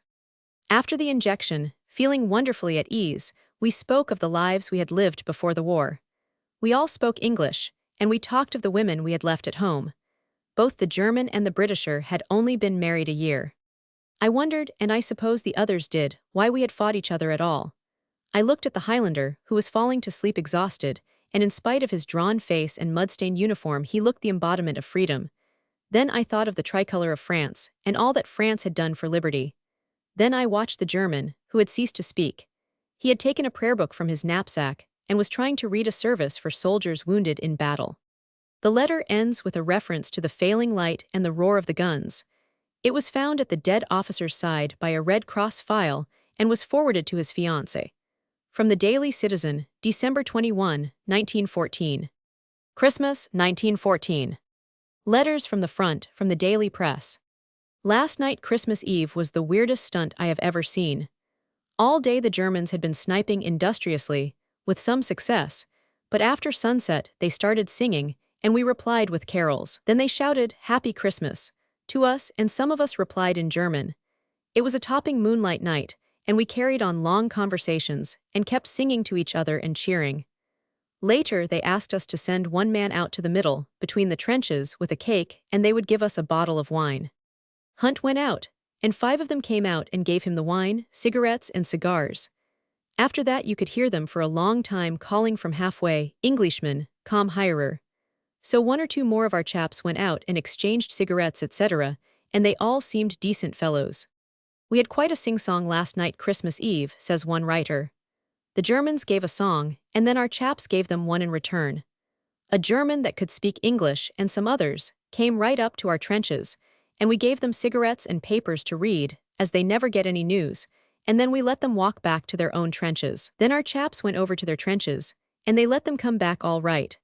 About 5 o'clock on Christmas Eve one of them shouted across and told us that if we did not fire on them, they would not open fire on us, and so the officers agreed. About 20 of them came up all at once and started chatting away to our chaps like old chums, and neither side attempted to shoot. I suppose I have experienced about the most extraordinary Christmas one could conceive. About 7 o'clock on Christmas Eve the Saxons, who are entrenched about 70 yards from our trenches, began singing. They had a band playing, and our chaps cheered and shouted to them. After some time they stood on the top of their trenches, and we did likewise. We mutually agreed to cease fire, and all night we sang and shouted to each other. To cap everything, their band played God Save the King. When daylight came, two of our fellows, at the invitation of the enemy, left the trenches, met halfway, and drank together. That completed it. They said they would not fire if we did not, so after that we strolled about talking to each other. On Christmas morning it was very foggy, so we had a short run on the top of the trenches to get warm. When the fog lifted, we as well as the Germans were exposed. No firing occurred, and the Germans began to wave umbrellas and rifles, and we answered. They sang and we sang. When we met we found they were fairly old fellows. They gave us sausages, cigars, sweets, and perkin. We mixed together, played mouth organs, and took part in dances. My word, the Germans cannot half sing part songs. We exchanged addresses and souvenirs, and when the time came we shook hands and saluted each other, returning to our trenches. On Christmas morning, one of the Germans came out of a trench and held up his hands. Then lots of us did the same, and we met halfway, and for the rest of the day we fraternized, exchanging cigars, cigarettes, and souvenirs. The Germans also gave us sausages, and we gave them some of our food. The Scotsmen then started the bagpipes, and we had a rare old jollification, which included football, in which the Germans took part. The Germans said they were tired of the war and wished it was over. Next day we got an order that all communication and friendly intercourse must cease. I went up into the trenches on Christmas night. One would not have thought there was a war going on. All day our soldiers and the Germans were talking and singing halfway between the opposing trenches. The space was filled with English and Germans handing one another cigars. At night we sang carols. Extract from a letter published by the Berliner Tageblatt of December 24, 1914. The author of the letter is Baron Marschall von Bieberstein, a captain of the reserves and Prussian Landrat, obviously a kinsman of the late diplomatist and ambassador in London. He wrote on October 18 from the trenches. He said, "Whoever fights in this war in the front ranks, whoever realizes all the misery and unspeakable wretchedness caused by a modern war will unavoidably arrive at the conviction, if he had not acquired it earlier, that mankind must find a way of overcoming war. It is untrue that eternal peace is a dream, and not even a beautiful one. A time will and must arrive which will no longer know war, and this time will mark a gigantic progress in comparison with our own. Just as human morality has overcome the war of all against all, just as the individual had to accustom himself to seek redress of his grievances at the hands of the state, after blood feuds and duels had been banished by civil peace, so in their development will the nations discover ways and means to settle budding conflicts not by means of wars, but in some other regulated fashion, irrespective of what each of us individually may think." Unfortunately, the writer of this thoughtful letter fell on the battlefield. The end.